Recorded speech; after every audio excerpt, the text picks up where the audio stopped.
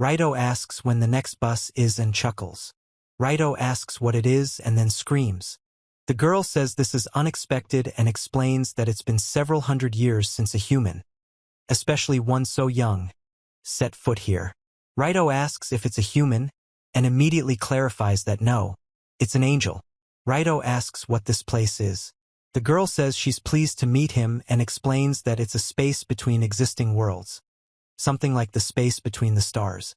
Angel explains that, simply put, this place is located between the world Raito lived in and another dimension. She explains that Raito was banished from the dimension he lived in, and that's how he ended up here. Angel explains that he won't be able to return to the world he lived in. Raito, surprised, replies, Raito. The angel reports that Raito was just sucked into a crack and accidentally fell into a pit leading to the lower level. She explains that she is a being who controls the space between worlds, and her job is to transport those trapped here to another world. Raito asks for a moment and asks if there's any way he can return to his own world. The angel replies that there is no way to do this. Angel says you can call it bad luck and consider it an accident. Raito says that can't be true. She asks him to try his best in the next world. Raito regrets that he can't even say goodbye to anyone, having suddenly been transported to another world. He says that if he can't return, Raito calls out to the angel and asks what this other world is like. She asks if he's made up his mind yet. The angel says that, simply put, it is a fantasy world. Raito asks again about the fantasy one. The girl asks if Raito likes them. RPG games. She explains that this world contains real monsters and various races like dwarves and elves. The angel adds that when Raito is transported to another world, his body will be rebuilt. Raito asks what will happen to his body. The girl explains that his soul and memories will remain intact and that it's crucial for the body to adapt to the other world. Raito doesn't understand how this could happen and asks what's happening to his consciousness. The angel says that if Raito wants to know anything else about this world, he can call out to her mentally, and since she knows everything about it, he can ask whatever he wants. Raito says that since he can ask anything, he wants to know her name. Iris introduces herself and explains that she controls the space between worlds. She also says that if any problems arise, don't hesitate to contact her. She's usually available and can answer anytime. Raito asks for a promise. Raito says he hears something. The man asks what it is, and the woman tells him to calm down, calling him darling. Raito asks if it's a human voice. The man orders her to shut up and says he was reassured when she said it was a boy. The woman asks him to stop, and the man asks what kind of garbage it is. The man is surprised. Raito notices that his body has shrunk and says that's not the issue at all. He realizes he's become a baby. The girl asks what he's doing and shouts that it's his child. The man explains that he's guilty of having hoped for someone like this girl, and orders her to take the cursed child and leave. The girl agrees and says goodbye, then says she loved the man very much. The man demands that the child be removed from his sight. A man approaches. The girl asks where they're taking them. They tell her they can't answer that question. She asks why this even happened. The knight explains that His Majesty said this child couldn't become king and even claimed he didn't exist. The girl says he's their son. Raito thinks the girl is his mother. Raito coos. The girl apologizes and says everything will be fine, then tells the baby to go to sleep. Raito doesn't understand what's going on. Raito gets her attention. The woman asks if Raito is awake and if he can see this, and then informs him that they're almost at their new home. Raito chuckles. The butler informs them that they were awaiting the mistress's arrival. The girl asks who they are. Raito notices a large mansion. The butler informs them that they are the ones entrusted with this mansion by the king's order and swear to serve. The girl asks if he has fallen in love with this child. The butler denies this and explains that they care for children like her, so she need not worry. The butler says no one here will oppress him. The girl agrees. Raito wonders what it means to have someone like him. The butler asks her to follow her and informs her that a room has already been prepared for him. The girl wishes Raito a good morning, then explains that Raito is his name and asks if he likes it. Raito makes a sound. He is happy to learn that he has the same name as in the previous world. The girl says that now they can live peacefully here. The girl announces that it's time to eat and asks him to wait a bit. Raito feels like he's safely transitioned between dimensions and still doesn't know much. He remembers Iris telling him to ask her if he has any questions. Raito says that he needs to mentally call out to Iris and calls her by name. Iris greets her and asks if Raito is hers, then is surprised that he seems to have successfully reincarnated as a human baby. Raito asks where the voice is coming from. Iris asks if he's surprised. Iris tells him not to worry, as they're currently in communication mode. Time has stopped, so there won't be any problems even if the conversation takes a long time. The child says that he now understands why his body does not obey and asks where he is now. Iris replies that in the kingdom where ordinary people like him live, this mansion is located on his territory. Iris says Raito was born into royalty. Raito repeats, royal. Iris reports that Raito was born into rather difficult circumstances, and his father the king disliked him and expelled him from the palace. Raito asks what will happen to him now. Iris replies that she has no idea. Raito asks for a moment and says that when they first met, Iris said she knew everything about this world. Iris replies that she must not have explained everything properly. Iris explains that it's true and she knows everything about this world, but Raito came from another world, so she can't see his future with her powers. Raito asks if it's true. Raito says everything is fine and no one knows the future. He asks why he understands the language of this world. Iris replies that it's because of a skill called translation. Iris asks to try saying the word status. Raito repeats the word status and asks what it is. Something like a game menu pops up. Iris explains that it is a spell called status that all people in this world can use, and that Raito you can use it to check your status. Raito says it's magic. The information on the board: name, Raito Baratoros, main profession, support mage, secondary profession, alchemist, status, normal, specialized skills, translation skill, which allows understanding speech and writing of any language, no offensive or unique skills. Iris agrees and says there are no errors. Raito asks if it's because of his translation skill that he understands his mother and other people's speech. Iris confirms it. Iris explains that thanks to this, Raito doesn't need to learn languages and calls him very lucky. Iris gasps. Iris notices his profession and understands why. Raito asks what a profession is. Iris explains that when he was born, he was called the cursed child and suggests he should be curious about why that happened. Raito asks if she knows the reason. Iris confirms. Iris says he was expelled from the palace because of his profession. Raito repeats about his profession. Raito asks if this is a support mage and alchemist. Iris confirms and says that before explaining the profession, she'll explain the basics of this world. Iris explains that Raito lives in the kingdom of Baratoros, ruled by his father, King Baratoros XIII. Iris also explains that Raito's father's brother was previously king, but he died of illness, after which his father inherited the throne. Iris explains that the king's brother has 3 daughters, and due to the death of the previous queen, his father adopted and raised them.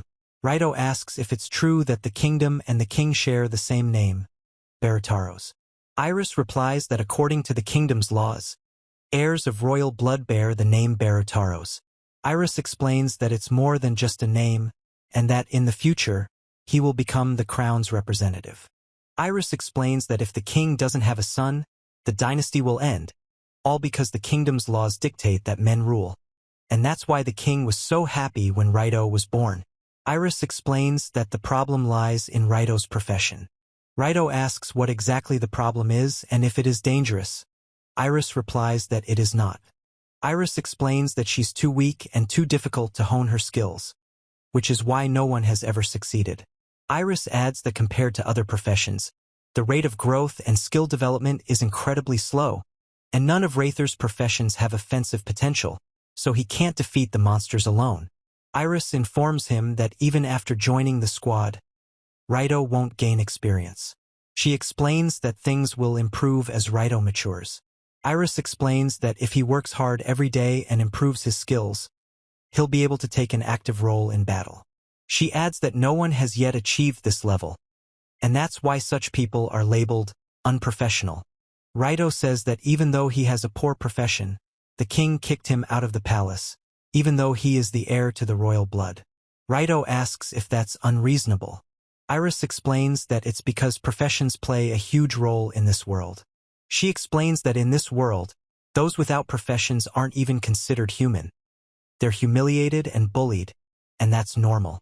Iris asks what the people would think if Raito became king. She replies that there would be a rebellion and the kingdom would be destroyed. Iris expresses regret, but says that's the reality, adding that Raito is quite lucky, as children like him are usually killed. Raito says that it's good that he knows why his father hates him, and that he won't worry about the past, but will only think about the future. Iris marvels at Raito's spirit. Raito says she herself said that people without a profession don't count as people, and asks if he can survive without thinking about the future.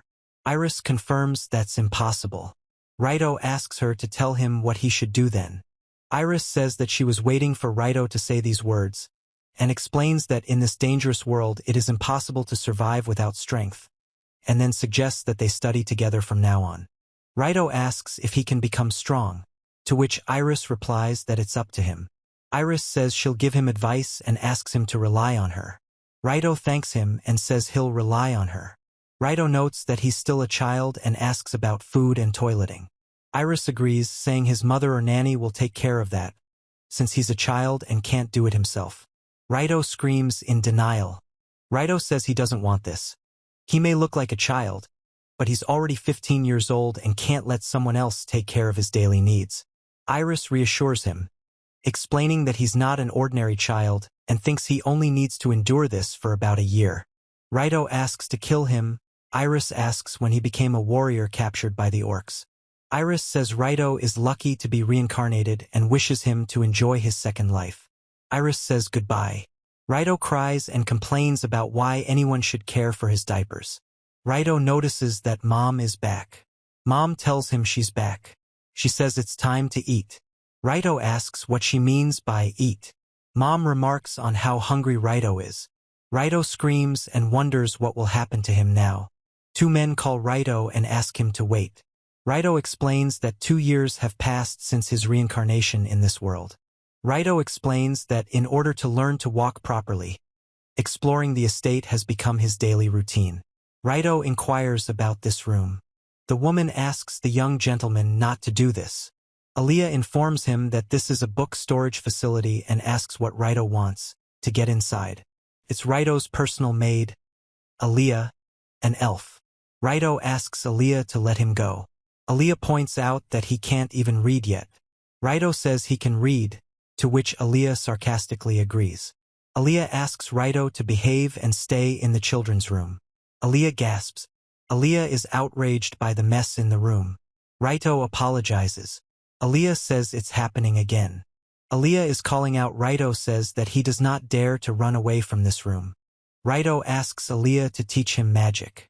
Aaliyah asks if this is happening again and explains that it's too early for the young master to learn magic, and besides, she's not very capable of magical support. Raito says it'll be enough for him if she simply shows him magic. Aaliyah refuses and suggests they get down to cleaning in earnest. Raito pouts. Aaliyah asks him to see who the little piggy is. Raito says Aaliyah is mean. Aaliyah explains that she's not mean at all, but simply believes magic is dangerous, so she won't use it carelessly. Raito says he knows too, but then Raito pays attention and calls out to Aaliyah. Aaliyah asks again, and asks what's wrong. Aaliyah asks what and turns to the young master. Raito exclaims that she's opened up. Aaliyah exclaims, turns to the young master, and asks where he came from. Raito says that he was behind her the whole time and asks if she noticed it. Aaliyah says it's funny, but definitely not. Raito apologizes to Aaliyah and explains he was just trying to prank her. Aaliyah says that even if she somehow didn't notice, it's weird. Raito approaches Iris. She responds and says that while she thinks Raito is terrible at impersonating a child, he actually had a lot of fun. Iris says Raito used his stealth skill as a joke, so she wouldn't notice his presence. Raito says it was actually quite funny. Raito explains that because of that pathetic class, he was exiled from the city, and as a result, he moved here with his mother, Isla, and has no idea what will happen next. He says he's somehow become familiar with this world. Raito says that thanks to Iris's help and advice, he's awakened several skills over the past 2 years, including observation, endurance, the art of falling, night vision, and stealth. Iris explains that this is because skills are necessary for life in this world and suggests awakening even more skills. Raito explains that he has to stay in the mansion all the time and finds it boring. Raito says he's not allowed to leave the mansion, and besides, the grounds are surrounded by an iron fence. Raito says it's practically a prison. Iris explains that's because the facility was originally built to isolate those who needed to be kept away. Raito calls out to Iris and asks if she thinks he can climb over the fence and go into the forest, and Iris advises him not to. Iris says that many monsters live in this forest and it is a very dangerous place. Iris informs him that if the current Raito goes into the forest, the only thing that awaits him is death. Raito says he's surprised that this mansion was built in such a dangerous place. Iris claims that this mansion is the safest place, and everything is done to ensure that the royal family members, Raito, and the others are not exposed to the danger of attacks from dangerous people. Raito feels like he can't go into the forest yet. Iris says that since he's bored, he should use this time to learn even more skills. Iris explains that while some skills can't be awakened because they're tied to specific jobs, there's no limit to the number of skills that can be awakened. She suggests awakening many skills. Raito repeats this many times. Iris suggests continuing to work hard until Raito gains sufficient fighting strength. Raito agrees. 2 years have passed. Raito is already 4 years old. Raito is surprised that he climbed out onto the roof. Raito explains that there's a secret passage behind the locker, and that places like this are full of them. He explains that the place is surrounded by forest on all sides. Raito wonders when he'll be able to leave this mansion. Raito calls Iris. Raito says the mansion is full of secrets. Iris agrees and explains that this secret passage is one of their escape routes in case of danger. Iris asks if the skill training is going well, and Raito confirms it. He says he was able to awaken precision and farsight yesterday, and Iris asks what he plans to do today. Raito explains that since he's awakened so many skills, he thought it might be time to awaken his magic. Iris counters that he's only 4 years old, and it's impossible for such an immature body to master magic. Raito says it's okay if she teaches him a little. Iris replies that even though he's awakened many skills, it's still not enough. Iris informs that for the owner of a weak profession, it is necessary to awaken even more skills, and for using magic, these skills will become the necessary foundation, and also asks to continue training in acquiring new skills. Raito says he understands and then he cuts off the connection, after which he says that magic is still unavailable. Raito gasps and says that continuing to communicate over a long period of time carries a certain burden. Aaliyah turns to the young gentleman. Raito curses and says he's been found. Aaliyah turns to Raito and asks what he's doing in a place like this and that didn't she tell him not to do dangerous things? Raito announces that he is already coming down, then gasps. Raito screams. Aaliyah uses the wind spirit. Aaliyah calls out to the young master. Aaliyah says that everything is fine now. Raito groans and smacks. Aaliyah says it's happening again. Aaliyah screams that if she weren't here, Raito would have died, and since he's still a child, she asks him not to do anything rash. Aaliyah says that if something happens to the young master, she and Madam will be very sad. Raito apologizes. Aaliyah says that if Raito has already thought about his behavior, then everything is fine, and asks if he can get up. Raito replies that he can. He gasps and says his legs are numb. Raito asks Aaliyah what the flower is called. Aaliyah asks if he's interested in flowers, explaining that they're herbs, not ordinary flowers.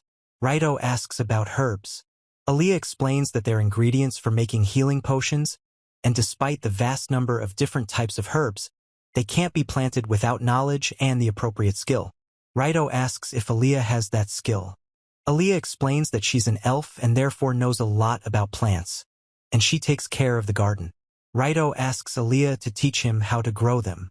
Aaliyah asks if he understands that this is the servant's job. Raito asks her to teach him. Aaliyah says she doesn't mind, but in exchange, he asks him to stop asking to see magic. Raito agrees and says he's already seen it, so everything's fine. Aaliyah asks if that's enough for him. Raito thinks it's a skill for growing herbs and is sure it will be quite useful. A year later, Raito is 5 years old. The butler congratulates Lord Raito on his birthday. The servants congratulate Raito on his birthday, and he thanks them. The servants, one after another, ask to accept each man's gift, turning to the Lord, who thanks them. Raito explains that everyone in the mansion treats him well, despite the fact that he's a cursed child. Raito says he should be grateful for that. Aaliyah wishes him a happy birthday and tells him it's a gift from her. Raito asks what it is. Aaliyah explains that it's a healing potion brewed from herbs she and the young master grew. Raito thanks Aaliyah and thinks the gift is a healing potion. Isla says it seems she's the only one left. Isla turns to Raito and asks him to accept it. Isla says it's not time to look inside yet, and he asks his mother. Isla explains that she originally planned to give it to him when he grew up, but now she thinks it's time to give it to him now. Isla explains that she'll keep the key until Raito grows up and asks him to keep it and cherish it until then. Raito notes that the atmosphere is different from usual and agrees out loud. Raito says that in this world, a person is considered an adult when they reach 15 years of age. Raito he confirms that in 10 years. He thinks he might at least ask Iris what's inside, but he says he'll put it off for now. Mansion.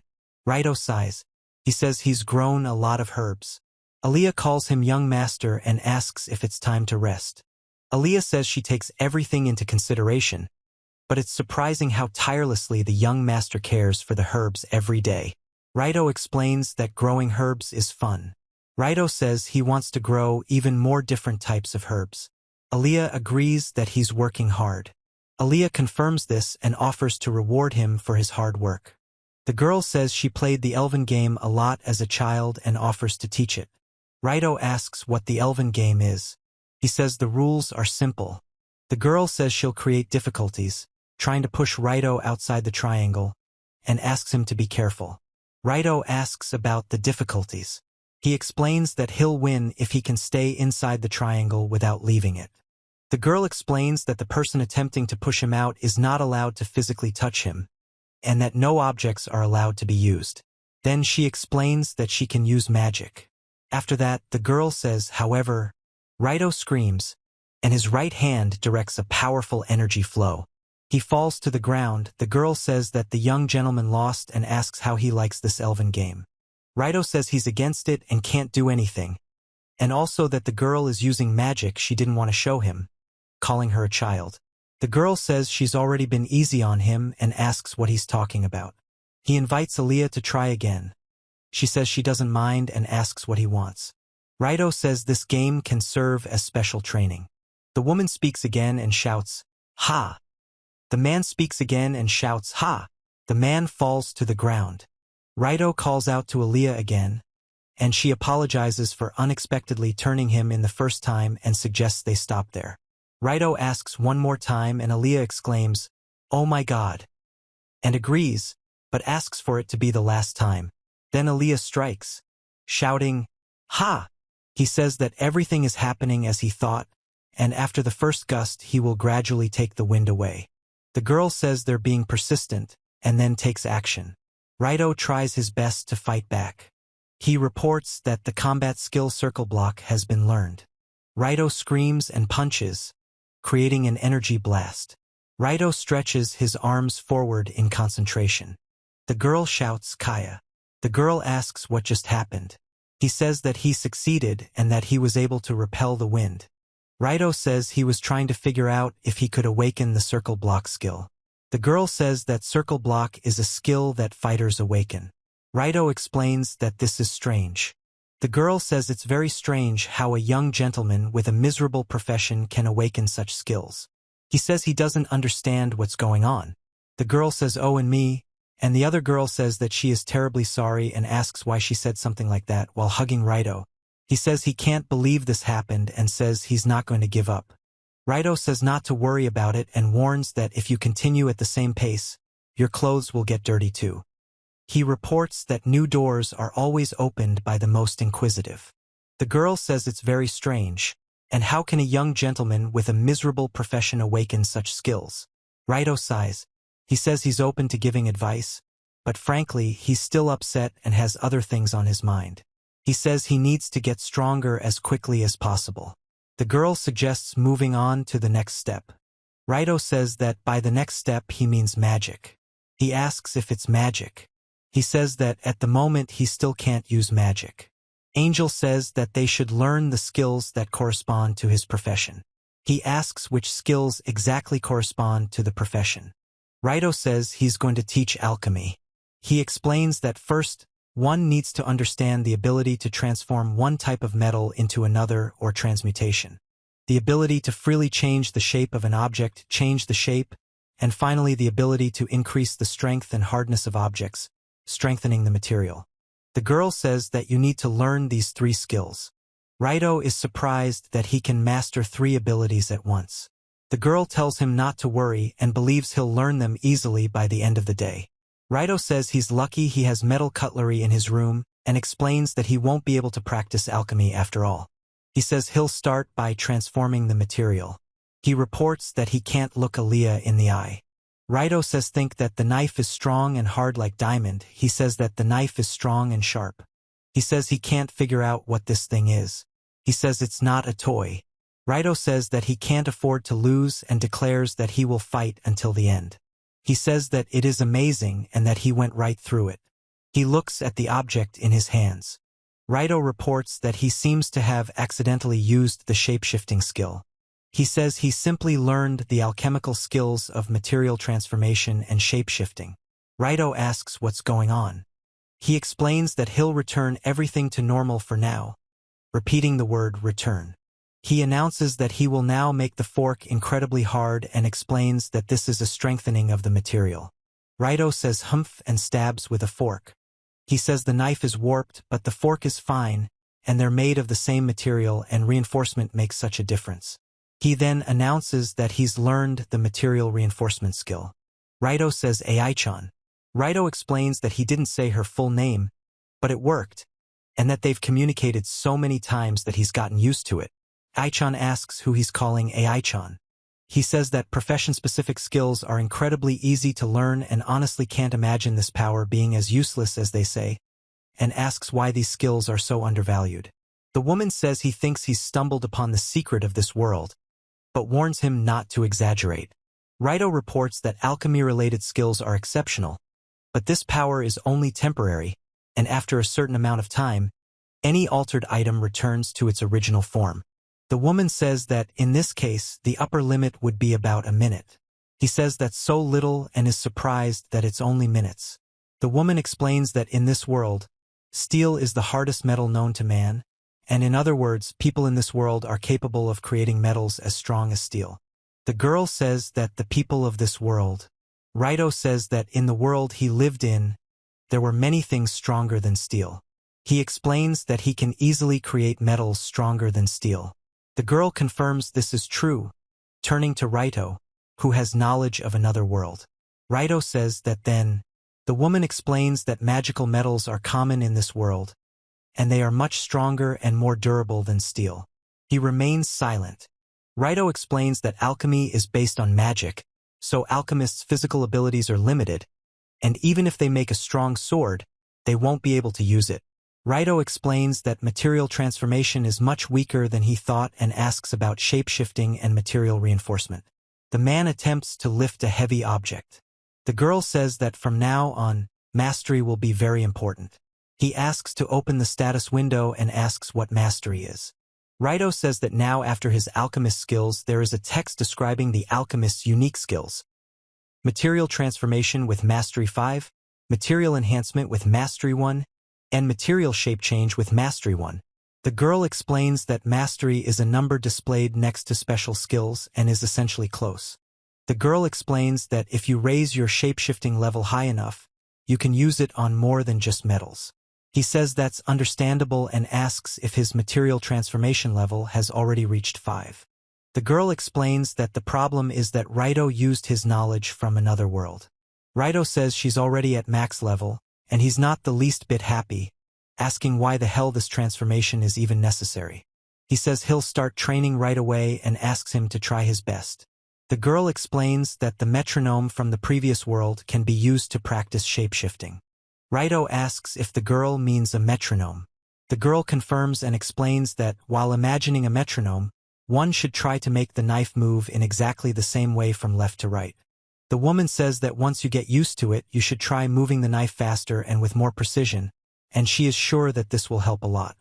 Raito says great and suggests doing this. Then he explains that you need to imagine a metronome and move your finger from left to right. The right panel shows a knife blade. He says he's sure he's pictured everything correctly and asks why the knife is still straight. He also asks why. Raito says he'll change the knife material to aluminum because it's softer and easier to bend. He reports that now, if he continues to imagine the metronome, everything will work as expected. He says oh. Raito says that his brain is broken and tells him that his mom will give him hell. He says that he needs to explain everything and asks to wait a minute. Then he asks if it is not possible to use shape-shifting in such a situation. Raito reports a shape change and the man in his hand shows something changing shape and says wow. He says it's an abomination and reports that it moves. Raito says that now, if you put the pieces together and imagine the knife as it was, the guy makes a sound. He says he has learned a special correction skill.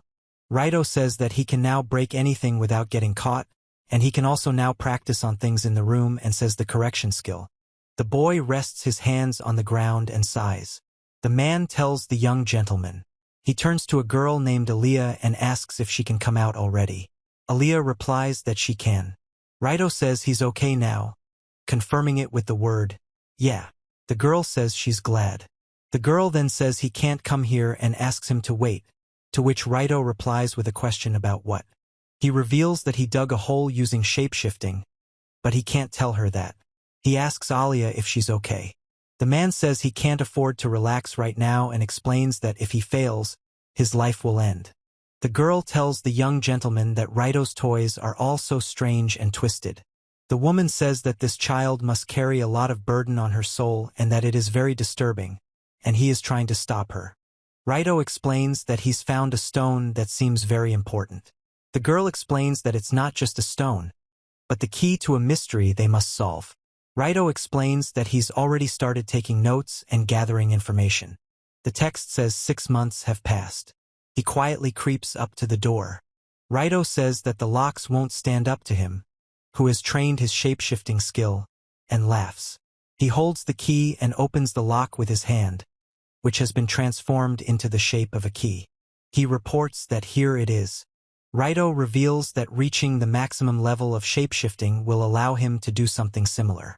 He explains that he just so happened to discover this skill during precision training, and calls it hypervibration. He says that he came here just to check it out and thinks that this chair will be suitable. The guy says it's the first time. Raito says he only lightly touched him.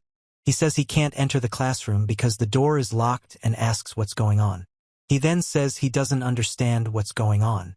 Raito says that the devil. He screams, then throws the knife into the bucket. He reports that the knife cut through the floor. Raito reports that such power will also be useful in combat. He explains that he must admit that shape-shifting is quite useful, and says he can use it in battle and even open any lock. He says that any castle is a vault that he couldn't get into because of the lock on the door, and Ali isn't there either. He says that there might be books on magic there, after which he says that he's going in. The man says what it is and Raito asks what. The woman says it's time to study magic. Raito says the books are all black and asks what they are. He explains that it's some kind of list with the names of the royal and noble families, but it's hard to make out because of the darkness. He asks what about the other books. He reports that the cause of death is murder. He explains that this book and this one are also the same, and they list names and causes of death. He says that all these books are the same and wonders why all the deaths recorded here are so detailed. Raito explains what these books are and asks if Arya and the others know about them. Raito reads the book and suddenly notices something. He says that his and his mother's names are written here, but the cause of death column is empty, and he says that this can't be. Raito explains that the people listed here are people who haven't died yet. He explains that it's understandable that people who become a nuisance are killed. Raito says that the fact that his name is listed here shocks him. The guy closes the door. The man says the door is locked. The man explains that he can sleep peacefully now. The guy reports a clicking sound. The guy announces that he has finally figured out the secret. Raito reports that deceased nobles and members of the royal family are listed as assassinations and asks why they are being kept in this mansion. Raito explains that it's most likely in this mansion because it's isolated from the outside world. The girl says it's the perfect place for that. He asks, if so, how do they live here and what about food and everyday goods? The man explains that they are hidden in the basement, and supplies are replenished by a squad of transport magicians. The man asks if something similar is hidden underground. The girl explains that, among other things, the girl reports that the only way to get in and out of the mansion is by air. Raito says they need to start learning to fly and that it's serious. He says that this is it. Raito asks if he means super vibration and says he doesn't think anyone else in this world is capable of something like that. The girl explains that the magic Raito used was. Angel says he's not opposed to learning swordsmanship and using it to his advantage, explaining that it will take a long time to succeed, but it's worth a try. He says that despite being a mage, he's skilled with a sword, and agrees to give it a try, noting that it sounds interesting. Half a year has passed. Raito is 6 years old. Raito says say and shouts ha. He screams and waves his sword. Arya turns to him, asking if his last scream was different. He asks Arya if it's time for breakfast already. Arya confirms that it is. Arya then begins to speak, but is interrupted. The girl asks how long Raito has been studying and tells him he needs to wash up before breakfast. Raito asks why the girl is sweating and asks him to wait a second, saying it will be the last time. He announces the name of the helmet splitter technique and delivers a powerful blow. Raito speaks well. The girl reports that the young master is actually very strange. She explains that she's never seen a mage learn swordsmanship. Raito shouts that it's cold. He reports that Arya had been acting strange for a while, but now everything is back to normal. Arya says she thanks him for making her a wooden sword.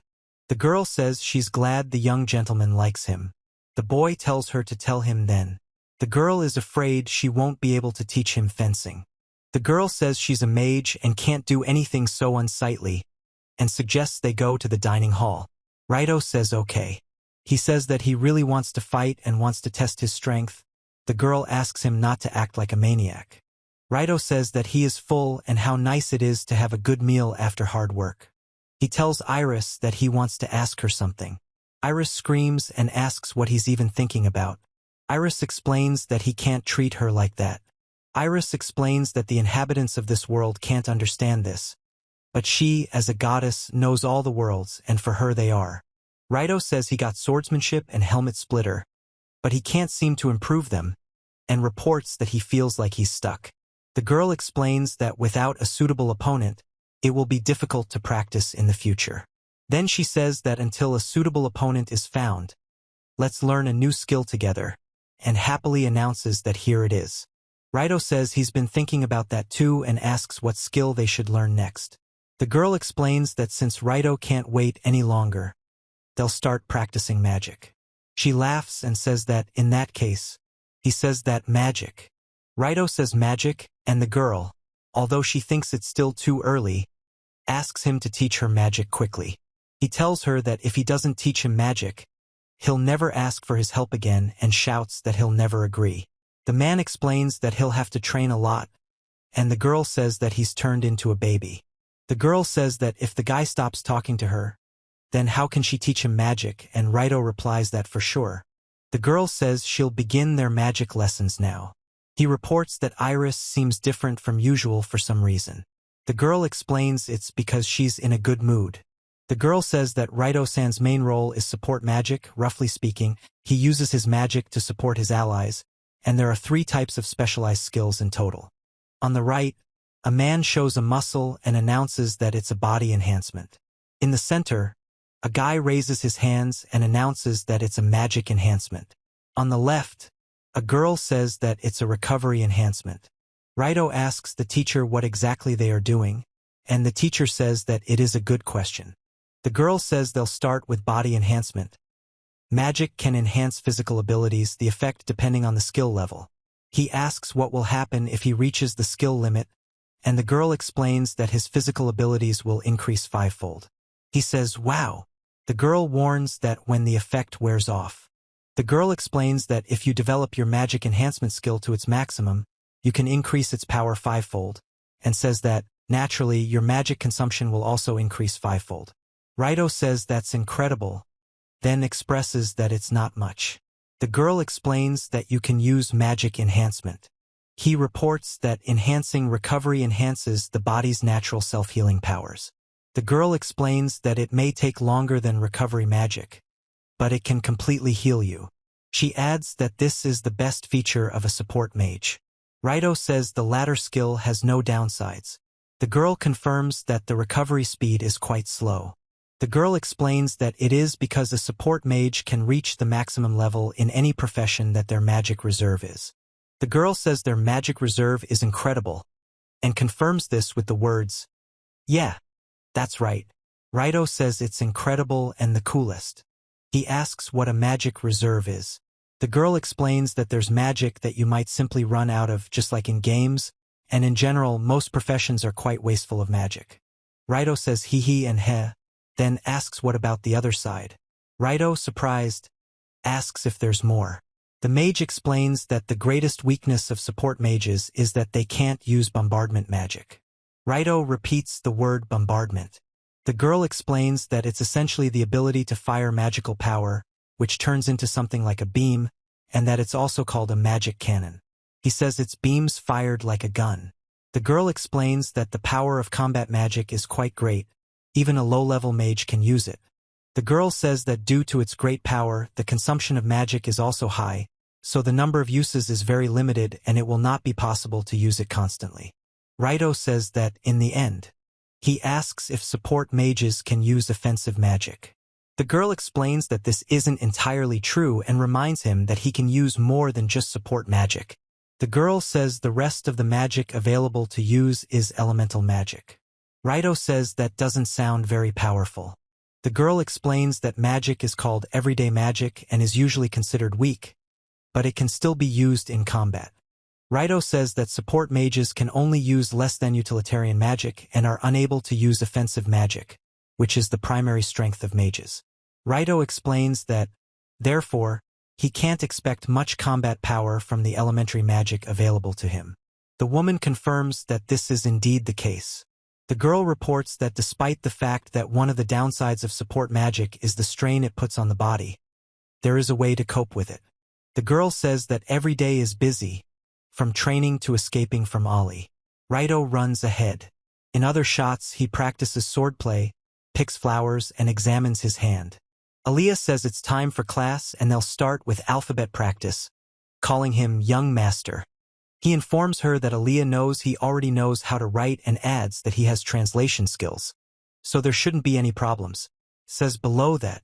The girl says that after they're done with this, they'll begin studying the differences between the 6 passes. Raito explains that this doesn't mean he can shirk. The girl says this doesn't mean he can shirk, only that Raito can write more beautifully than she can. Raito. The girl explains that there are 6 different races in this world. First, humans, who make up the majority of the population, are distinguished by one of the most highly developed intellects. He explains that second, elves have the longest lifespan and the most powerful magic. The man explains that third, beastmen. The man explains that giants are known for their enormous and powerful bodies. Raito explains that demons, among all 6 races, exhibit a wide variety of abilities and appearances, and their intelligence can rival that of humans. He says that dwarves are naturally rowdy, but at the same time very skilled blacksmiths, and that, in addition, they are said to be able to create special equipment like holy swords or demonic blades. Raito says he's wrong. The girl reports that the young gentleman has memorized the entire book, calling it incredible. Raito explains that he was merely retelling what Iris told him. The girl says she's glad to know he's fully committed to his studies and suggests they continue studying the kingdom's history. He says it's boring and reports that at this pace he won't be able to find time to train. Of Baltros is said to have been founded around 300 years ago. It is a human kingdom, known as the largest state in this world. It is also said that besides humans, only giants, beastmen, and elves founded their own kingdoms. It is reported that in the past, the 6 races waged a brutal bloody war, but King Baltros, the great ancestor, was able to form an alliance with the other races. He is reported to have ended the war once and for all. Raito says he's never heard of this before. The girl explains that the blood of a great man now flows in his veins, but being related to a great man doesn't make him great a priori. The girl informs him that, besides, her father will still not allow her to be called part of the royal family. He says oh and explains that he didn't mean it that way. The girl apologizes and offers her deepest apologies to the young master. Raito tells Aaliyah that she can use elementary magic and clarifies that he means everyday magic. Aaliyah explains that the young master means everyday magic and repeats elementary magic. He says exactly what it is, he really wants to see what it is, and asks to show it to him. The girl explains that she will look and suggests that it won't be a problem if the gentleman uses everyday magic. The girl says she doesn't think it can do any harm, and Raito says that's fine then and thinks it's amazing. The girl says, then let's start with a short lesson in magic. He says, one more lesson. The woman says that in their world magic is divided into 7 elements and asks if the young master sees this.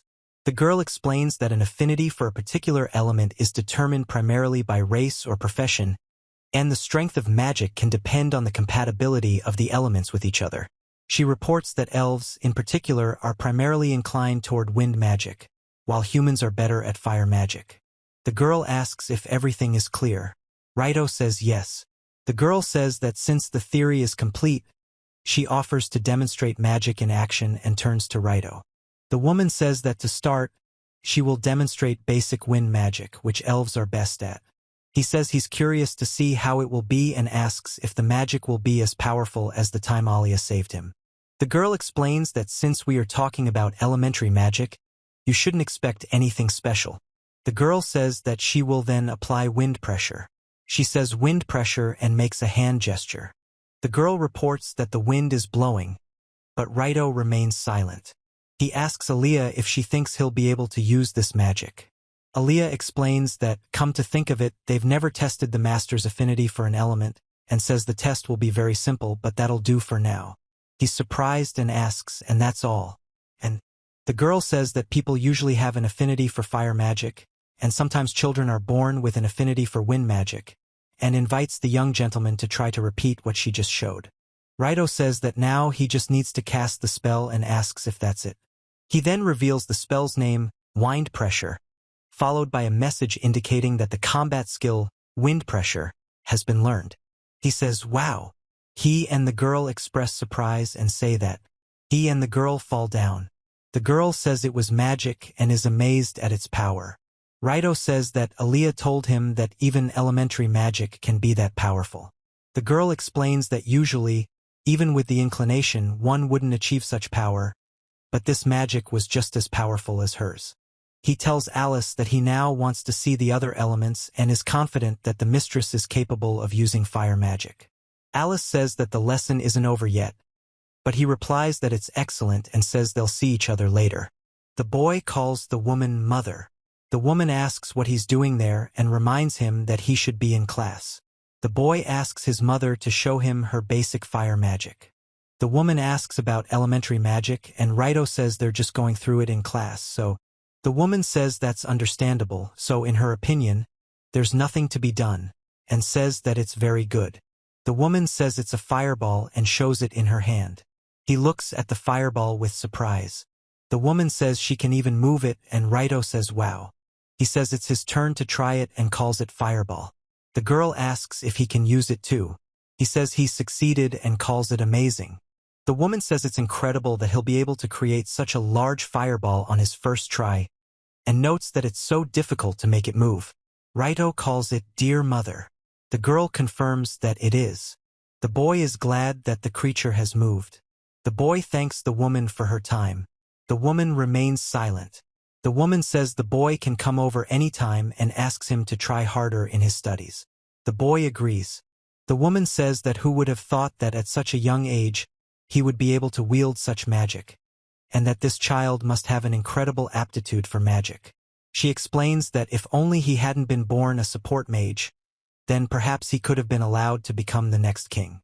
Raito says that 4 balls is his limit, and as his skill level increases, the number of balls will increase, so it's okay. He reports that after his mother showed him the fireball spell, he returned to Alia and was able to learn several more spells from her. Earth Elemental, Earth Block, Water Elemental, and Ice Block. Raito reports that, based on his experiments, he's much better at handling a fireball than an ice block, and he believes this is what Alicia called his elemental affinity. He then says that, whatever the case, all he needs to do now is train. He says that he is using the spell that Alia showed him as an example and shouts that it is wind pressure. Raito says it's awesome and a total success. Then he says they need to be careful and explains he bets Alia and her mother would pass out if they saw it. He says that Alia talked about compatibility between the elements, and there's good compatibility between fire and wind. He says that then perhaps it will be possible to use fusion on 2 elemental magics. He explains that if everything goes as planned, perhaps he'll be able to get his hands on. Raito says he'll create some fireballs first. He says that he will then apply wind pressure on them. Raito creates a vortex in his hands and releases a powerful stream of energy forward. He says what it was all about and what the combat skill Blazing Spear was reportedly learned. Raito explains that the Flaming Spear is a fusion magic created by fusing fire and wind magic, and that it is a magic that results from the fusion of 2 types of magic. He then explains that the result is fusion magic, but questions whether it can even be called elementary magic. He says he has a headache and doesn't understand what's going on. The girl says she's finally found the young master. The girl asks if the young master is okay and then calls out his name. Raito opens his eyes. Raito explains what happened to him and that he has a headache. He asks Iris to tell him. Iris tells him that he used too much mana, and he asks if he used too much mana. Raito seems to have developed an interest in studying magic and congratulates him on discovering fusion magic on his own. She explains that if he trains to master it, he might be able to develop something that can rival Rei's magic canon in the future. The girl says there's nothing to be done and suggests he use that thing. He asks what that means. The girl explains that he can increase his mana reserves by leveling up through the destruction of demonic beasts, but she also suggests an easier way. The girl says that she is talking about skill points and says that Raito does have skill points. He asks about skill points, then explains that they can be used to gain new skills or improve the mastery of old ones, but if you spend them, you won't get them back. The woman says that no matter what, let's use skill points to learn a new unique skill that enhances recovery, and in her opinion, Raito needs the skill right now. He says he just needs to learn a new skill. Angel says it will put minimal strain on his body, even if he uses up all his mana at once. The girl explains that this is a unique skill that, once learned, will bear fruit throughout life. And Raito says that he is surprised why she never told him about the existence of such a convenient system. He says, "Ugh." The girl explains that after learning this, people usually become lazy, because it's much easier to acquire skills that way. The woman says she's returning to her wonderful time over a cup of tea, and the guy says his head no longer hurts and agrees with her. The guy explains that the power of his unique skill allows him to practice as much as he wants, even if it takes longer. He explains that the most important question remains how to lose weight. Raito says he's ready. The man says he's ready too. Raito and the man begin training. He reveals that 8 years have passed since his reincarnation, and about 6 months ago, Alia revealed that her profession is actually a swordsman, after which she began to properly teach him swordsmanship. Alia says that the young master is too naive, and he screams. Raito says TSK and reports helmet splitter. The girl moves forward sharply, and he suddenly jumps back. The girl says not to rely too much on your fighting skills. Raito he points to the sword and says that this is his 387th victory out of 387 fights. The man makes a sound of effort. He says that when using a combat skill the body moves predictably, and that because of this you will be left open when the opponent dodges it. He explains this while sitting on the ground and breathing heavily. Raito's swordsmanship is improving rapidly, and she's confident he's now on par with a rookie adventurer. Raito asks what an adventurer is. The woman explains that she means people associated with the Adventurers Guild, who are known for doing everything for money. From slaying monsters to guarding cities, collecting medicinal herbs and helping with household chores. In short, they are jacks of all trades. He says he didn't understand. The woman says that in her youth she was one of them. The man says that. Raito says it's true and says he was very lucky to have met Mistress when he was C rank. The girl explains that adventurers have a ranking system, and she ended her adventurer life by becoming Mistress's maid. Raito says that, of course, such a system exists. The woman explains that the highest rank is S, followed by A, B, C, and so on down to the lowest rank, F, and says that there are currently only 10 S rank adventurers in the entire world. He asks how much adventurers earn. The woman says that weak adventurers usually don't live long, and Raito says that however. He says it's true. The girl laughs. Raito says adventurers are probably happy to have the freedom to develop their abilities, as he's accustomed to how skills work. He reports that he's learned over 50 skills over the past 8 years and is willing to bet he's gained over 20 this year alone. Raito explains that the number of available skills. He reports that Iris said learning skills would be much easier once he understood the principle, but he never imagined he'd learn butchery just by looking in the kitchen. Iris explains that, after all, he's still growing. The two chefs forbid the young master to go near the kitchen, and Raito says that he wouldn't complain if he had acquired more convenient skills like cooking. He says he wants to say what good is the skill of cutting if he can't cook anything, and at the same time says brrrr. Then he says his stomach is growling and wonders if there is anything left in the cafeteria. Raito says he found some apples. He explains that Iris said there was a teleportation magic circle in the basement. Raito wonders where the steps lead. The man says, He reports that the door is well locked and says that is really true. Raito tells Iris that he found a door under the dining room that he's never seen before and asks if she knows what room it is. Iris says she's on the line. The guy says it's a gun room and asks if it's a gun room. The woman explains that although she called it an armory, it's actually where poisons and murder weapons are stored. Raito says he doesn't understand why such dangerous things would be stored there. The woman says it's simple. The girl explains that in order to get rid of the members of the royal family who are here and are considered useless, this can be done without much difficulty. Raito says he doesn't understand what get rid of means. The girl says that since it's come to this, she's forced to reveal everything. He reports that there is a murderer among the servants living in this mansion. Raito expresses surprise. The girl explains that when the kingdom decides that Raito's existence is more trouble than it's worth, they will immediately send her an order to dispose of him on the spot. He says that she said her and explains that it can't be, but among the servants living in the mansion, there is only one girl. He says that it is Alia and says that she is lying. Raito says that's true. The girl reveals that her real professions are spirit mage and assassin. He says he believes the only reason she said she was a swordswoman was to let her guard down. He points out that Alicia is supposed to be Mother's servant. Raito reveals that she is also a member of the Black Shadow, an organization of assassins who serve directly under the throne, and then reveals that she cannot be. The girl apologizes to him and says that she is afraid that in the future she might become his enemy. He says that there is no reason for her to become his enemy and asks why. The girl informs her that the king's first wife, the queen, will give birth to a boy in 2 years, and Raito will lose his right to the throne as the sole heir. She explains that when that day comes, the king will surely order her to make Raito disappear from this world. He says that he simply cannot believe that Aya is a killer, and that Iris has no reason to lie to him. Raito says that at this rate, he has no choice but to count the days until his death and asks what he should do now. He calms down and explains that, after all, she's not planning to kill him right now. He says that if he wants to survive, he needs to leave this mansion, and the only question is how to do it. He explains that the journey through the forest will be safer if he takes the barrier stone and the decaying stone from the fence. He reports that this is most likely impossible since Raito says that he definitely won't let them kill him that easily and explains that there is still time to use his head. Communicates a change in form.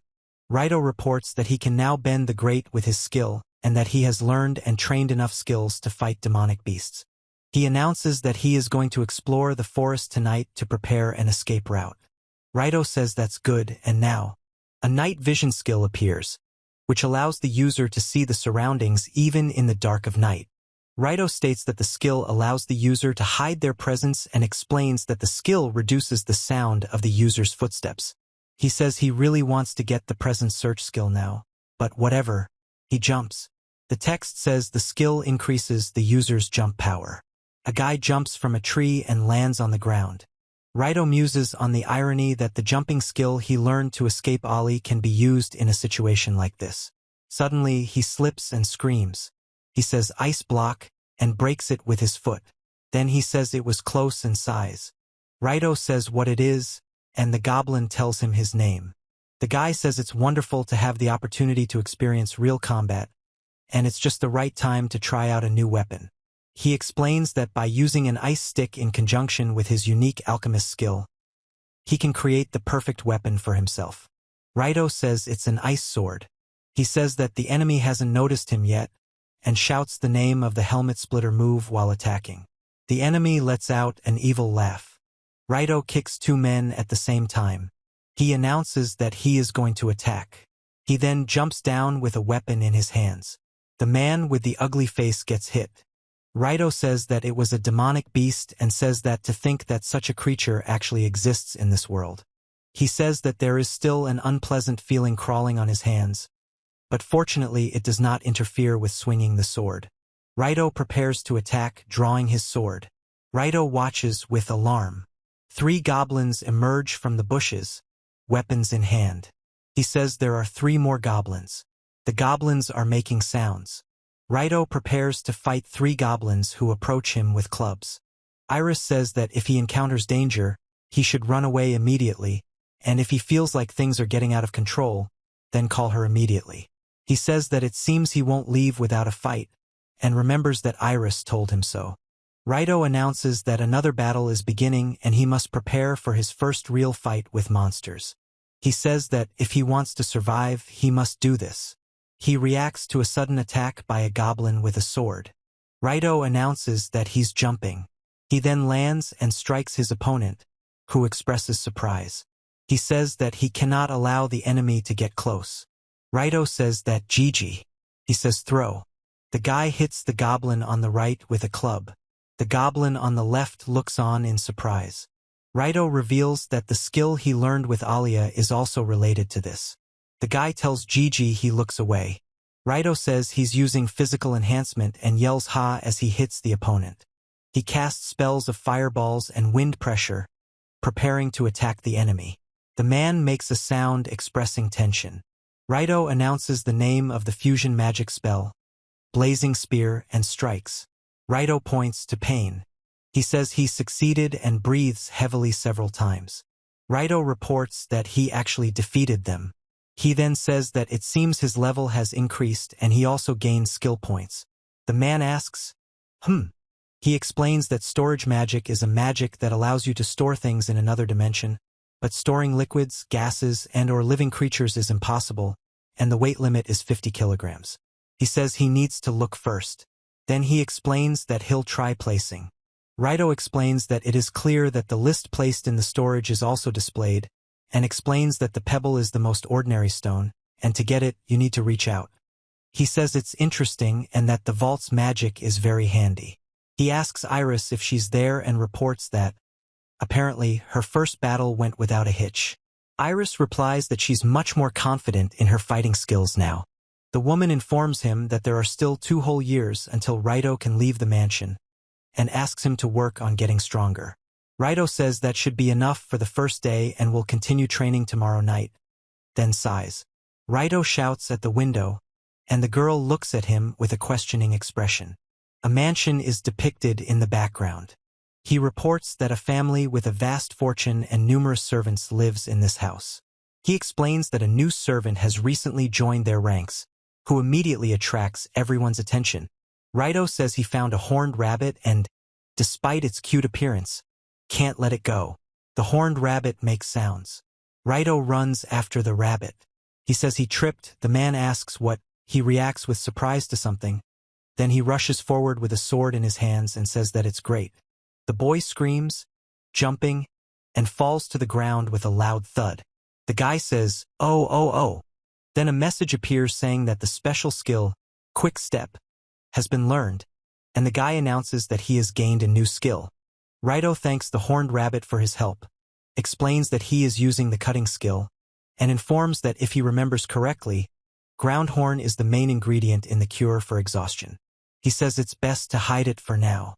Then he says he's now choosing a frying pan. He explains that they say making fires in the woods is dangerous, but he has a skill he wants to master at all costs, so he's willing to take the risk. Raito reports that adventurers say the horned rabbit meat is delicious. He bites into the meat and says it's so delicious. He thanks her for the food and says it was delicious. The girl says she forgot about the skill and just ate it, and asks how to get the cooking skill now. Raito says he'll probably have to try again, holding a plate of food by the fire. He reacts to a sudden fire attack from a wolf. Raito says they are kobolds. He says that making a fire was actually a bad idea, and at the same time communicates his annoyance. Raito explains that kobolds are usually higher level than goblins, meaning he needs to get out of here. He then calls for fireballs and attacks. Raito explains that this is his chance and says, "Excellent." He reports that his fireballs had no effect on the enemies and asks if his strength wasn't enough.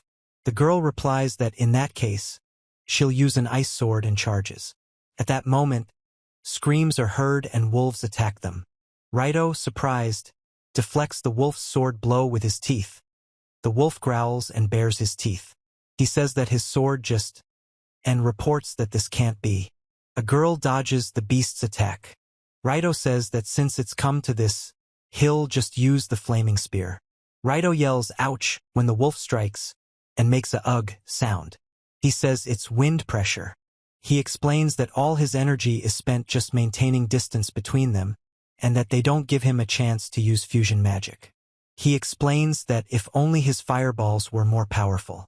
He explains that he has that professional skill and says, Raito says the firepower should be enough to finish them off right now.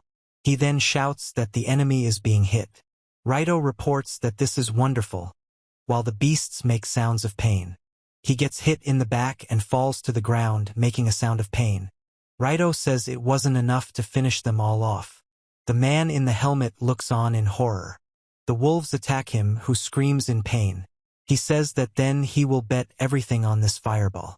Raito says he uses wind pressure technique. He says he can't let the monster get close to him.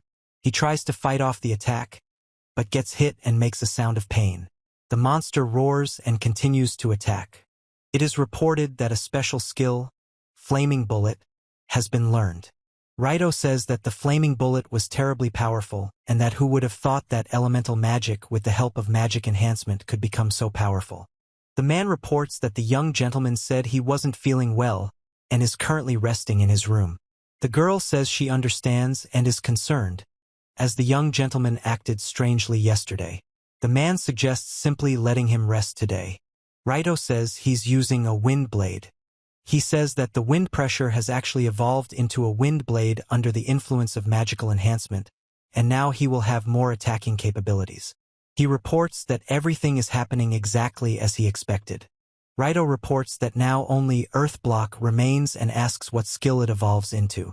He explains that it's a list of elementary magic, Fireball, Wind Pressure, Ice Block, and Earth Block. Raito says. He says it's a lump of earth. Raito says that his hands are being sucked in and expresses surprise. The guy reacts with an exclamation. He says that it's just not worth saying that this magic increases the force of gravity of his palms.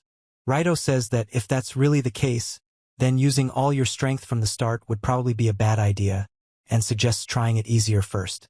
He screams and punches the tree. Raito says he is surprised. He says that the punch was learned and asks if he learned it because of this punch, and then expresses bewilderment asking what the hell. Raito says well and says it's time to try out the enhanced version of the earth block without holding back. He says it's a punch. Raito reveals that he is using the power of the wind to create a powerful gust. He reports that he has acquired the heavy blow skill and says that he will then train it too. Raito yells ha and punches the rock. Raito says it's a punch and a heavy blow. He says get hit and then screams. Raito says no, there needs to be more. Then he asks if that's possible. He screams and delivers a powerful blow to the stone, causing it to collapse. Raito punches through the wall with a powerful blow. He reports that the special skill cannon strike has been learned and says wow. Raito announces he's acquired another skill. Raito screams that it hurts. Raito says his recovery is increasing. He says that this is what it feels like to have sore muscles and that he is damaging his body. He also sighs. Raito says that if he wants to master all the martial arts skills, he needs to train even harder. The man says he shouldn't be a support mage and asks him to wait. It is reported that several days have passed. The man says that we need to hurry, addressing the young master. The girl tells him to speed up the pace, and Raito says he knows. He reports that his life has changed especially dramatically since he learned new skills. Raito reports that the biggest change is that Aaliyah has agreed to train him in martial arts. Raito pleads with Aaliyah, and Aaliyah says she's saying this for his own good. The woman says that the young master is a mage, so no matter how hard he tries to imitate martial arts professions, he will never reach their level, and that is why he has no reason to learn martial arts. He says that no. The guy suggests that it's better to train her body to avoid getting sick so often in the future. The girl agrees and says she'll train as best she can. The guy thanks Aaliyah for her help. Raito says no one could have imagined it would be so difficult. The girl tells him that she's making him run first to strengthen his lower body, and orders him to run 100 laps around the mansion every single day. Raito understands. The girl says that you need to train your muscles and constantly wear weights on your arms and legs. Raito says the weights are pretty heavy and says he'll do it. The girl says it's finally over and reminds him not to forget about practical training. Aaliyah says they'll be holding a mock battle every day after class, and he says yes. He asks her to wait and what to do about Aaliyah's work. The girl says that her main occupation is to help the young master in everything she can. The woman tells him he can't eat meat, and Raito says he's hungry. Raito eats the meat despite the ban. The woman yells at Raito, who runs away. He shouts a battle cry and strikes. The girl strikes back. A girl makes a noise as she hits a man. The man receives a strong blow to the face. The girl says that's enough for today and that's great, but Raito is breathing heavily, lying on the ground. Raito says that he's in pain. He says that the last training sessions were a lot of fun for him. Raito says a big thank you to Aaliyah and says that they will have another training session tomorrow, and Aaliyah asks, so wait for her. He says he can't believe the girl actually came here. The girl explains that she wanted to see him with her own eyes, and that now she can leave in peace. Raito says it doesn't seem like they'll have to go their separate ways anytime soon. The girl says let's go back to the mansion then, and Raito replies that's fine. 6 months have passed since he began training. He says he's learned 2 special skills, Hercules' strength and evasion. He claims he mastered these skills by some miracle. Raito reports that now. The woman says she won't forget, or rather, simply can't forget those irreplaceable days. He walks silently next to her. The guy announces that all the ingredients for the banquet have arrived and orders more decorations to be brought. A woman says to place colorful flowers here. A man explains that then how about this? Another man hopes that the gift will be very popular this year. The woman says that tomorrow is the young master's 10th birthday. Raito says that this is indeed the case, and the woman says that's great. He says he's curious if it's good enough and calls Iris. Iris says she'll take a look and thinks it's okay. Raito reports that he and Iris have discussed this matter many times and decided that in order to escape from this mansion, he must fake his own death. The boy leaves his last will and testament, explaining that he will use shapeshifting to recreate his skeletal structure from monster bones and place the resulting material in an incinerator behind the mansion, after which he will light a fire in it. He says that the mere thought of having to write down his last will and testament Raito reports that he's already gathered everything he needs for the escape and suggests they test it tonight. The girl confirms this is absolutely true and explains that Raito's father has already decided to get rid of him. After all, the girl informs that the order to kill will be issued tomorrow, on the birthday, and advises to leave the mansion today, although this may sound unexpected. Raito says the girl is right. The girl explains that she will definitely take Raito to a safe place after the escape and asks him not to worry. He says that he should return it and adds that for sure. Raito says that the box his mother gave him shouldn't be opened until he reaches the required age and wonders what's inside. He says he thinks it wouldn't hurt to look inside. Then he reports a shape change, and a clicking sound is heard. Raito says it's great that he opened up and at the same time explains what it is. The girl explains that it is a stone of sacred light, a stone that only members of the royal family of the kingdom of Baltros are allowed to possess, and that it was supposed to go to Isla as a bride price when she married the king of Baltros. The woman says that Raito was exiled, so he shouldn't have been allowed to occupy it, but she thinks that Isla still wants Raito to have proof of his royal family. He says that she gave him such a priceless thing and calls her mom. Raito reports that he's stretched. He says thank you and tells you that he is terribly sorry. Raito asks if Aaliyah is really going to kill him. The man says that.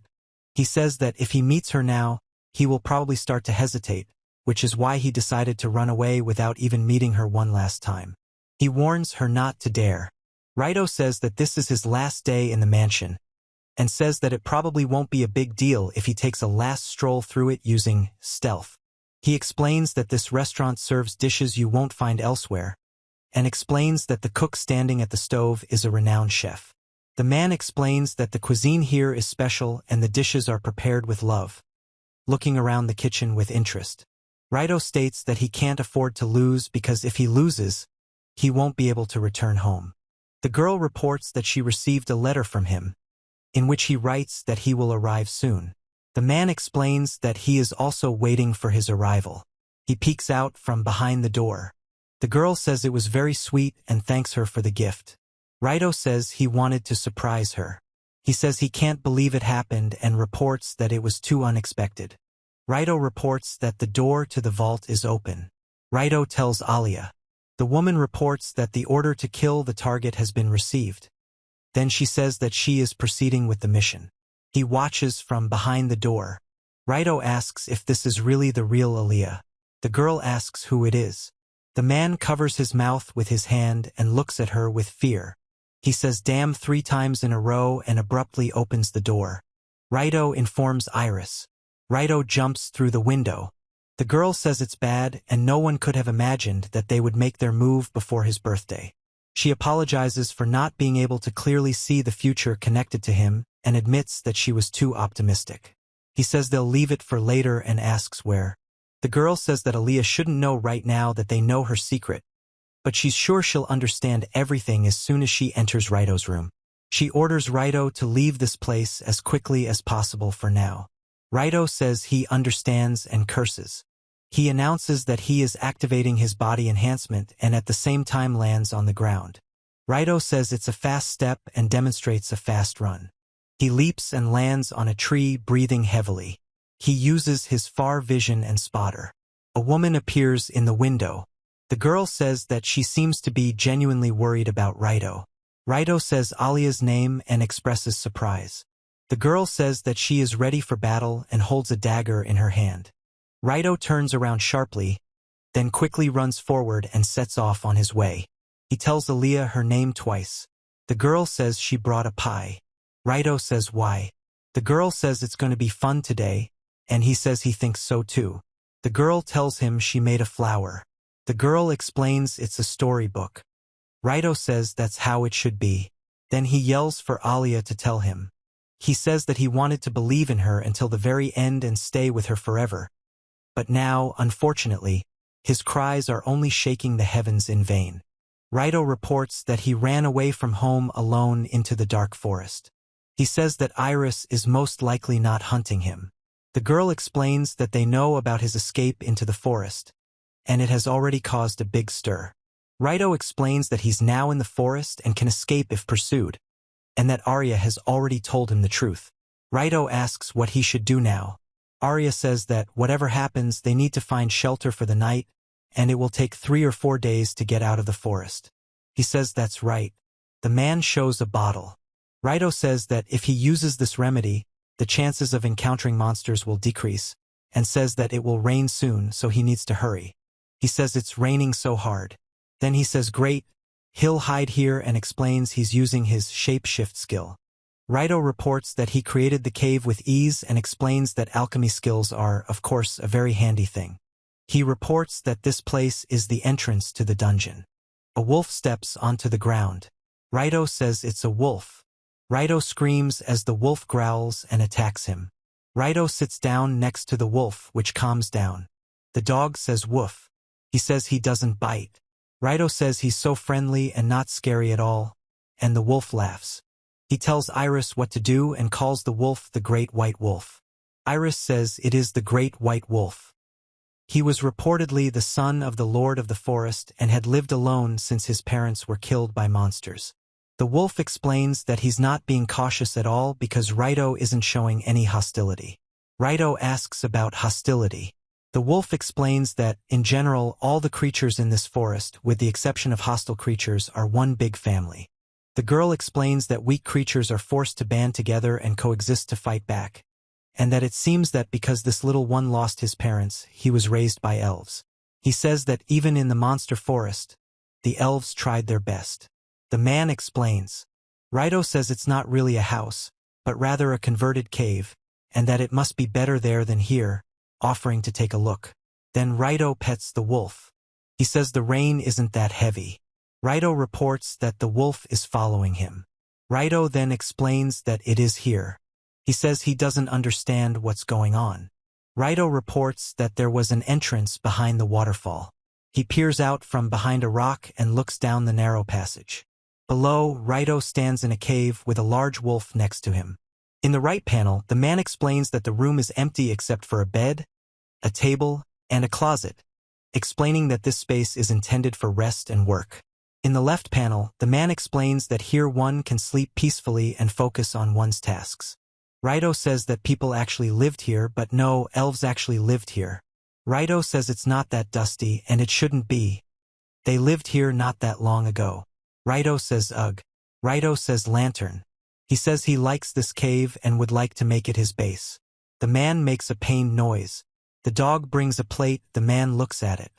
Raito asks if this is the dog's food bowl and if he is hungry, and the dog responds by barking.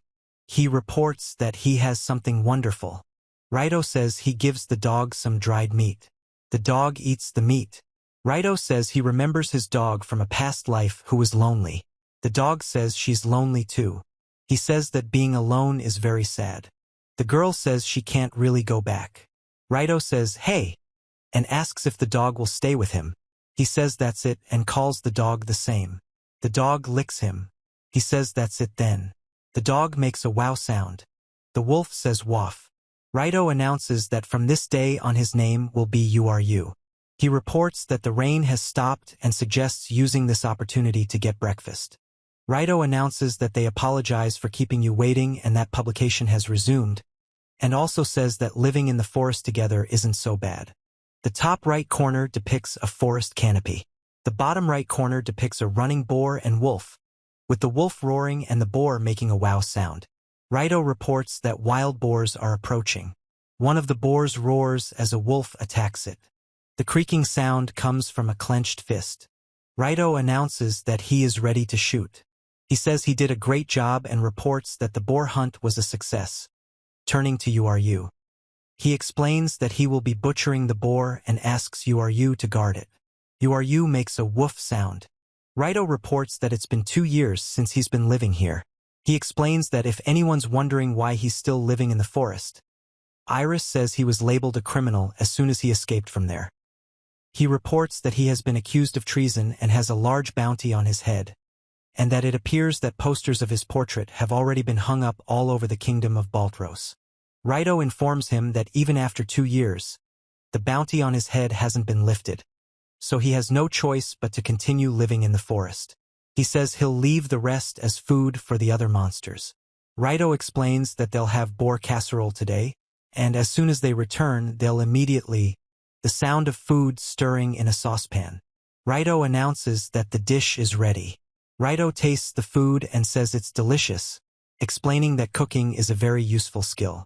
He says that if they had miso, he would make miso pork soup, then he makes an S sound. Raito says he wonders if he can make miso soup with this skill. Raito senses the presence of some creature and explains that his observer skill must have triggered. Raito senses a monster and notices someone at the cave entrance. The goblin tells the guy that it was him and explains that he had suddenly scared him. Goblin says GI. Raito says that today they have Rico fruit and Min fruit. Then Raito says wow. He tells them to wait a bit. He hands the goblin the meat and tells him it's today's meat. The goblin exclaims and takes it. He explains that this time it's boar meat and hopes the goblin understands. The goblins react happily. Raito reports that he and Uru went hunting that day, hoping to get orc meat. Raito explains that the orc attacked the goblin. He reports that since their goal was to get the orc's meat, they killed him, and as a result, this saved the goblin's life. The next day, this goblin appeared with fruits in his hands and said the word GI. The goblin shouts GI and asks if it's worth taking. Raito says thank you, after which Raito notices the goblin running away. On the left, a man shouts GI, while holding various fruits and vegetables. On the right, a man often comes with various fruits and vegetables in his hands, shouting GI again. He reports that he has started coming often. The guy says that they only take and that's bad, and Raito says that if Uru felt it, it would be different, but since he's bad, the situation is like this. He says that he is giving this away even though it is the remainder. The goblin accepts the gift with surprise. Raito reports that in this way he began to give him fruits, and he in return gave him meat, and it looked like an exchange. The demon says that he immediately runs away. He says this. The demon smiles. Raito reports that he hasn't encountered a single goblin in the area except for one, and wonders what that might be, as well as why it only brings fruits and vegetables. He explains that when the orc attacked the goblin, it was also alone, and suggests that the goblin might be. The man says that maybe he does this just to get the meat of those monsters that he is unable to hunt, who knows. Raito says that maybe he's as lonely as he is, making a dog noise. Raito tells him he's awake. Raito asks if he's worried. The inscription says that the action takes place the next day. He draws the bowstring and shoots. Raito announces that they will have another feast today, and is delighted that this time their prey is a horned rabbit. The wolf notices something and growls, after which Raito asks what happened. Turning to Uru, he says that Raito explains that spirits live in this forest and that they can take various forms, including leaves and stones. He explains that one must be careful not to accidentally harm them. He says the cave is ransacked. Raito says he wants to know who it is. The wolf growls. He notices the fruit and says that it's a fruit. He explains that before leaving for the hunt, all the fruit from yesterday was eaten, so this is new fruit and they brought it. Raito says it's not a goblin. Raito says it really is a goblin. He reports that this trace, judging by it, can be assumed that it was left by a monster of enormous size.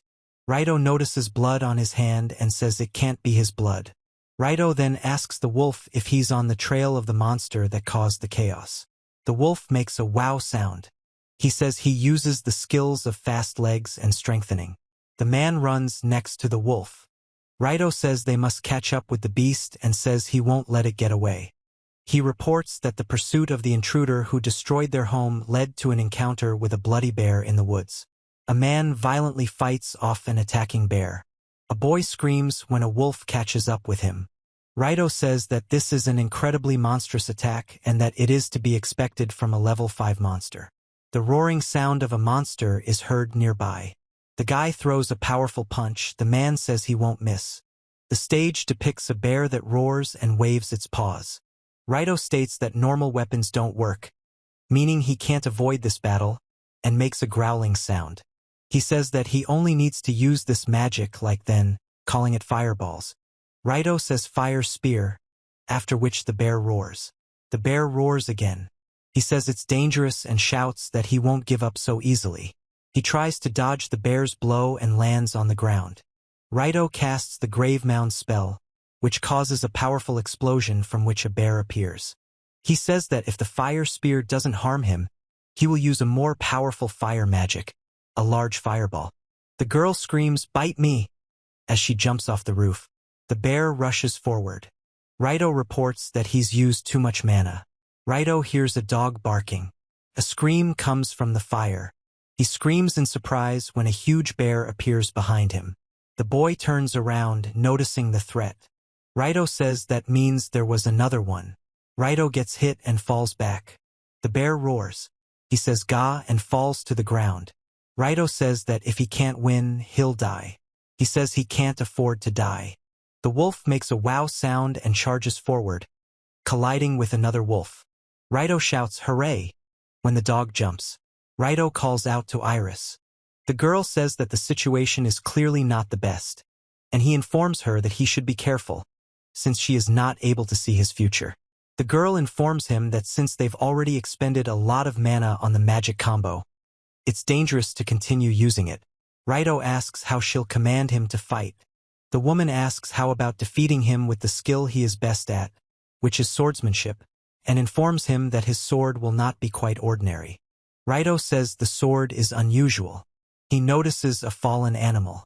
He tells it to hold on and casts a spell of enhanced restoration. He calls on the animal to hold on.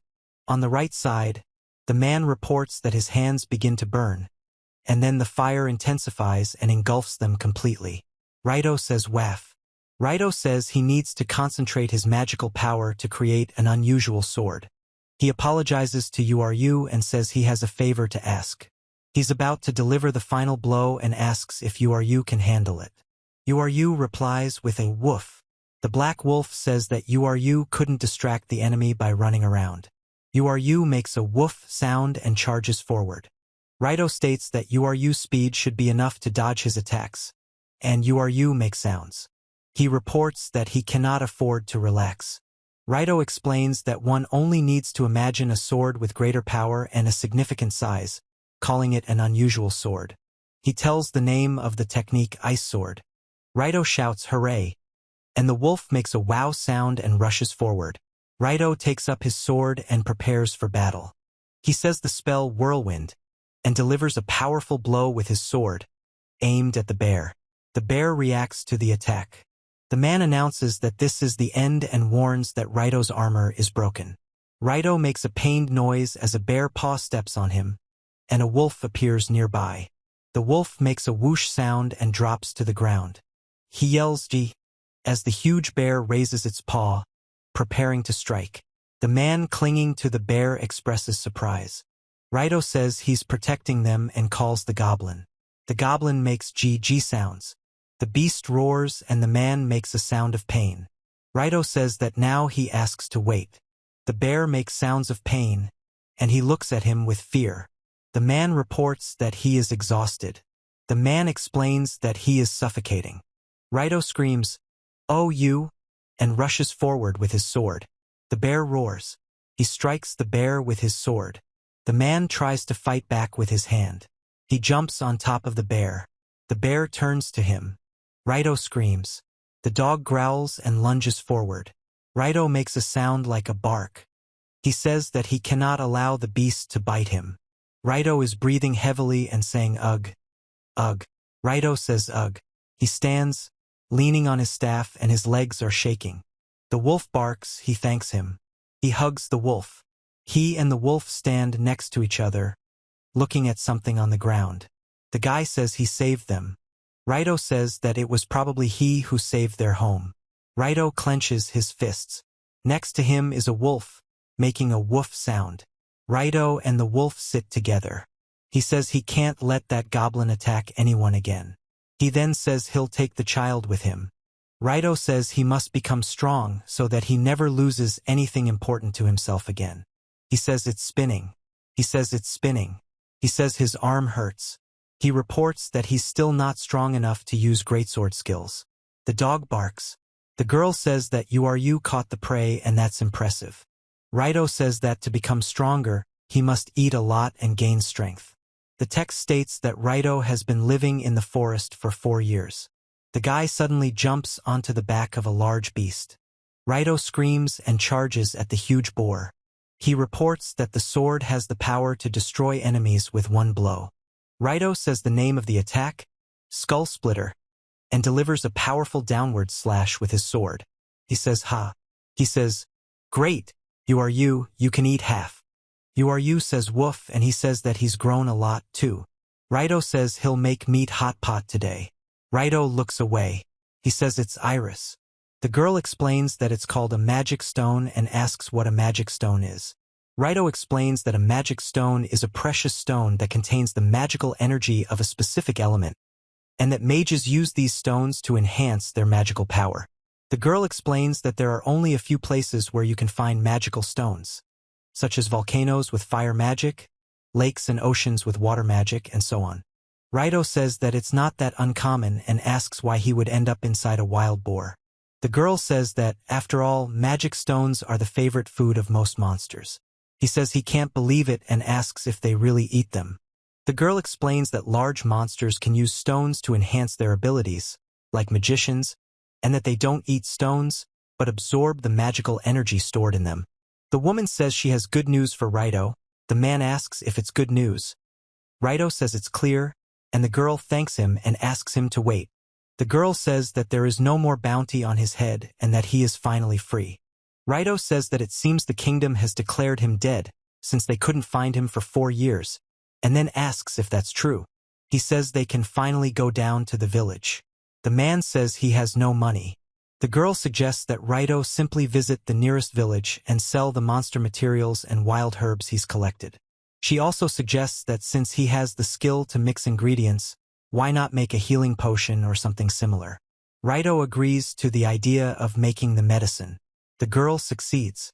He explains that if you put a collar on him, he will look like a normal dog. He says this is serious. Raito says he shouldn't abandon him and says thank goodness.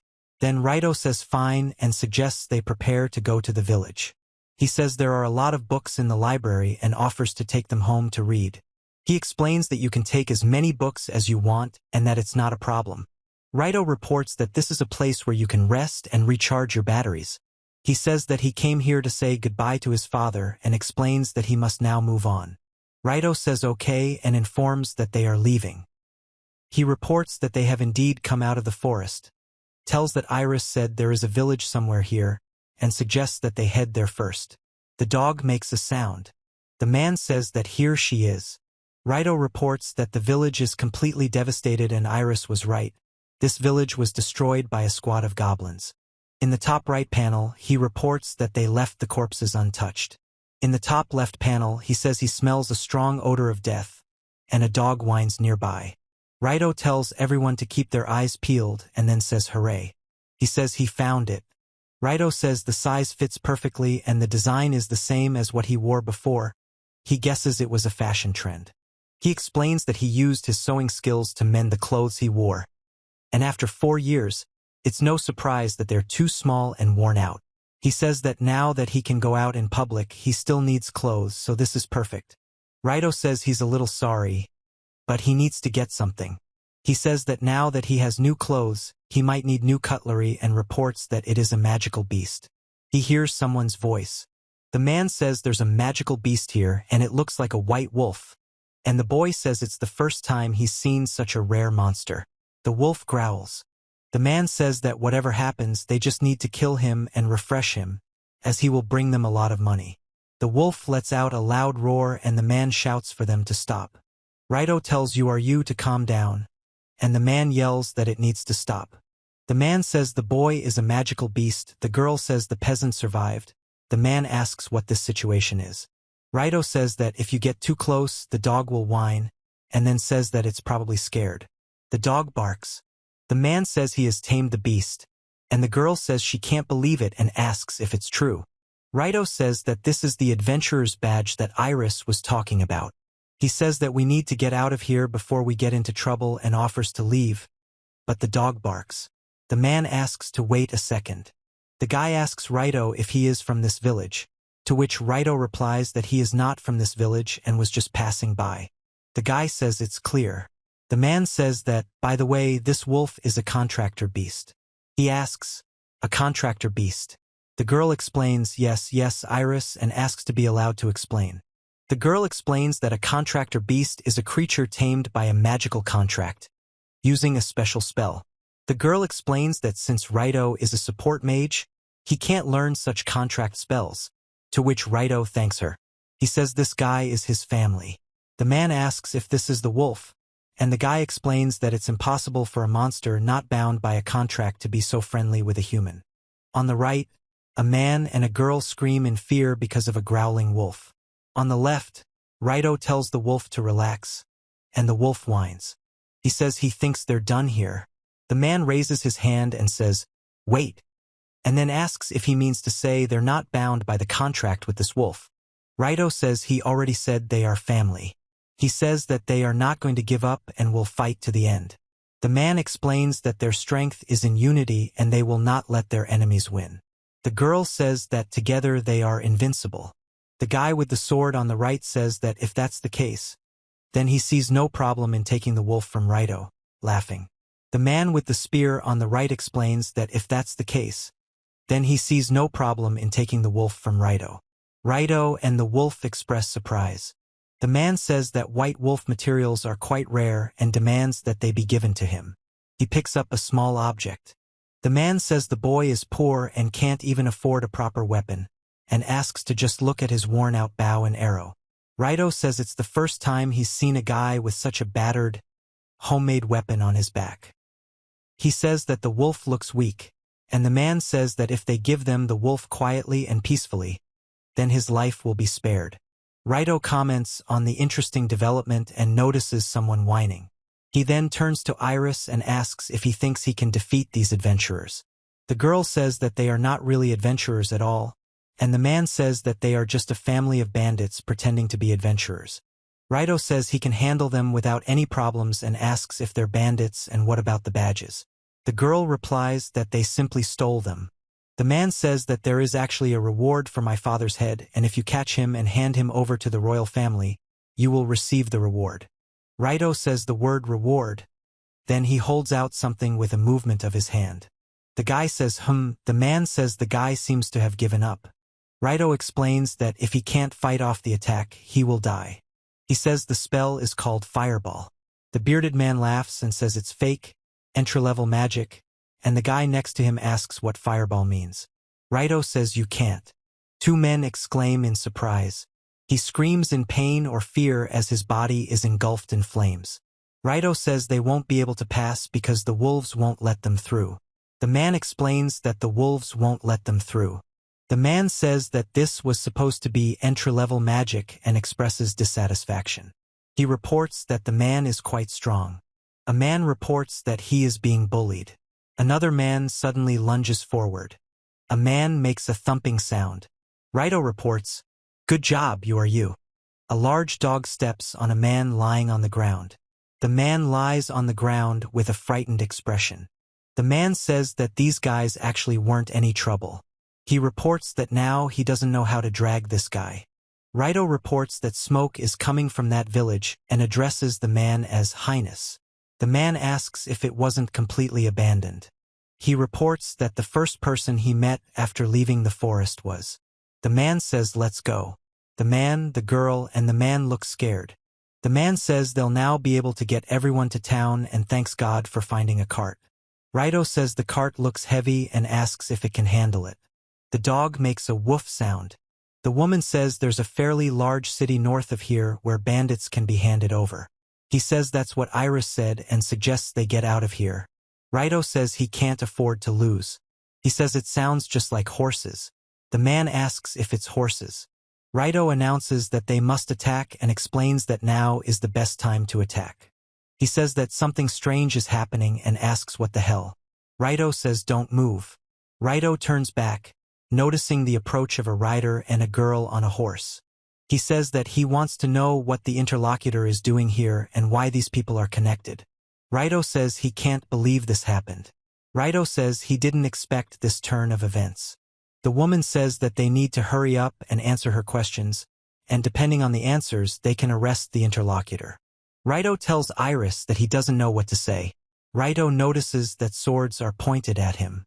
The girl informs him that they are the Knights of the Valkyrie, one of the knightly orders of the Kingdom of Baltros, and the girl before him is the kingdom's first princess. She explains that she is the eldest of the previous king's 3 daughters. In other words, she is his cousin. Raito says it's his cousin. The girl says her name is Now, but people call her Princess General. He reports that his cousin, about whom he heard little after her reincarnation, ended up in a similar place. He is surprised that she is a member of the royal family and lives in this village. The woman explains that the village was attacked by goblins, but stones were placed there to ward off demons. The village was attacked by goblins, which is why the Valkyrie Knights came here to investigate, and the royal capital is not far from here. The girl tells the story. Raito says it's weird and explains that it is. The guy says the girl asked him what he's doing here and wonders what to say. The girl says that she thinks it's worth being honest and saying that she caught the bandits, but advises pretending to be a peasant left here. Raito says that, after all, they were looking for him until recently and asks if he can tell them his real name. The girl says that won't be a problem. He explains that the wanted poster actually only had a sketch of him as a child and the reward amount, and his name was never mentioned. The woman explains that as a member of the royal family without a proper profession, Raito's birth was a closely guarded secret within the kingdom, and even the daughters of the previous king were not informed of his existence.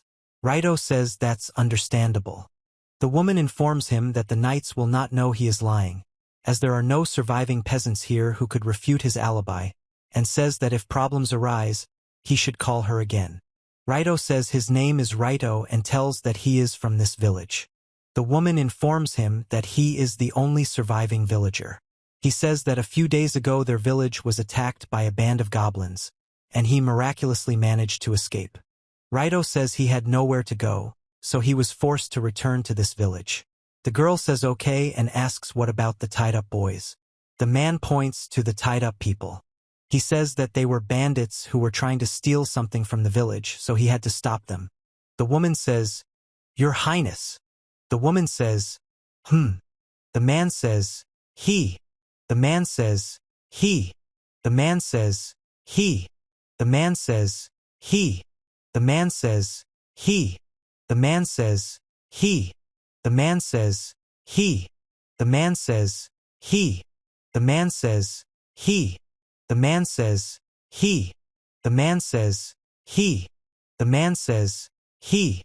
The girl says he said he was a peasant, and the boy asks what kind of wolf it is.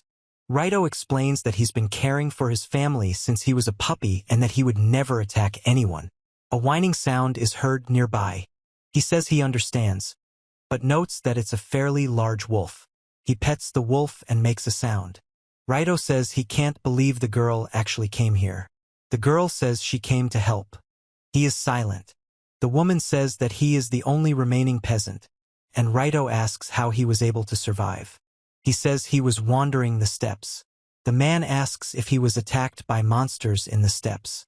He explains that a large wolf protected him. The man says that the large wolf was supposed to take care of a squad of goblins. He exclaims and asks not to tell. Raito says N. Well, Iris tells Raito to explain everything exactly as she said. He says that there is a small cave near this village, and when he was a puppy, he kept him in the village, but when he grew up, some people began to fear him, so he had no choice but to keep him in the cave. The woman says, "Your Highness." The woman says that there really is a cave in the forest nearby. The girl says that it is clear and it seems that his story fits. The girl says he should at least be able to tell her the name of the village chief. Raito tells her the chief's name is Ro, and the chief's name was Ro. The woman asks if this is true. He says that he used his wolf, and the girl asks how he was able to catch these 3 and adds that she has something else. Raito explains that he used magic to defeat them. The girl asks if he's a mage and clarifies whether he uses magic. He says that he is, well, yes, even if he is just a support mage. The man reacts to this with surprise. The girl says that she is a support mage, and at the same time accuses her interlocutor of being completely stupid in considering her. Raito says that he could never catch those bandits and that the support mage couldn't catch them. He says that, as he said, he used magic. The girl asks how he caught the bandits and whether she heard correctly that instead of magic, he used a large wolf. He explains that perhaps she heard him wrong, so he will repeat it again. The guy says that she suddenly. Raito tells him not to make fun of him. The girl informs him that a support mage can't use offensive magic and asks if he means to say that his second job is a different type of mage. He says oh and informs that he is also an alchemist. Raito huffs and tells him not to be a fool. The girl points out that aren't both of their professions pathetic? Raito addresses a group of armed soldiers. He says that in this world only profession matters, but there's still such an overreaction to unsuccessful professions. He reports that he's completely forgotten about this prejudice. Raito says that even a support mage can use magic, and that he might not be able to use burst magic but is capable of basic magic. The woman says that, of course, she knows this, but asks what's so good about everyday magic. He says that everyday magic can be used offensively as well and asks if they'll believe him if he proves it. The woman agrees and suggests trying to demonstrate it on a barrel. He tells Iris how much magic he'll have to use to be believed. Iris explains that about 10 fire. Raito says he understands and casts a fireball spell. The girl says that so many fireballs at once is not bad. He says that he is starting, and the girl explains that if this is all he can do, then what is not? He releases a fireball. Raito says it was an explosion and explains that it destroyed the target. The girl reports that it was unexpectedly fast. 3 men say it's amazing and incredible that this is actually elementary magic.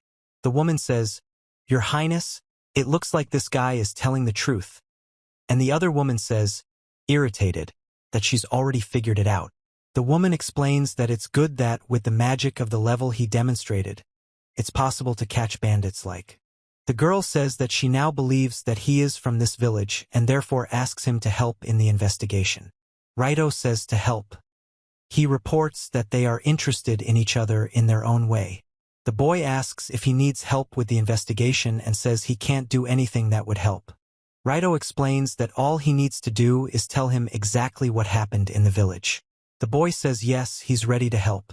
The girl says that it is her turn and asks to listen to her carefully and answer appropriately. A few days ago, a group of goblins attacked the village. They were different from normal goblins, and appeared after they destroyed the decay and barrier stones that were placed around the village before the attack.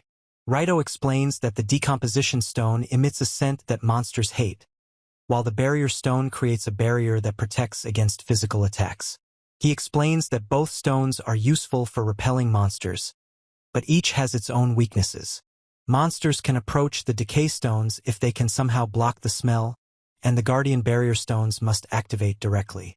Raito reports that the goblins who invaded the village acted as if they knew about these weaknesses. He reports that in order to prevent the guards from using the barrier stones, they shot them with bows and then stormed into the village.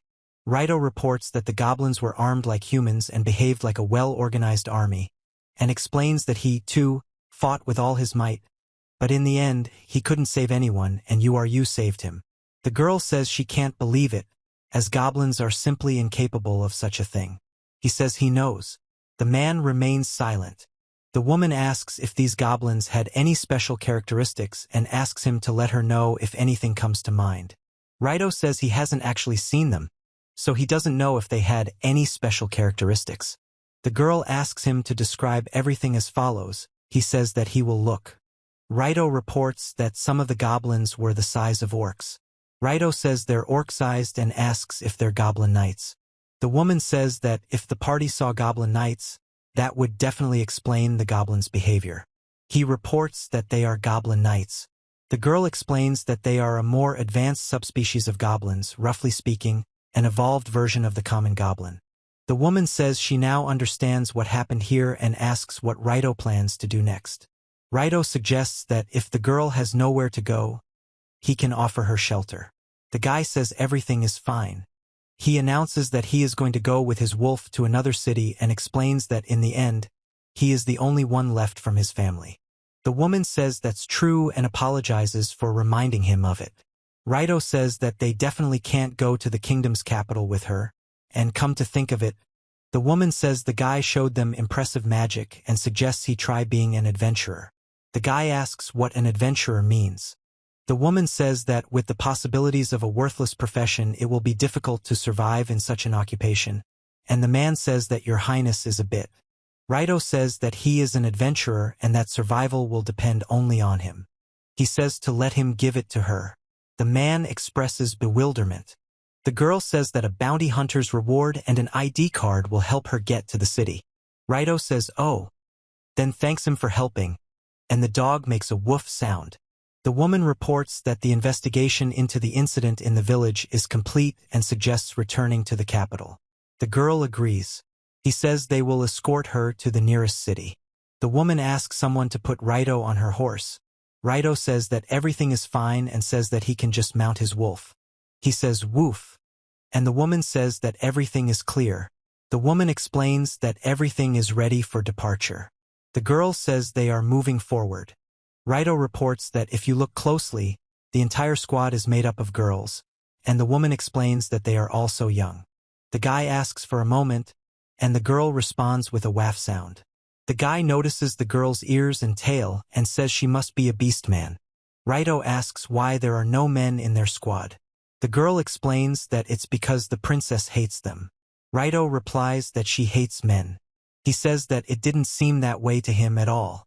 The woman says it was the first time in her life that the princess treated a man so well, and explains that the princess is the kind of woman who favors strength and talent. Raito asks if that's a good thing. The woman suggests that perhaps the princess saw something in Raito. The woman says that he can't use magic. The guy makes a woof sound, and he says something tensely. Raito says that now he understands why there are no men in their squad, but asks why everyone in it is so young. He reports that many of their order are both skilled in weapons and talented in magic, and that magic is strongest between the ages of adolescence and about 30, which is why their troop consists only of young people. The girl says she can't use magic, but she was confident in her swordsmanship, so she applied to become a knight and was accepted. Raito says that's how it is.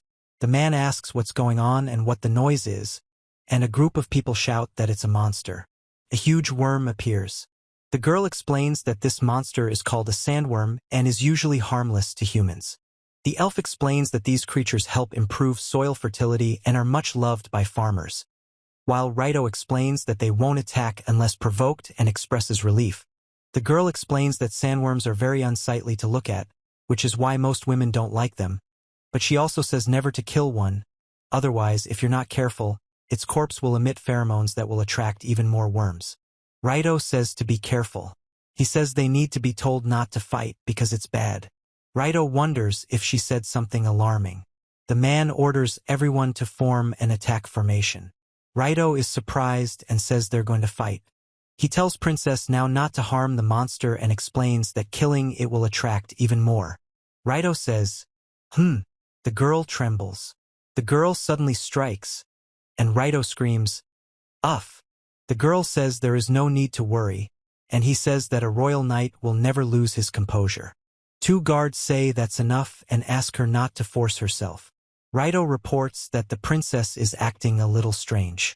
The woman explains that the princess has been afraid of insects since childhood, having been seriously injured by a bug-like monster and has been afraid to fight them ever since. The man asks Your Highness not to interfere and says they'll deal with the sandworm themselves, and the girl replies that she'll fight the monster herself. The boy lets out a frightened cry. The sandworm growls and the girl looks at it. Raito says this isn't a dream but reality. He explains that he died and is now in the world between life and death. He reports that everyone laughed at him because of his profession, but in reality, it's not that bad. The title tells of a giant sandworm he faces with his insignificant profession, and of a great battle in the wild.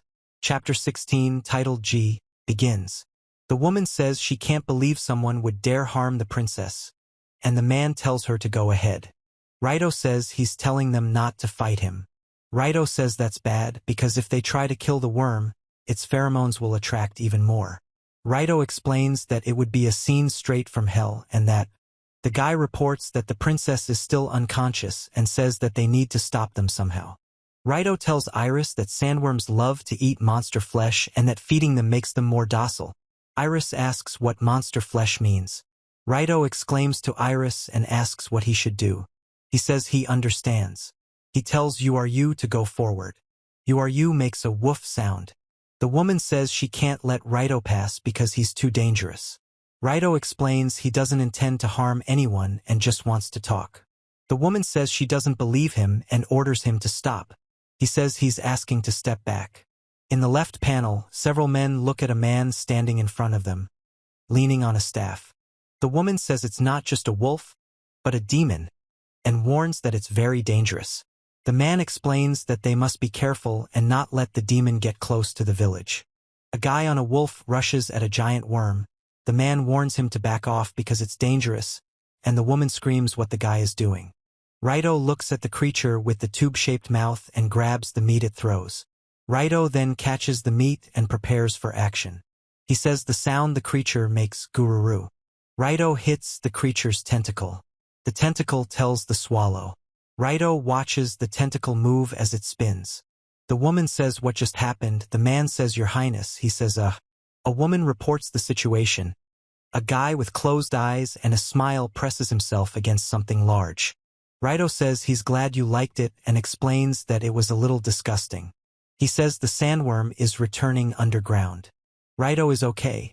And Raito says everything is fine and the sandworms are completely harmless to humans.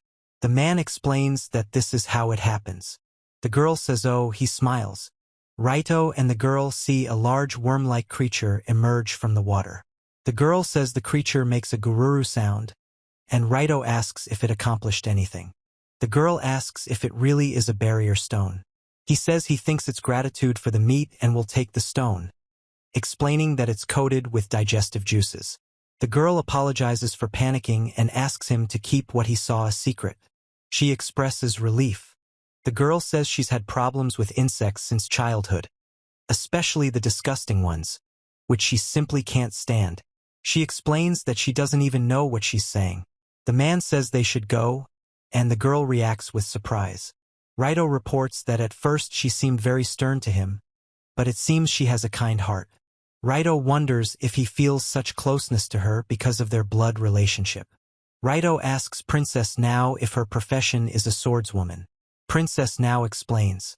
He asks if there's a difference between a knight and a swordsman. The girl explains that it's said that among professions, a knight ranks higher than a swordsman, but in reality, there's no way to determine which profession is better. Raito explains that even if they are both connected to the sword, they each have their own strengths and weaknesses, and asks if all members of the order are knights. The man replies that they are not.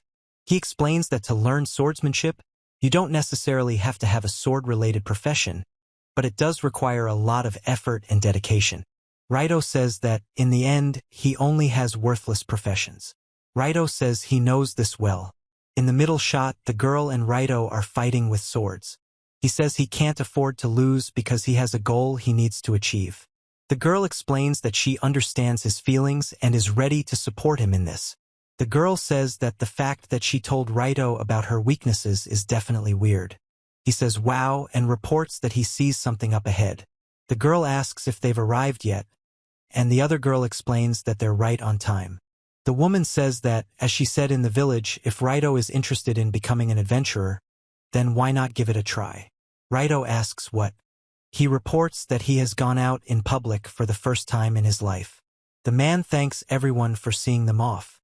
The boy and the wolf stand silently next to each other.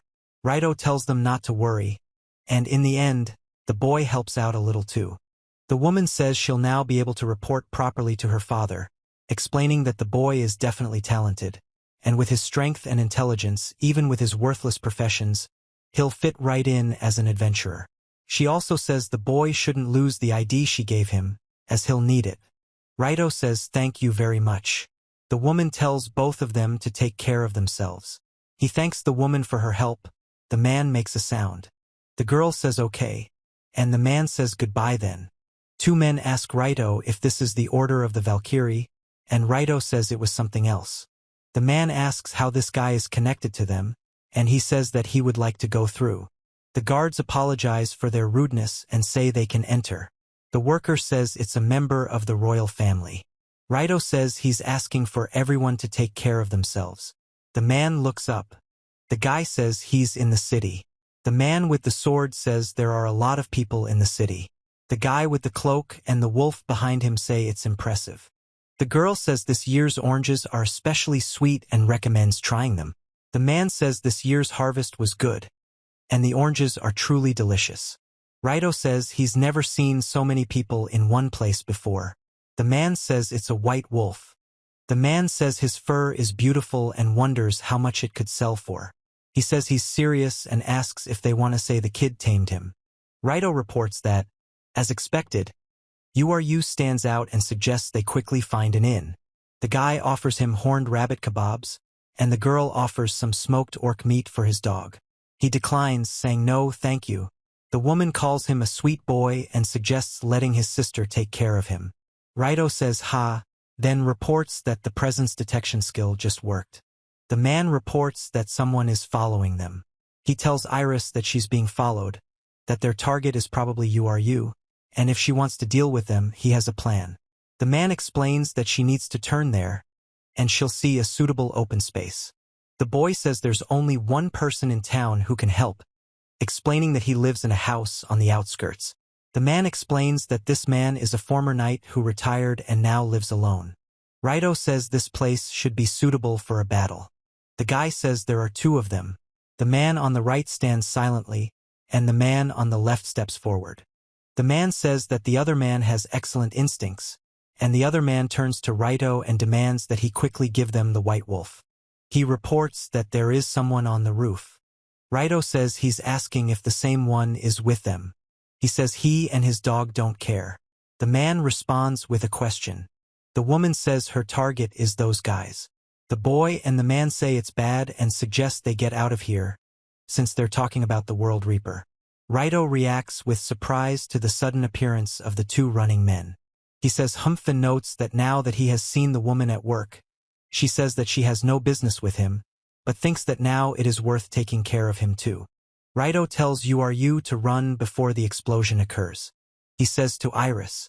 The girl reveals that the bag contained a potent sleeping powder that will explode on Raito when he passes out, and explains that inhaling even a small amount will cause him to pass out for half a day.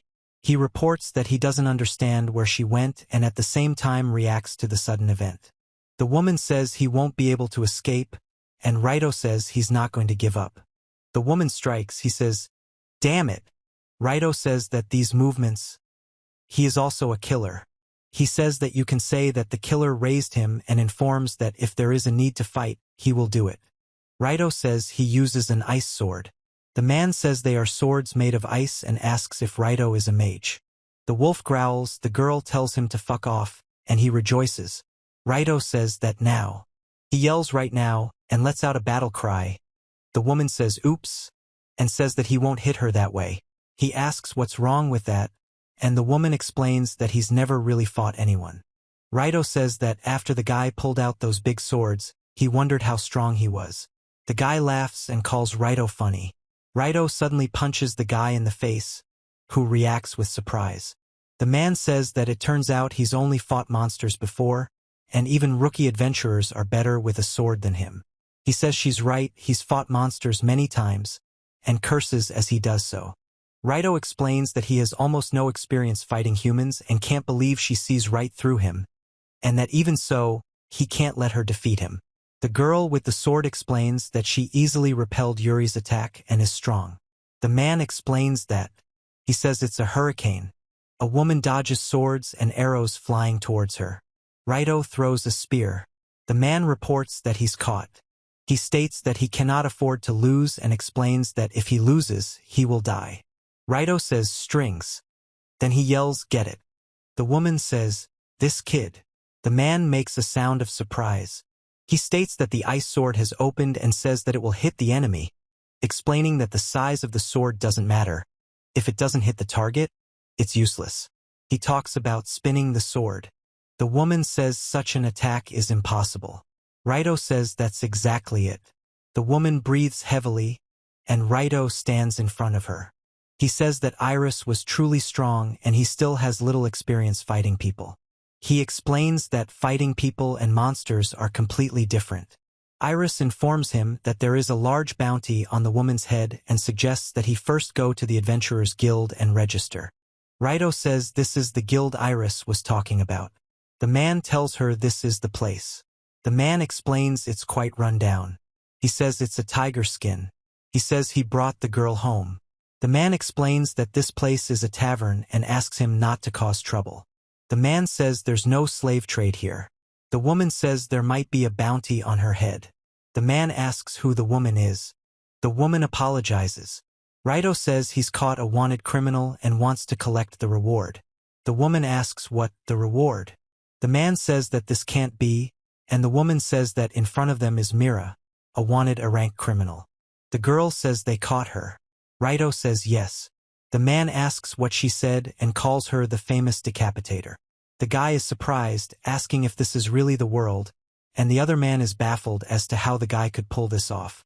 The girl says they just need to figure something out, and he explains that he simply found her unconscious in an alley and found out, after which his wolf friend wouldn't let her sleep.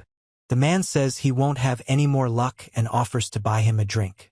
The woman explains that it's not appropriate for adventurers to use civilian clothes. Raito says he wants to become an adventurer and asks if he can register here. The woman asks if he has ID and immediately replies that, of course, he does. He reports that he was told that this document is sufficient. The man asks to take a look of Raito's registration as an adventurer. A guy calls a woman a giant. The woman asks what's going on. A girl with glasses asks the guildmaster to look at it and asks if this guy got the royal family's signature. The woman asks if the guildmaster has the appraisal skill and if the signature is real. The woman says the item is genuine and that's why she called for advice. The man expresses doubt with a sound. Raito says it's hard to imagine that same man-hating princess would do something like that for a guy. The woman reports that he is an excellent user of elementary magic and says that he uses magic in an interesting way. Raito asks if he can now register as an adventurer. The woman with glasses says the princess recommended him and asks if he should be excused from the exam. The other woman replies that there's no way. The woman informs him that he will have to take a test and explains that it doesn't matter how many recommendations he gets. Rules are rules. The woman says she's curious about how he fights with elementary level magic. She says that if he wants to become an adventurer, he should follow her, and the exam will begin right now. The boy says, "Hey you!" The guy says they haven't received the exam fee yet. The girl says the same, and the man says they'll sort it out later. The guy asks what this place is, and the woman says that the training grounds are located further away. Raito says this is a place where you can train. Ball reports that he is behind the guildmaster offers to climb up there and explains that they will conduct a practical exam. He asks what they will do. The woman states that although she has no intention of doing anything, the man is free to attack her until the sand in the hourglass is completely empty. The woman informs him that the damage inflicted on Raito will be used to determine his adventurer rank. She then explains that there are no restrictions on the use of weapons or magic, and that she will defend herself at all times. Raito says that this is possible. The girl tells the guy that it's too early for him to worry about her and explains that the only thing she can't do is attack, but she can still move, so there's no need to think about it.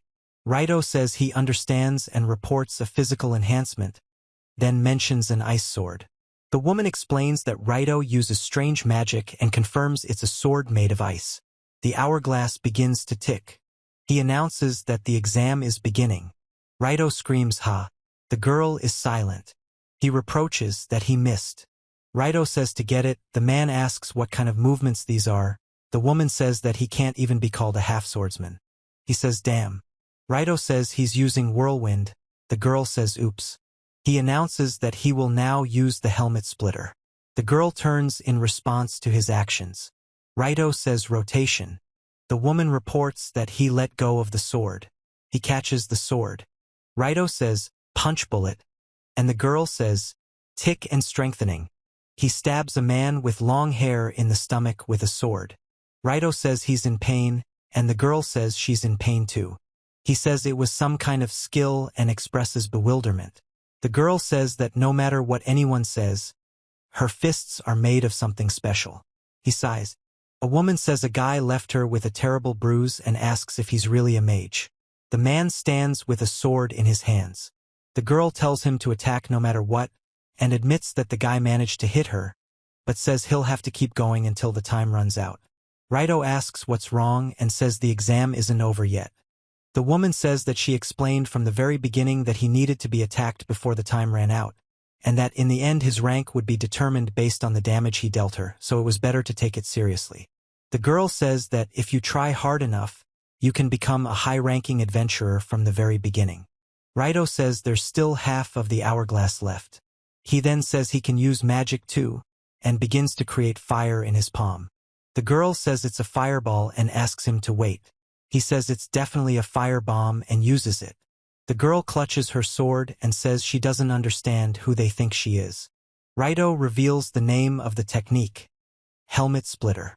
The girl says it was quite unexpected and calls the boy not bad. Raito says that this can cut through magic and asks if this is also a sword technique. The woman tells him not to make her laugh. Raito explains that his great sword is made of mithril, and weapons made of the magical metal can repel any magic.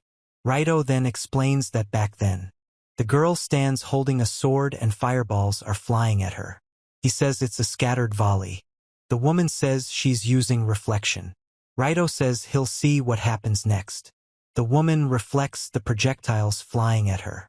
He says he uses fire spears. The woman reports that the spears are made of flame and says it is very interesting. The woman says that if he's not careful, he could get injured. The man explains that he's not going to give up and will keep fighting. Raito says helmet splitter. The man says that's too naive. He says wind blade. The woman says he decided to combine fencing and magic.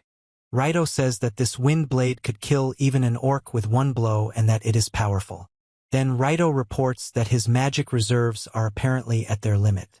The woman says there's still time left and asks what the man plans to do next. She then tells him he's more exhausted than she is. Raito states that he won't allow anyone to hurt his friends. The woman says that he is still trying to do something and he says that it is good, he even likes them and orders to attack. Raito asks to move 3 steps to the left. The woman responds with a question, and then agrees that it is possible. Raito reports an all-seeing gaze. The woman reports that the position and distance seem appropriate. He says spin and begins to spin the sword. The girl says she doesn't understand why he's spinning around like that and what the point is. The man asks what she wants. The girl reports that he's speeding up. Raito screams, letting out a battle cry. The man also screams, letting out a battle cry. The man prepares to attack. The girl says the blade is charged and strikes. He deflects the attack with his sword. Raito says he can't let them pass and says he'll stop them now. The woman says she's not going to give up and warns him that if he doesn't leave, she'll kill him. He says he's not going to give up and that he's not afraid of death. The woman says she can't believe Raito was able to damage her weapon and notes that he's good. She then reports that Raito passed, after which she explains that after that, no one would be so stupid as to refuse him. The woman explains that she, too, had just been attacked in the heat of the moment. He reports that he has passed and says with gratitude, "Thank God." The girl says that if Raito wants to live a normal life, he needs a C or D rank. The girl explains that adventurers of B rank and above are often the subject of rumors. Raito says he's done well, but he wonders what rank he'll be awarded. The woman congratulates him and says that from today he is an F rank adventurer. The guy asks what. Raito says he got an F rank, but the results aren't okay. He says that this is his first assignment. Raito says he's an F rank. The woman says she'd give him a B rank since he was able to injure her. She asks if he's happy about that. The woman says his main opponents were monsters, but also expresses concern about his swordsmanship. Raito says yes, and tells her that he's already been told the same thing. The girl says that's what she thought. The girl says that if you think that adventurers only fight monsters, then this is a mistake, and that catching thieves, escorting nobles and guarding the city instead of soldiers are also part of the job. Raito says that he acknowledges the strength of the interlocutor, but he is not used to fighting with other people, so he cannot simply give a high rank. He says he understands. He asks what. The girl explains that she's used this weapon since the very beginning of her adventurer career, but in fact, it's imperfect. It emphasizes the sword's strength and size, but at the cost of sharpness. The woman explains that he is too heavy for a normal swordsman to fight, and says that only giants can handle him besides her. Raito says that giants really are that heavy and asks the girl if she'd like to try holding one. The girl suggests that Raito try holding the sword. He grabs the hilt of the sword. He delivers a powerful blow with the sword. The boy says the sword is heavy. The girl says it's not the kind of sword a normal person could handle, adding that her sturdy weapon is now cracked. Raito says he doesn't understand how she can handle such a huge sword so easily. The girl says the last attack was incredible and Raito thanks her. He says that if she fought him seriously, he would be easily defeated. The guy says he can't believe the girl used the charged blade attack she abandoned when she stopped being an adventurer. The girl says it herself. The woman tells him he's still a beginner in fencing, but he has potential. The man explains that it looks like a worthy successor has appeared. The girl says he's like a rough diamond and asks if his name is Raito. The woman asks who taught him how to use a sword. He says a servant from his house. The man asks what. The woman asks if it's the servant or the assassin. Raito says, and explains that it's a long story and that he mostly learned it on his own. The girl says he taught himself and explains that's why his blade movements are so unusual. She immediately realizes he has little experience fighting people, but his skills are perfectly suited for fighting monsters. She finds this very interesting and says it would be great to teach him a charged attack. The woman asks Raito if he remembers the attack she used at the end of the exam. Raito explains that he was so focused on his own attack that he doesn't remember it very well. The woman says the guy was swinging his sword quite forcefully and explains that it was a loaded blade. Raito asks if this is a combat technique. The woman says it absolutely is, although she's probably the only person who knows it. Raito asks why that is. The woman reports that this technique is often used by two-handed sword users from the giant clan. Few people even use a two-handed sword, let alone wield a weapon superior to such a large and heavy sword. Raito says the weight of his ice sword has been changed to make it easier to use. The girl explains that giants, although they use a charged blade, are more like those who simply swing their swords with all their might, and she would not call it fencing. He asks if they do it differently. The girl says that in her case, she swings them with all her might and will swing them with all her might now. Raito asks what she means. He reports that this is the hilt of a sword. The girl reveals that the sword she holds is the one she received from her father, and it possesses the power to destroy any enemy. Raito says he's impressed and wants to see her wield it. He says it's kind of weird. The woman asks him what he thinks and says he saw a difference between the attack on the exam and this demonstration. Raito asks if the swing was really made with just the strength of his arms, to which the girl replies that this is absolutely true, and explains that most giants fight like this, as they are used to handling swords with just the strength of their arms. The girl explains that if a normal person tried to do this, their arms would simply fall off, and that's why you need to swing using every muscle in your body. He looks at her in surprise. The woman explains that when handling heavy weapons, it's not the strength of the arms that matters, but how the lower body is used, and that the legs and lower back play a crucial role in wielding such a sword. Raito reports that, although it looks like he's had a lot of training in this area, he says that calling it training is a good idea. He talks about life in the woods. Raito says it probably just happened on its own. The woman says the spinning skill was incredible, but the man says that these extravagant moves cannot be repeated in every battle. Raito says that's it. The girl says that's why she suggests trying to learn the charged blade skill. He says he'd really like to. The girl says great and offers to start by teaching him the basics. He asks her to wait and is surprised that the training will start right now. The woman congratulates you on passing the exam and informs you that your registration as an F-rank adventurer has been completed. The girl says she's handing over the guild card and badge. Raito says he's been training so much he can barely feel his hands. The woman informs him that badges are mandatory and asks him to wear them, which the girl confirms. He explains that it's proof that he's an adventurer. The man says that, as far as he can see, he's registered, and he responds by addressing him as Ball. Raito says he needs to check the requests posted on the notice board and let the administrator know when he chooses one. The guy asks how he can take the task. The woman explains that, as a newcomer, she will have to work her way up through various assignments. He asks if it is through various assignments. The woman says that adventurers are a kind of jack of all trades, and if you want to get a good job, you first have to win the trust of the townspeople by wishing them luck. Raito says that most of the tasks are for D and E ranks and for F rank. He reports that there is one and explains that the goblins need to be defeated, and also asks that this place is not far away. Raito apologizes and says he'll take this. The woman says it's great, asks if he found a job right away, and asks to see his guild card. The woman wishes him luck and says the dog is waiting outside. He thanks her. The man acknowledges receipt. Raito says they're going, expressing joy. The dog announces that this is their first task and makes a sound. Raito remains silent.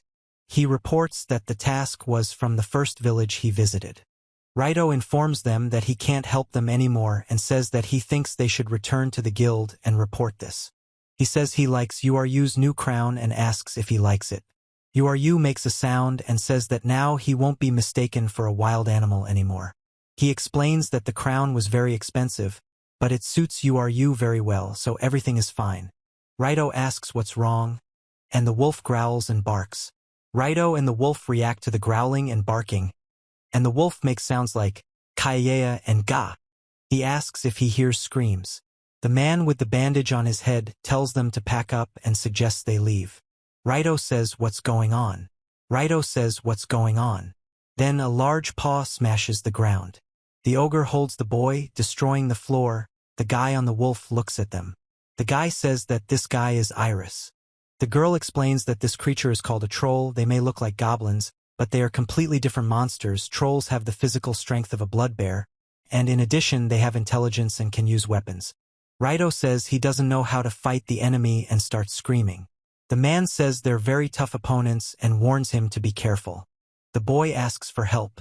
He looks at the man in the cloak. He reacts sharply to the appearance of two bears.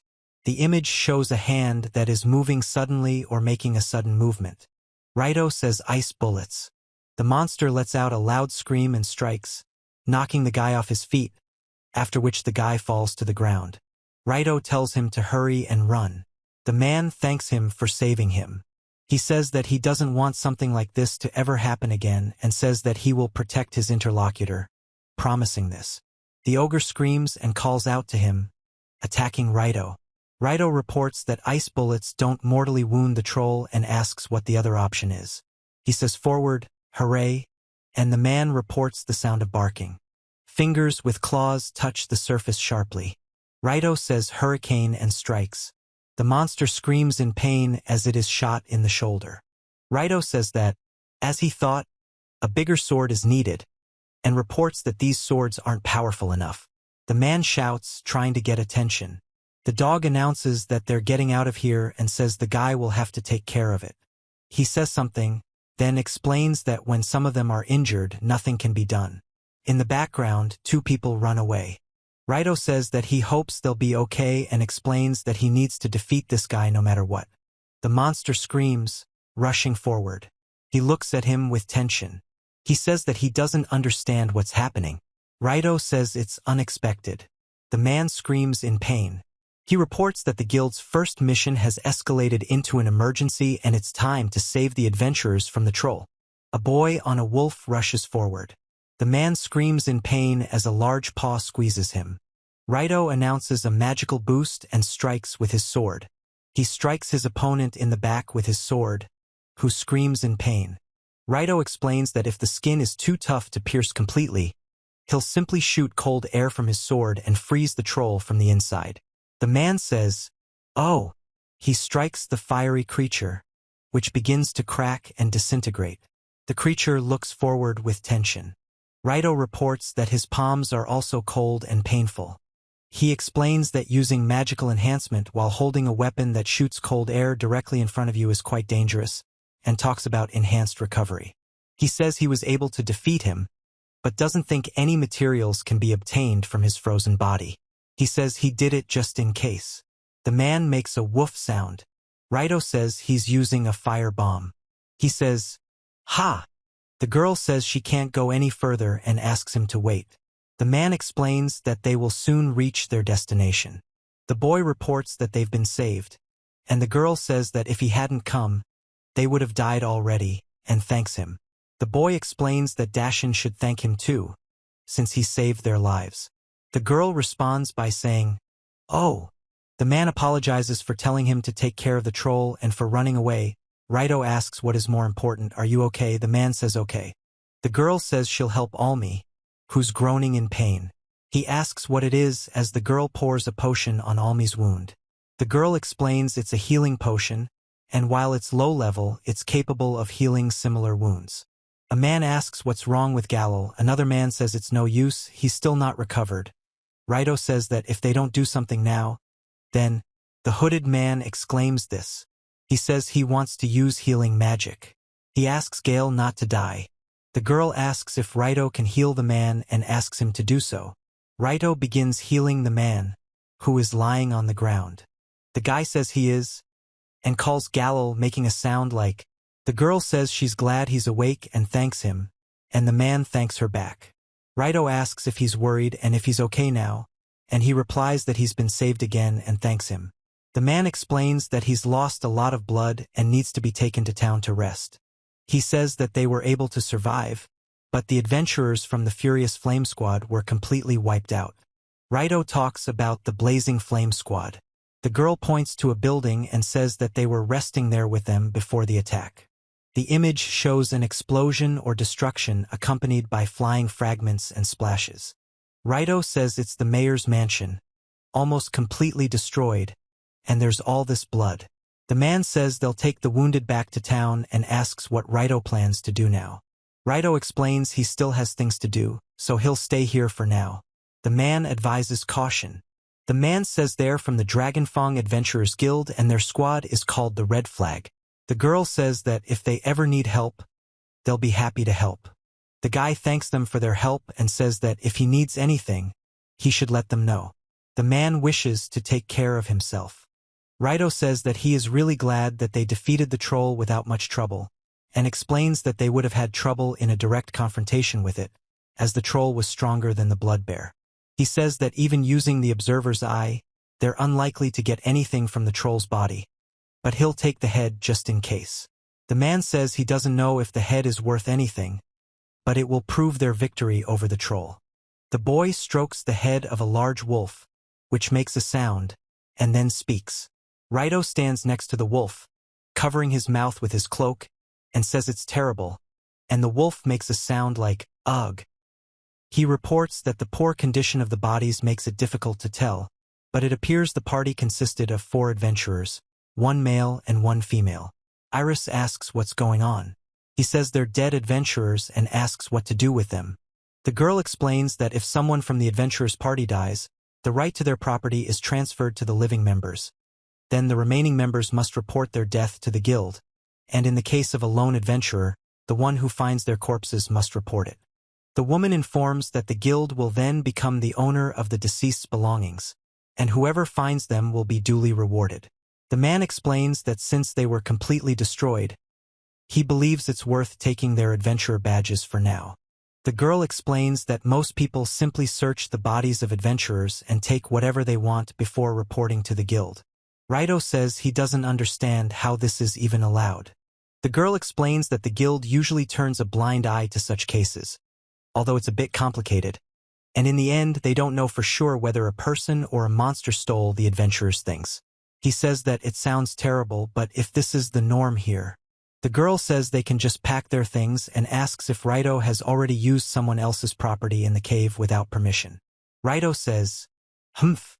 He reports that the Red Flag Squad had the same distribution of professions, consisting of a swordsman, a fighter, a mage, and a warrior with an axe. He explains that their armor is useless, as the troll's attacks damaged it. He says that he simply took it then. Raito says the mage's staff has a magical stone, and he's surprised that the sword is made of magical metal. The girl explains that the sword was forged by dwarves from Mithril. He reports that the blade has been used so much over the years that it is now useless, but the sword's hilt is quite rare, being made from the world tree. He says that the world tree is in the elven capital, its branches are used for various weapons, and that Raito explains that this material is more resistant to magic and much stronger than most magical metals, after which he says that it is clear. He reports the unexpected appearance of another troll and a battle for survival.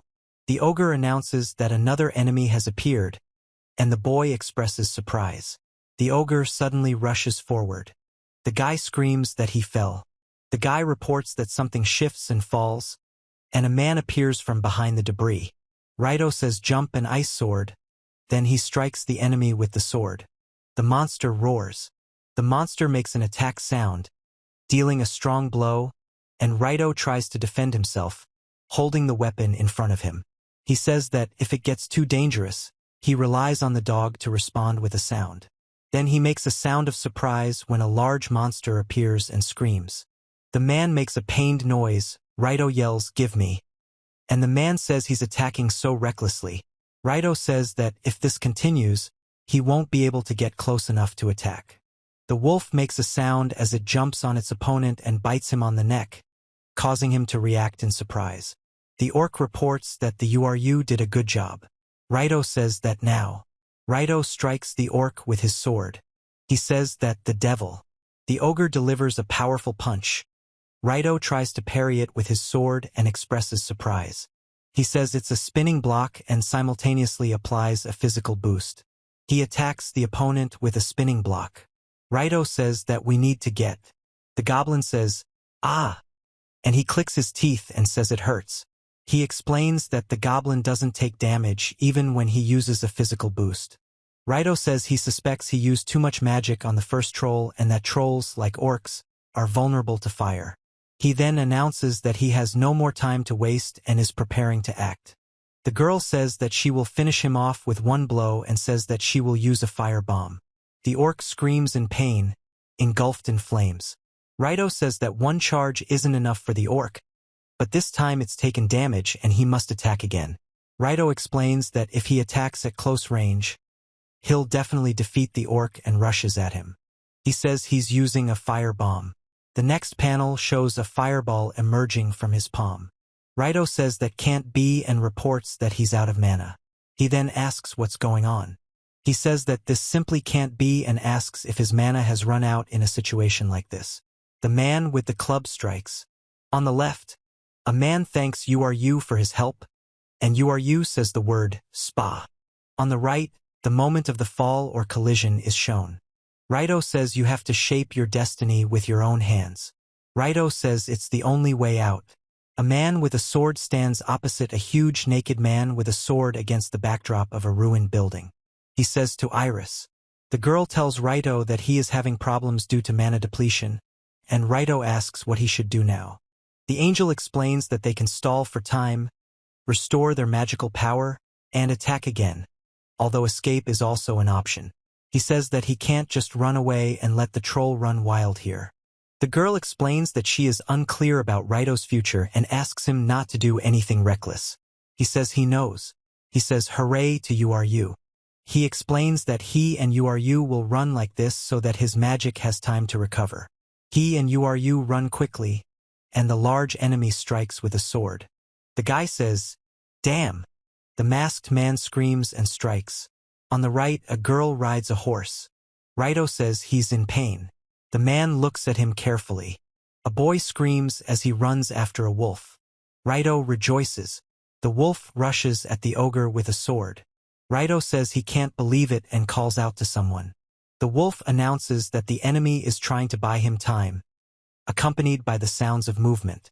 The man with the sword strikes, and he says, "URU." Raito says that we need to hurry and recover quickly. He states that he still doesn't have enough mana to use the fire bomb and says that URU can't defeat the troll alone, so something needs to be done. The monster lets out a loud cry of pain and the other monster roars. Raito reports that he's struck. The man lets out a scream. In the top panel, from right to right, he watches an advancing wolf with a pattern on its forehead. In the lower panels, from right to right, the man makes growling sounds, and the wolf steps on the ground with its paw and scratches the surface. The wolf runs forward. The beast with claws growls and strikes. Raito says, "Oh!" The wolf and the man make growling and hissing sounds. In the background, blows are heard, and a man with a sword stands opposite the small creature. Raito covers his head with his hand and says it's quiet. He looks at a fireball flying at high speed. Raito says hooray as the wolf suddenly falls to the floor. He says that anger only fuels the enemy's anger. He explains that his magic hasn't fully recovered yet, and that you is wounded, making escape impossible. He says they need to ask Iris for advice. Raito says no. He shouts here and throws something at the naked orc, who reacts to the blow. He communicates that he can't always rely on Iris. Raito says he needs to become stronger so he can protect his family. He says to think and that he needs to think, and the troll asks how he can defeat the troll. Raito says he's in pain.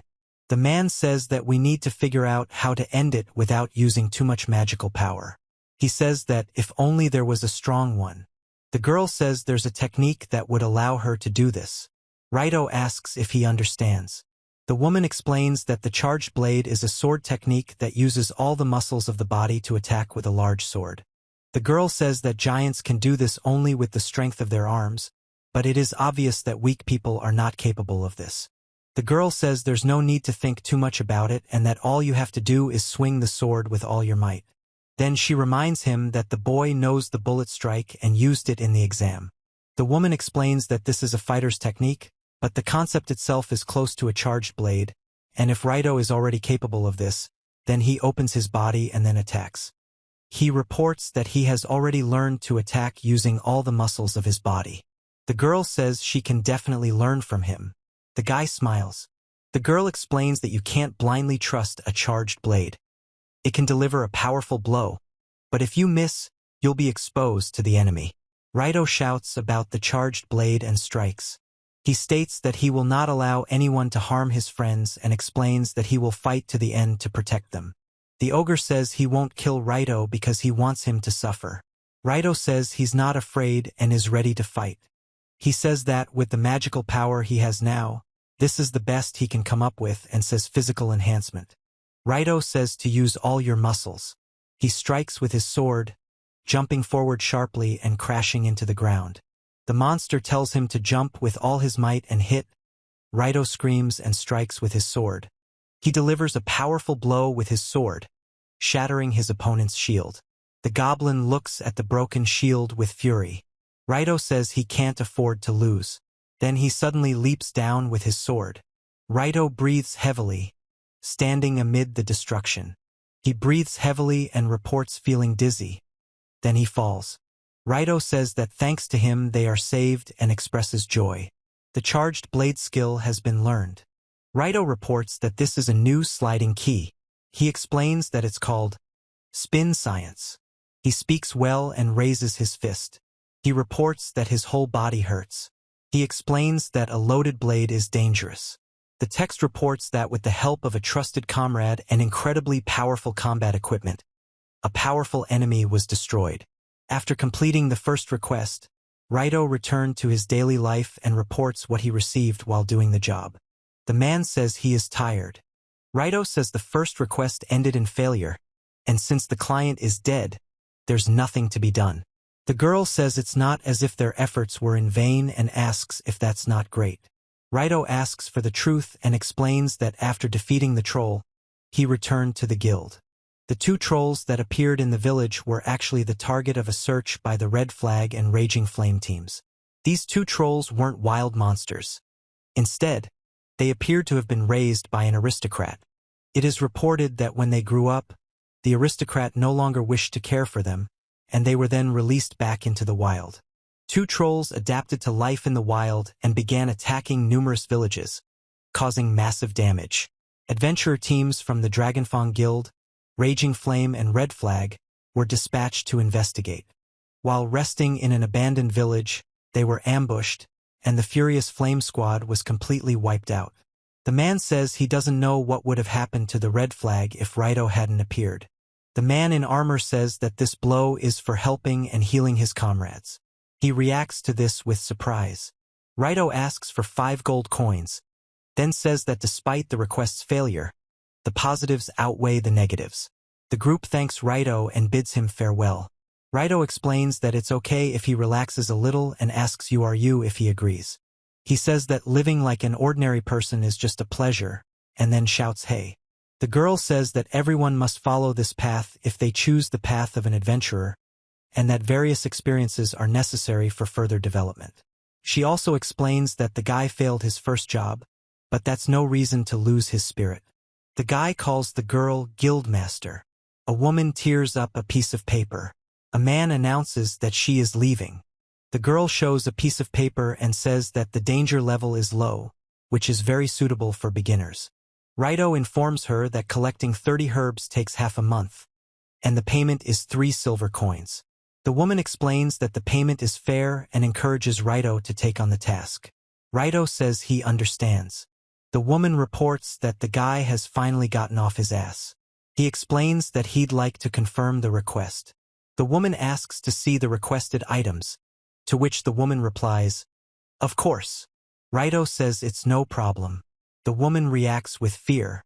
The woman confirms that everything is fine and the payment was made in silver coins. He thanks her, and the girl expresses surprise. Raito reports that the deed is done. Raito goes to meet the girl. The girl says that if he had them from the beginning, he should have told her about it, and the guy says he's sorry. The girl yells that he's asking for a beating. The woman says they need to be a little more serious about solving problems. Raito says he's given it some serious thought and he already has the required items, so all he needs to do next is get them, and it won't be a problem.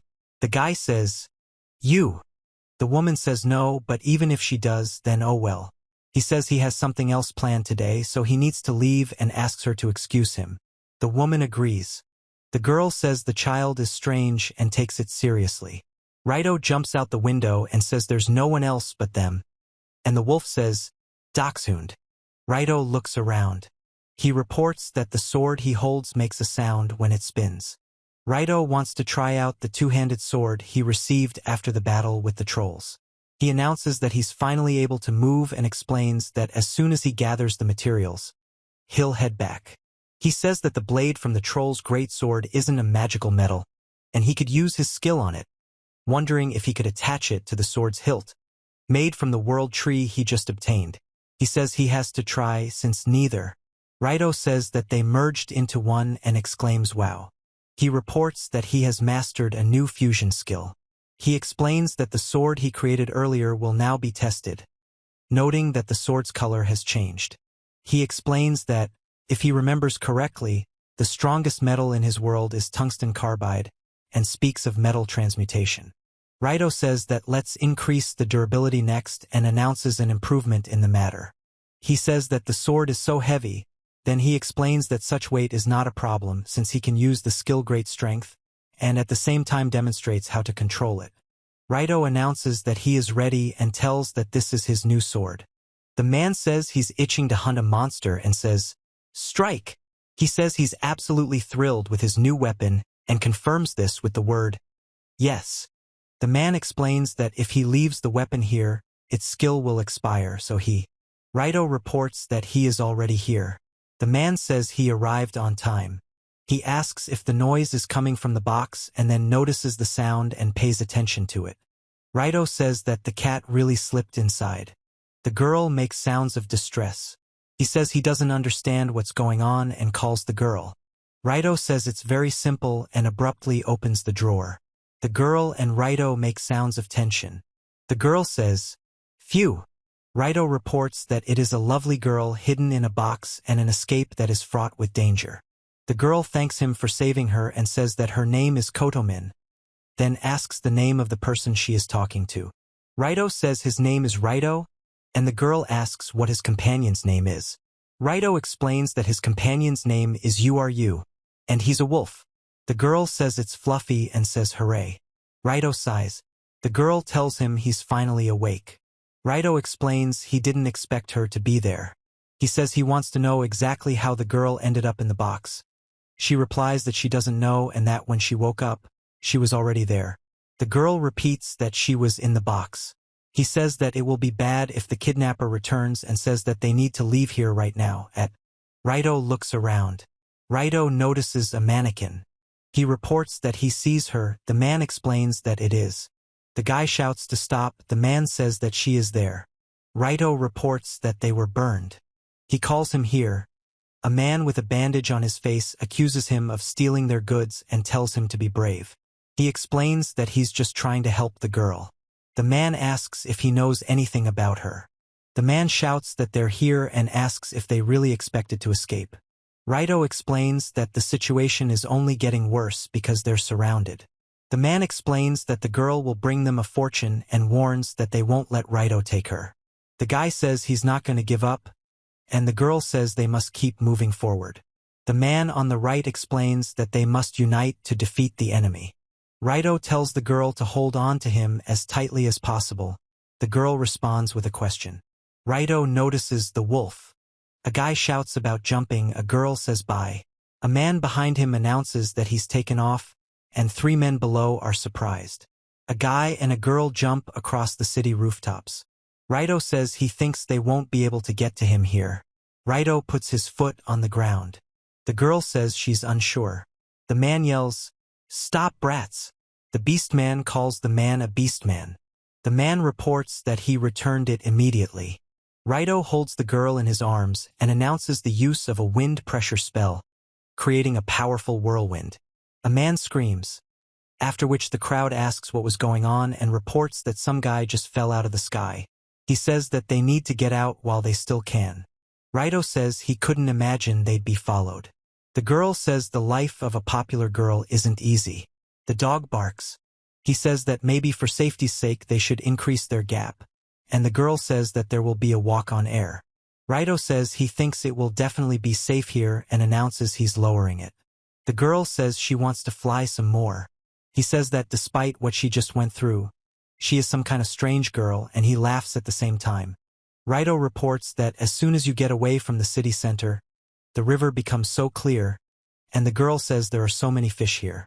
Raito asks you what's wrong and if she wants to play in the river, and you says it looks delicious.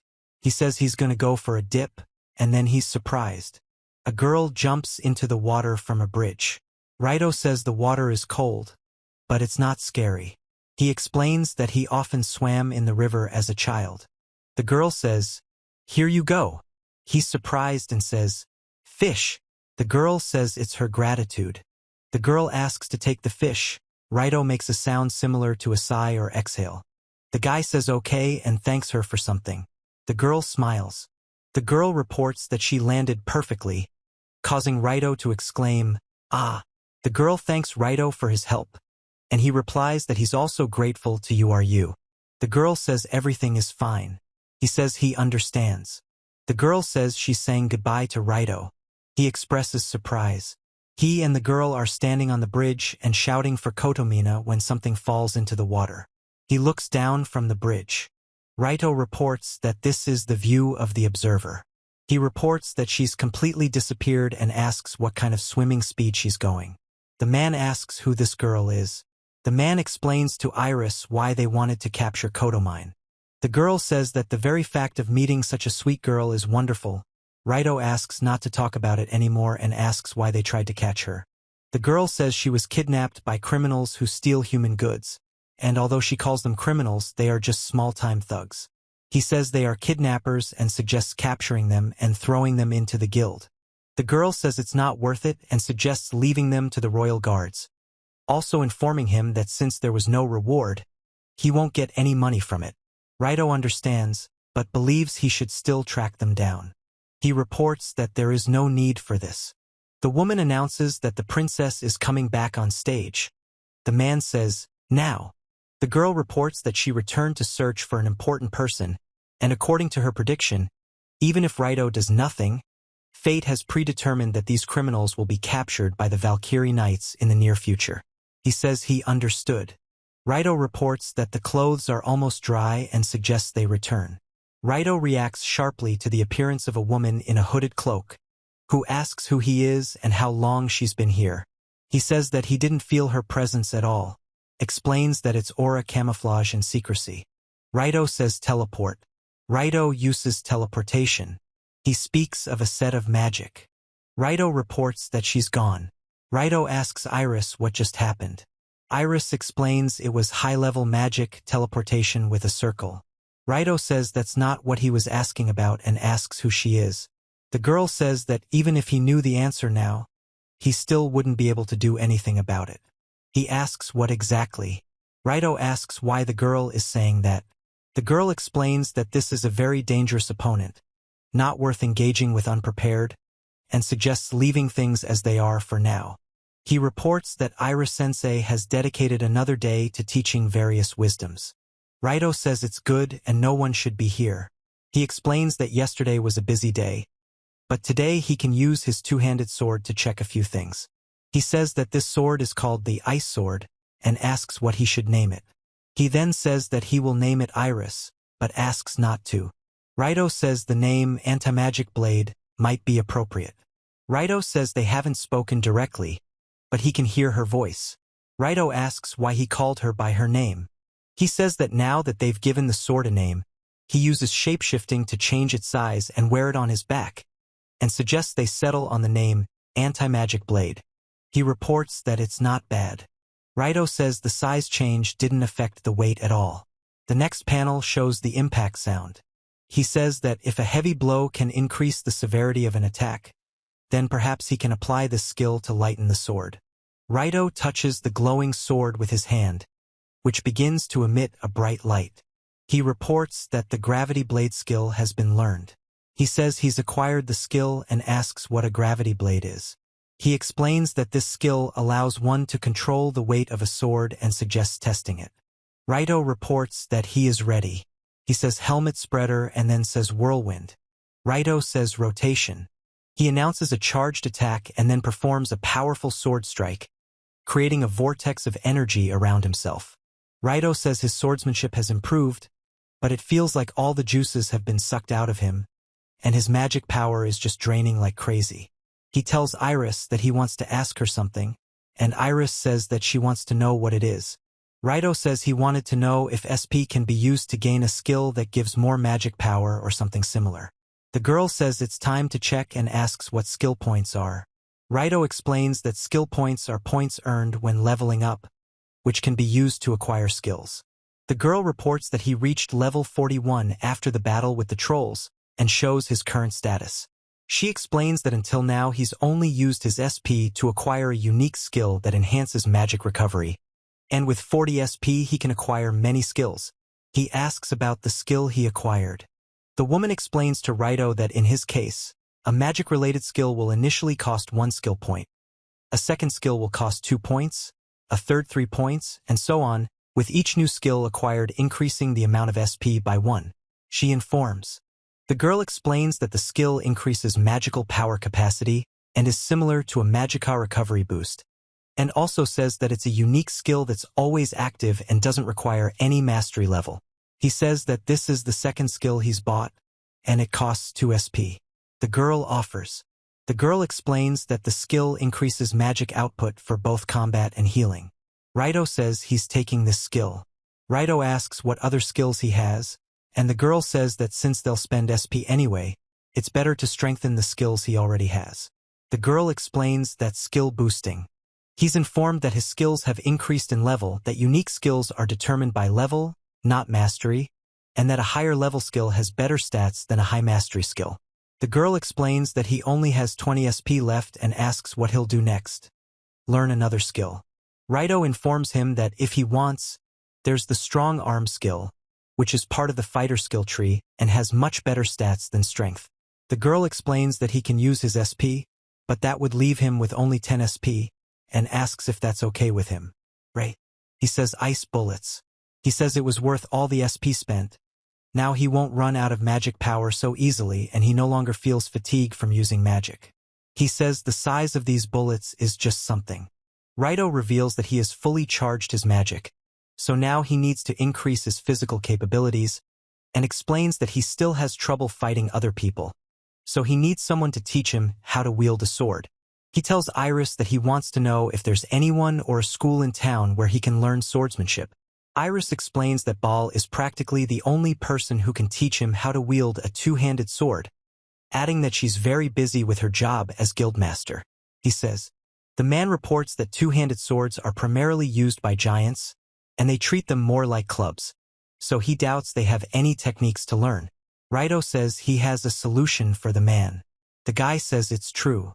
The girl says to learn to wield a sword by fighting monsters. Raito says he needs to learn to fight people, not monsters. The girl explains that she didn't mean he should fight every monster he sees, reminding him that he's already fought goblins and trolls. She explains that he says that if he continues to hunt monsters that wield weapons, his mastery of weapons will grow, and asks if he remembers the goblins from that village. He says that he understands. Raito says he heard that they were goblins armed like humans, and reports that now and her Valkyrie Order, as well as the Adventurers Guild, are still busy searching for them. He asks if anything is known about goblins. The girl explains that they are not actually wild goblins, but goblins raised by a monster tamer.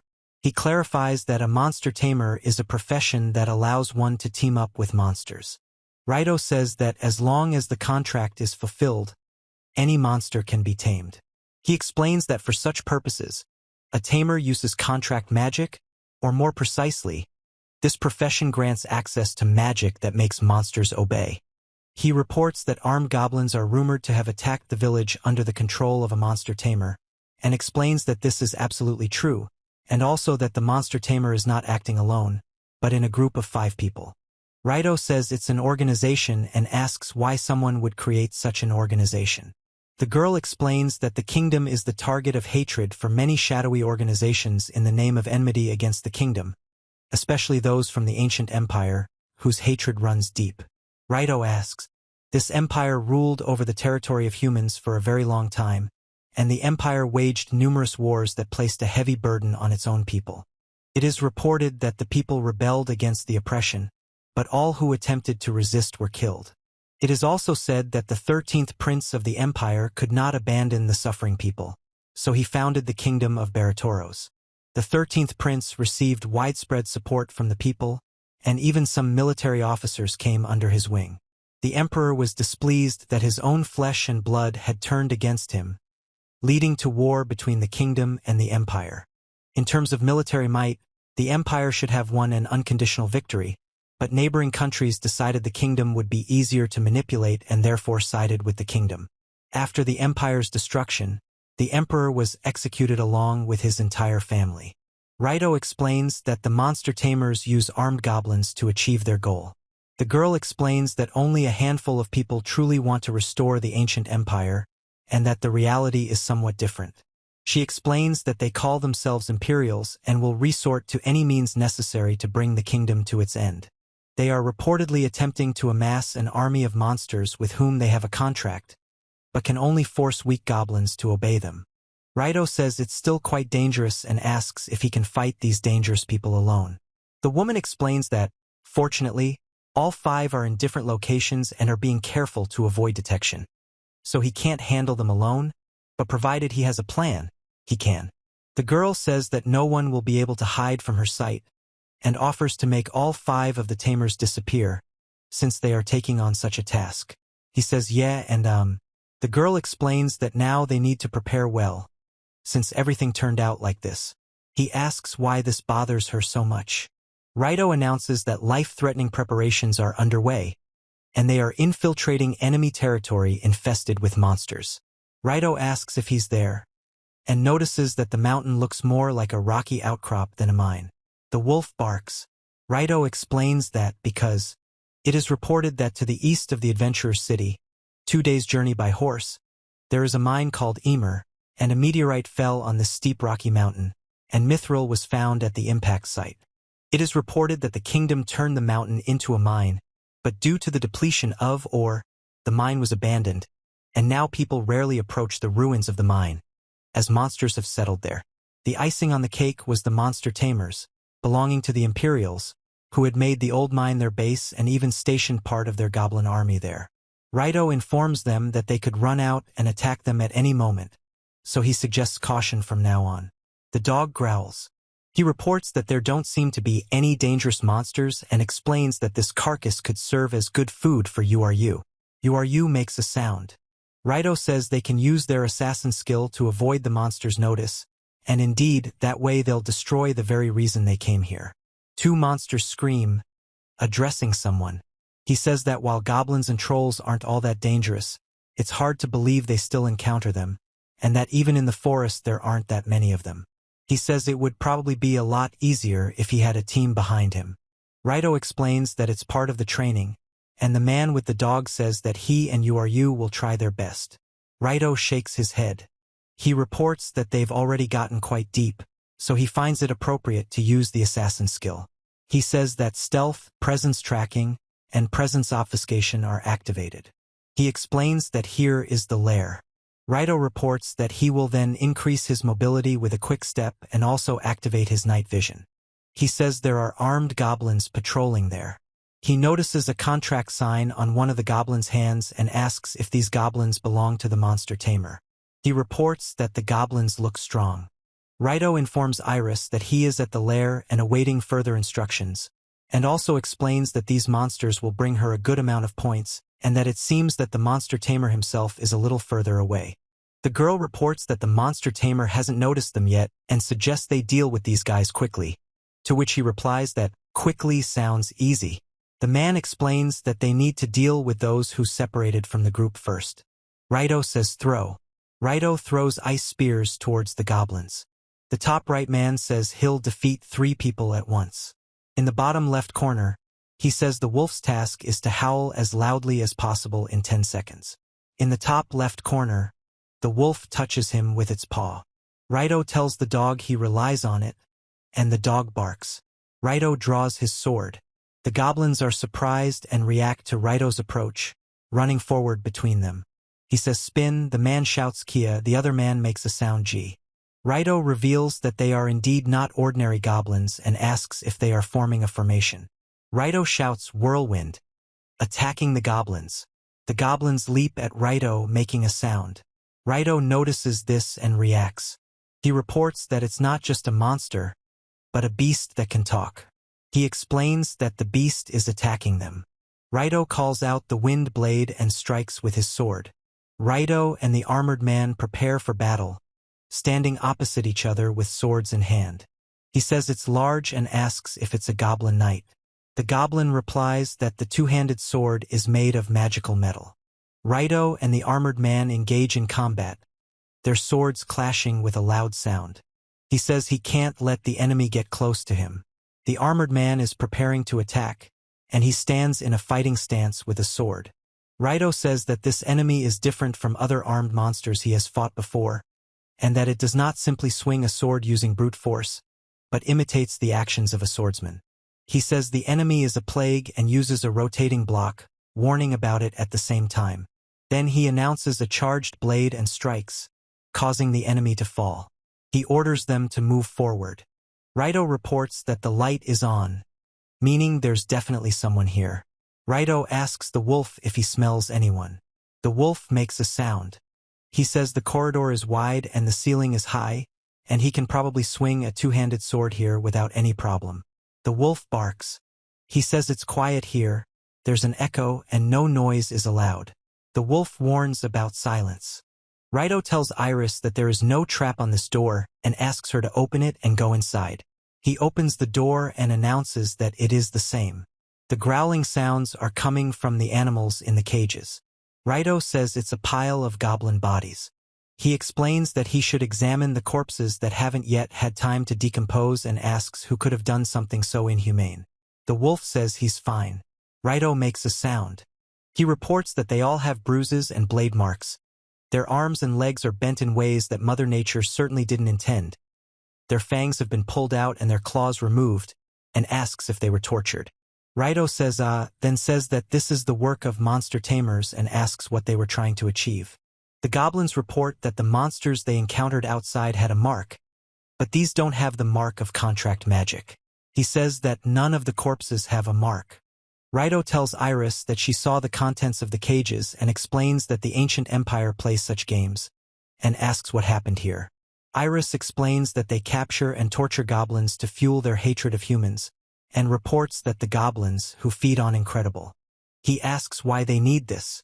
The girl explains that the Imperials were disappointed that they could only tame goblins. She explains that they think they should at least produce much stronger goblins that could be tamed later. He explains. Raito reports something approaching from above. He mentions presence detection. Raito asks if anyone is there at all. He reports that at that moment there was a strong movement or impact. The masked man asks who they are and where they came from, then tells them this is his home. Raito and the wolf express surprise and confusion. He says this is a place and asks if it is a house. A man announces that an abandoned mine is his home and that trespassers are punishable by death, after which he punches it. From right to right, top to bottom, a dog makes a sound, then a masked man makes a sound and strikes. The man laughs and says that these are the fortifications of a land monster, and Raito makes an attack sound. The man says he's best suited for mongrels like him. He yells that he's using a bullet punch and strikes the man. The man reacts to the blow. The man shouts, "Ow!" Raito reports that he feels something. The masked man says he hit him and that the bullet punch couldn't have harmed him. He says it's too tight for a sword and will use magic instead. He strikes, knocking the man down. Raito says ah and then reveals that it's a goblin child. The man says he was going to get it, but it ran away. He asks if that means he's done it and who he is. The man says he's Basil, the great monster tamer. Raito says he's a monster tamer. The man says he's suffering, but with wounds like these, he's better off. The masked man screams that he killed his slave. He says he's very sorry. Raito says he's a slave and asks if the other guy actually says that. The man says that if he waits a little, he'll become his slave. The masked man says, "Eh." He says that if he's going to be an ally, there's no need to torture him like that. He asks why he stooped to torture. The masked man asks what Raito said. Raito says that if he remembers correctly, hurting them will make them stronger. The masked man explains that he thinks that's what Gain said. Raito says he doesn't know who it is, but he'll remember the name. The masked man. A masked man tells you to destroy a cruel monster tamer who has no respect for life. He is standing nearby. The masked man asks what's wrong. Raito explains that he wants to understand why the man is angry with him. The masked man explains that he personally has no use for a weak servant and adds that Raito killed him himself. The masked man says he's gotten out of his way and calls the other a piece of shit, explaining how he died so quickly. A useless piece of meat, unfit even for service. The guy punches him. Raito delivers a powerful punch to the opponent's chest. The man says, "Damn." He yells, "Ugh." The man with the sword says, "Stop." And then the man with the sword says, "Here you go." He deflects the sword blow with his hands. Raito reports the shape-shifting. Raito says the monster should fall, and the masked man asks what he did. Raito yells, "Fall, creature," and strikes the man. The man makes a croaking sound and falls. Raito explains that there's no monster's blood on his hands. He says he didn't stoop to killing his own comrades. The man says he dared to see Raito's facial features at all, and a crunching sound is heard. Raito reacts with surprise and remains silent. The man explains that Raito's facial features. The man says he saw his face. Then he coughs. He says he can't believe the man isn't human. The monster says he is a man. Raito says no way and kicks the man, who makes a sound of pain. The monster makes a sound of pain. Raito says the creature's skin color resembles a goblin. He explains that the creature has characteristics of both a monster and a human, and explains that this is what it is. The goblin screams that it is a devil and will not forgive anyone who sees its face. He says, "So you're a demon?" And the man clutches his cloak to his chest. The man yells, "Shut up. I'm human." He says, "Oh, okay. So you're so cool because you're a demon." The man screams kill while throwing a powerful punch towards Raito. He says that in order to defeat this creature, a powerful blow is needed, and he uses a charged attack, tensing all his muscles and concentrating all his strength in his fist, after which he strikes with the breadth and kindness of his whole soul. The monster says he's falling. Raito says he's suffocating. He says he managed to make it with magic. Then he notices something and expresses surprise. Raito announces that reinforcements are here and are willing to come. The goblins make noise. The man shouts, "Guys, help him quickly." The man makes a pained sound. He says there's definitely something wrong with these goblins. The goblin speaks in a muffled voice, and another goblin asks what they're staring at and urges them to act faster. The man says that no one dares to contradict him. Raito says "GI" twice and expresses surprise. He reports that these guys aren't paying any attention to him. The guy says it hurts. The goblin asks what he's doing. The goblins attack and bite the man, who screams in pain. The man demands they kill him immediately and asks what the hell they're doing. Raito calls for URU to come to him, and URU responds with a woof. Raito orders them to back off and yells "Hey!" as a group of enemies tries to approach. One of the enemies demands that Raito slow down and asks where he's going. But Raito says there are more here with him present. He reports that it all ended with a bad aftertaste. The man says, "That's the end, Iris." And he praises her, asking how it went. Raito asks who Basil is. The girl explains that Basil is a demonic monster tamer, and that the Emer mine is one of the Empire's bases, which also serves as a place where troublemakers like Basil are locked up. She explains that Basil always ignored orders, and the hero reports that the Empire, although it punished him, continued to use him, but after he killed his immediate superior, from whom he received instructions, they had to abandon him. Raito says that he killed his own allies and wonders why he did it.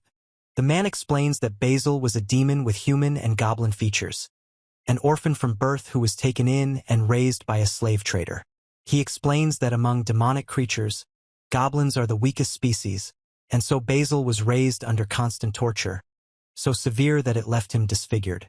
The slave trader planned to sell Basil to a wealthy aristocrat who was fascinated by monsters, but the deal fell through when Basil grew too large and remained unsold. The slave trader reports that, no longer able to keep Basil, he sent him to the Imperial Monster Tamer. The Monster Tamer learned that Basil was also a tamer and passed on his knowledge and skills. Thus, Basil became one of the Empire's subjects. He first achieved recognition as a human when he became a monster tamer. Raito says that's what was behind those words. He reveals that he is human. The man explains that ultimately, his own violent nature doomed him to be sent to the Emer mine. He says that, judging by the story alone, he seemed like a man with a terribly tragic past, but he still can't approve of his actions. Then he says that, by the way, he mentioned the name Gain. Gain is one of the Imperial elite, one of the most skilled fighters, responsible for the deaths of hundreds of the kingdom's soldiers. Raito reports that even Basil was terrified of him. He says that it's now clear what kind of characters the Empire is rich in and asks what his next step is. The girl says that he's clearly interested, but before moving on to the next destination, it's worth making a small detour. He clarifies that by making a detour, he means visiting another abandoned place. Raito says he doesn't understand what's going on here. The man asks if he's an adventurer. Raito is surprised to see people. The man and woman announce that help has arrived. Raito asks what happened and replies that no, he's not an adventurer. The man reports that they were attacked by armed goblins, and he says that these creatures broke through the village barrier. The man says they sent a request for help to the Adventurers Guild and asks if Raito is an adventurer. The man explains that they were hiding in the basement under the village chief's house and that their enemies not only destroyed the village but also destroyed it. He says he's an adventurer and was just passing by, apologizing but refusing to help. The man with the women and the girl sighs and remains silent. He's surprised. Raito apologizes and says that if food and water are needed, his supplies are enough for everyone, so he asks them to take it.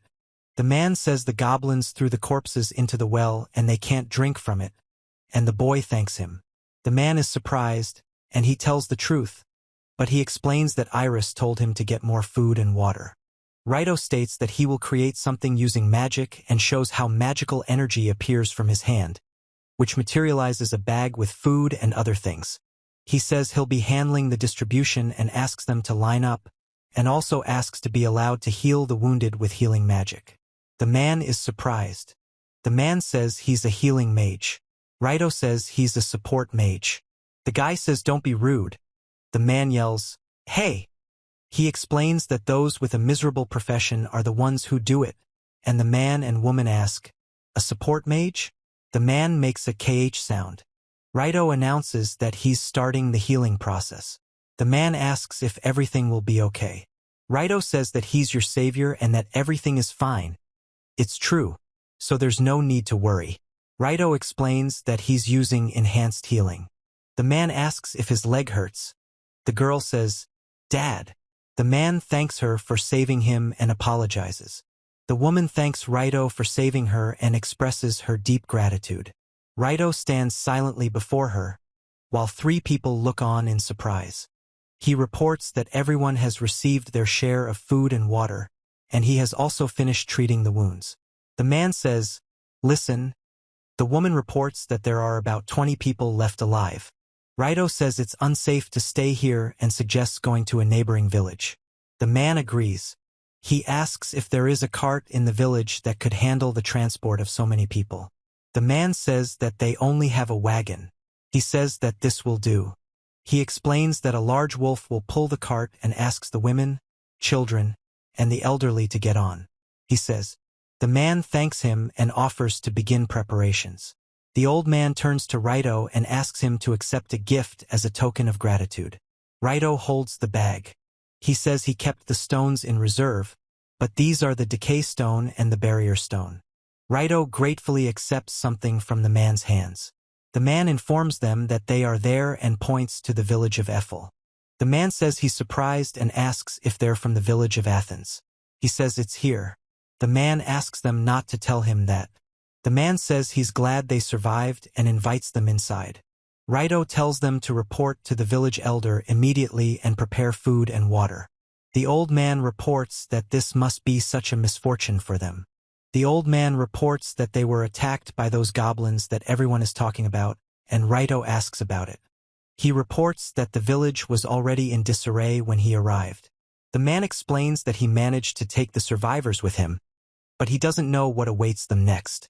The man explains that our village will take care of them, but the problem is that similar survivors from other villages are also being exposed. Raito asks if there really are that many refugees. The man says he heard that a village nearby was completely destroyed. The man reports that the village has a protective wall made of magical stones and they are relatively safe, but with the growing number of refugees, food supplies are dwindling. Raito reports that he contacted the royal army with a request to exterminate the goblins so that the problem would be resolved as quickly as possible. But for some reason they responded that an investigation was underway and no soldiers were dispatched. He also explains that they submitted a request to the Adventurers Guild. But the old man explains that this is happening everywhere, perhaps because there have been more monsters lately, and that adventurers' boards are full of requests from other villages. He asks if he can find out the reward amount. For a reward of 30 silver coins, the adventurer will remain in the village for an extended period, awaiting a goblin raid of unknown numbers and unknown timing. The adventurer must remain until the raid occurs. Furthermore, with refugees from other villages, a shortage will arise. Raito says that honestly, even he wouldn't have taken it on under those conditions, and that it's just not worth it. He says that this place doesn't look like a poor village. He explains that his strength isn't enough to help everyone, but he must protect the village. Raito says the request sent to the Adventurers Guild can be cancelled. He asks for forgiveness and confirms that this is true. He says that if they can return the money, he might agree. The man responds with surprise. Raito says he wants the terms changed. The man asks if he wants to change them. The man says the village is poor and they can't raise the reward any higher, and also says something other than the reward is needed. He says he'll accept the request and include a condition for strengthening the village's defenses. The man asks what exactly. He explains that this is the best option for defending the village. The man repeats the word defense with a question, confirming it. The man says he understands but asks how they'll do it. Raito asks to be shown around the village first. The man reports that the wall is so dilapidated. The man breaks the wall with his hand. Raito reports that there weren't many monsters in the area that could attack them, so the repairs were delayed. He says that although they do have a defensive wall, armed goblins will easily break through it. He suggests that perhaps a little later, using the right materials and alchemy skills, he can repair the wall and says goodbye. Then he suggests making a moat. The man says that with a huge moat behind the wall, it won't be easy to get into the village. The boy says they stand there in silence, and the other one dares to ask for such an impossible thing. The man asks how much effort and time it will take to make a moat. The other man is surprised and repeats the word moat. The old man says the idea is good, but they don't have the time or manpower to build a moat that will surround the entire village. Raito says it's all fine. Then Raito abruptly drops to his knees, placing his hands on the ground. He announces that, using the full power of his second-rate profession, he will protect the village from armed goblins.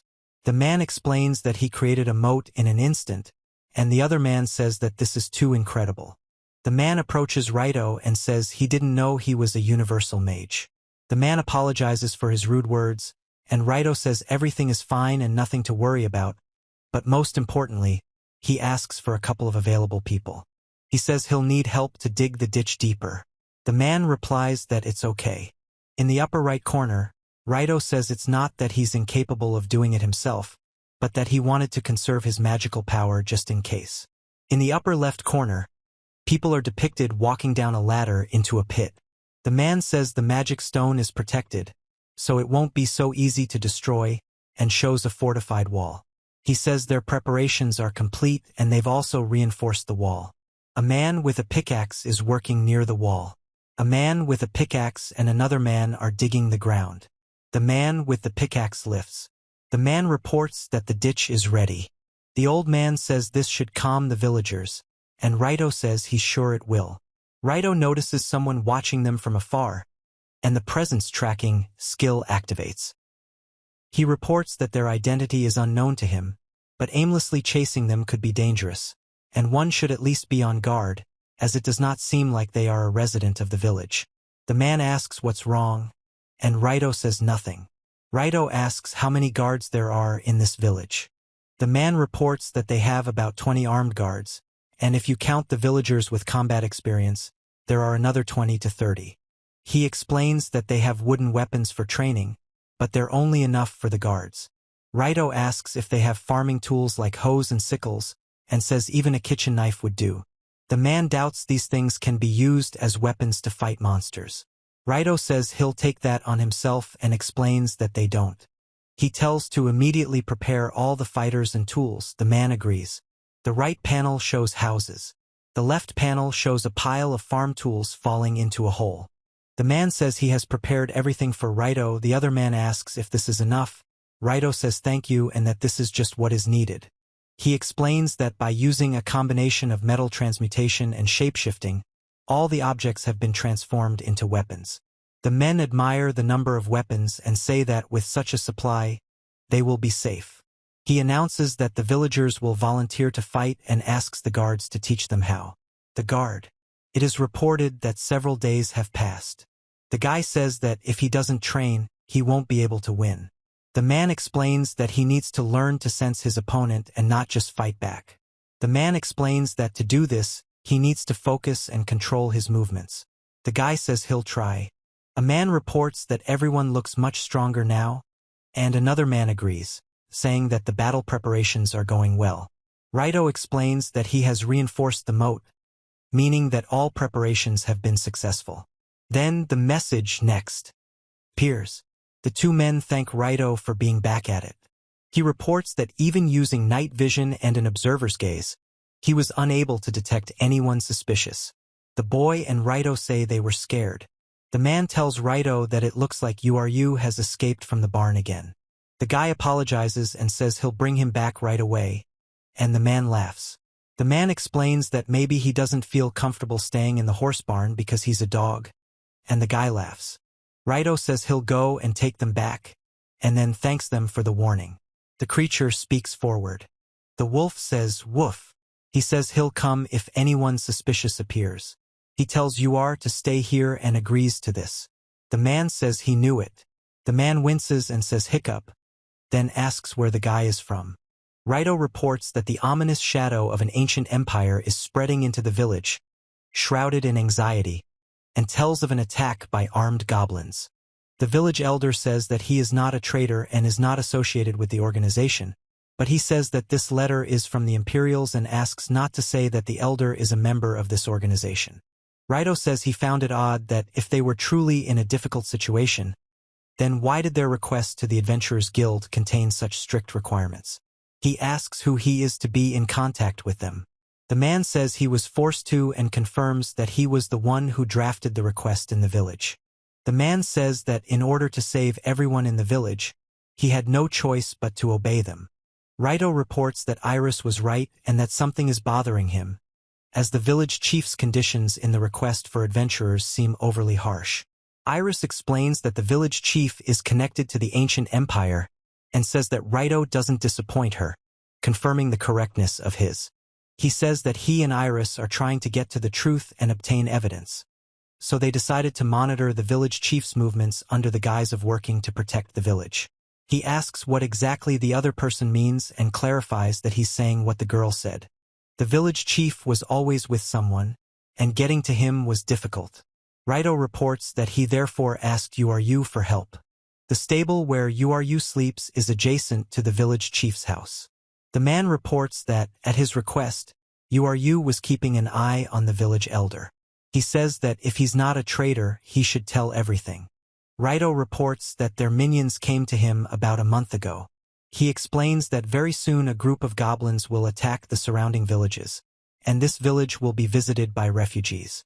Raito says that the interlocutor's job is to continuously report the gathering of refugees. Then this village will not. He asks why the other person told him this, and the man says that he would like to know more. The man says he had no choice but to believe and reports that refugees arrived a few days later and no one attacked the village. Raito says he didn't ask for help. The man reports that the servant they sent to the kingdom's army to ask for help never returned, and the next day his horse was poisoned, and a warning letter arrived. He reports that he feels like he's been watched the whole time. The man admits that his request to the Adventurers Guild and the story about the royal army refusing to help him are lies he made up, and he admits he made a terrible mistake. The man asks to listen to him. The man says that he did all this to save the village and says that they must understand this. Raito says that won't solve the problem. He asks how much food they have left. The man confirms that the supplies are almost depleted due to the refugees. The man agrees that this is true. Raito explains that no one will be watching him anymore. The man wonders where Raito got it from. He reports that tomorrow the Imperials are going to kill all the villagers. The man says it's nonsense and asks what the hell is going on. Raito reports that he caught a suspicious man outside the village and that he had a letter. He was probably the one watching the village chief. He reports that the letter speaks of the village's food supplies running low, then states that there is a hole in the southern wall, and instructs them to use the hole for an attack. The man asks if they intended to fulfill their promise. He confirms that this hole appeared when the goblins began. Raito reports that according to the contents of the letter, goblins will raid this village tomorrow night. The man says, "Damn these bastards." He says that if a refuge like this village exists, then everyone will inevitably gather in such a place, and that from the very beginning they did not intend to leave anyone alive, and by killing all the people gathered here, the ancient empire will loudly declare itself to the kingdom. The man says that he did. Raito tells the village chief to tell the villagers everything, but the chief says there's no time and they need to prepare for a goblin attack. The narrative then reveals that the secret revealed initially left everyone perplexed, and the only thing the chief did for the ancient empire was report. The man reveals that he did not abandon them and gave them shelter, and also explains that he tried to seek help from the kingdom's army, although he was under surveillance. The man reports that, given these circumstances, the headman's punishment has been postponed. The man asks the ladies and gentlemen to pay attention. Raito reports that armed goblins will attack the village tomorrow night through a hole in the wall. The man reassures them that they are ready for battle at any time. Several men are surprised that the attack will be tomorrow.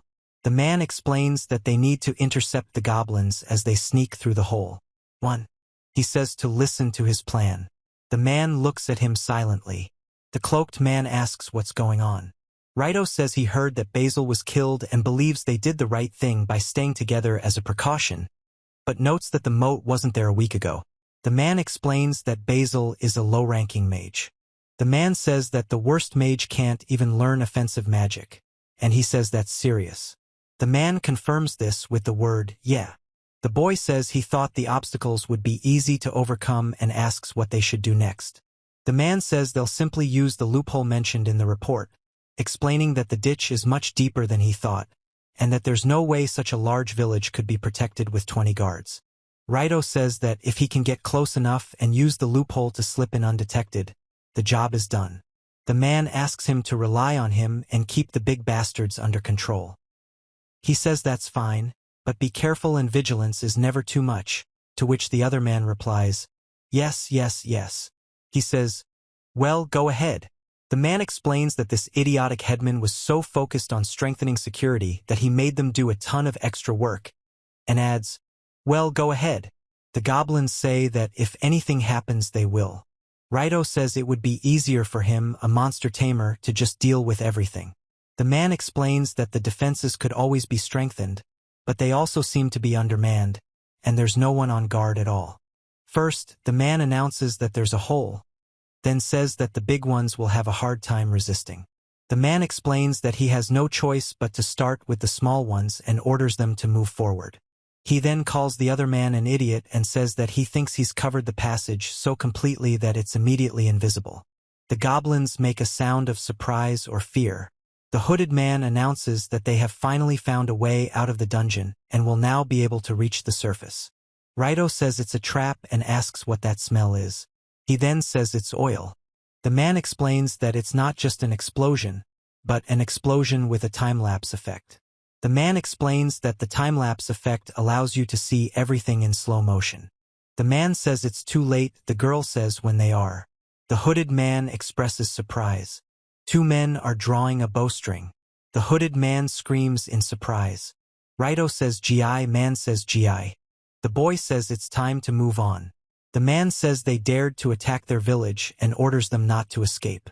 Another man shouts to not let any of them escape and to kill them. The hooded man asks in horror what this is. Raito announces that they must not let them get close and shouts for everyone to fight. The men with spears attack the goblins. The guy shouts that he's caught the enemy and can't believe he did it. He explains that if you follow his training, using traps, taking advantage of the enemy's confusion, and attacking immediately, you'll be able to win.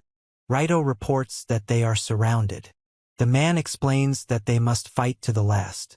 The guy says he doesn't think he can escape.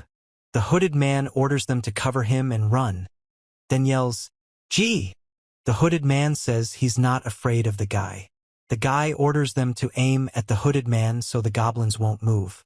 The crowd screams. The man in the cloak says it's terrible. The man in the cloak falls to the ground. On the top right, a man shouts that this is their village and orders them to leave, while another man declares that they will defend it with their own hands. On the bottom left, a man in a helmet makes a pained noise, while next to him, a man in a cloak curses the attackers and wishes them a curse. 5 men with clubs surround a wounded knight with a knife stuck in his back and a man in a dark cloak who announces that the knight is wounded. The man says GI. The man begs for forgiveness and asks to listen. The man screams that no. Raito says he can't move, and the man explains it's due to paralysis. Raito explains he can't move and asks the man not to kill him. The man says he doesn't intend to kill Raito, but wants to talk. In the upper right-hand corner, men are cheering and shouting. He reports that they haven't heard from Shu, who's headed for the village, and that, whatever the circumstances, it's too late. He explains that he originally intended to rush over after receiving the signal, but something went wrong. Raito reports that there is a village over there behind the trees. The guy speaks to GI and orders him to move quickly, cursing the situation. He reports that something strange is happening and asks what's going on. The guy notices that someone made a mistake and has been spotted. At the bottom right, an object is shown taking off with an accompanying sound. The man asks what the hell is going on. Raito delivers a powerful blow to the creature. The wolf attacks sharply, knocking the enemy off his feet. The man says that if he can't save this man, he will die. The man explains that he can't let that happen. Raito reports that the villagers have already dealt with the man's friend, the tamer, and says there's no need to rush. The hooded man asks who he is, calling him a freak and an adventurer, cursing him. Raito uses a move called Helmet Splitter. The man says he can't believe it happened and explains he didn't expect to see anyone there. A man orders a quick attack and shouts, "He!" And a group of creatures with weapons rushes to attack, shouting, "He!" The man looks at the approaching creatures. Raito casts a fire spear spell and releases it forward, creating a ring of fire around himself. He tells the wolf that he tried hard too. Then there is a thud and a scream. Raito says they have one left. Wolf asks who it is, to which Raito replies that there isn't one. He says that with the assassin skill stealth, you can become invisible even to a monster tamer and call someone a moron. The man asks "You are you" if he missed him too, and "You are you" responds with a puff sound. Raito says, "Oh my god," and asks if anyone went to help their friend. The man says they should return to the village, and the girl expresses dissatisfaction. The man orders him to die. He notices the surprise and strikes the man. The man asks with difficulty how he detected him. He explains that it was probably due to the presence tracking skill he unconsciously acquired while living in the forest. The man. Raito reports that he's finished and dealt with 3 monster tamers. The man denies it, calling it nonsense. Raito says it would be nice to get a rank promotion for his efforts. Iris thanks him for his hard work and says there are still 2 left, after which he tells Iris that she thinks these weaklings know where the Imperials are. The girl says that it is unlikely because they are just puppets, and reports that it is unlikely that they would be trusted with any important information. The girl informs that one of the remaining 2 is the one named Gain, and it is he who is pulling the strings. Raito reports that Basil mentioned the village of Eiffel and asks what will happen to the village now. The girl reports that there are no longer any people in the village who could interfere with establishing contact with other settlements. From now on everyone will be safe, and besides, help will arrive soon. He says that this is how. Raito asks what he should do upon returning to the city and says he can explain the situation to the guild and hand over the captured tamers. He also asks if the remaining tamers need attention.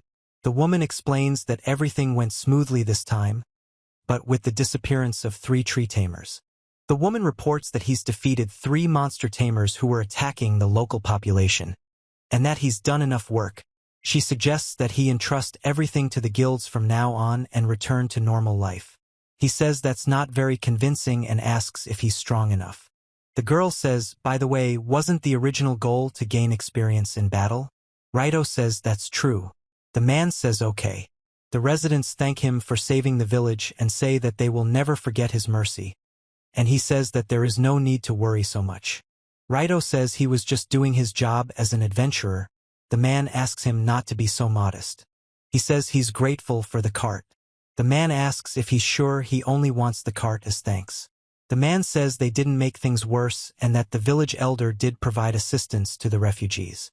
He notes that it was the elder. Raito says that's it.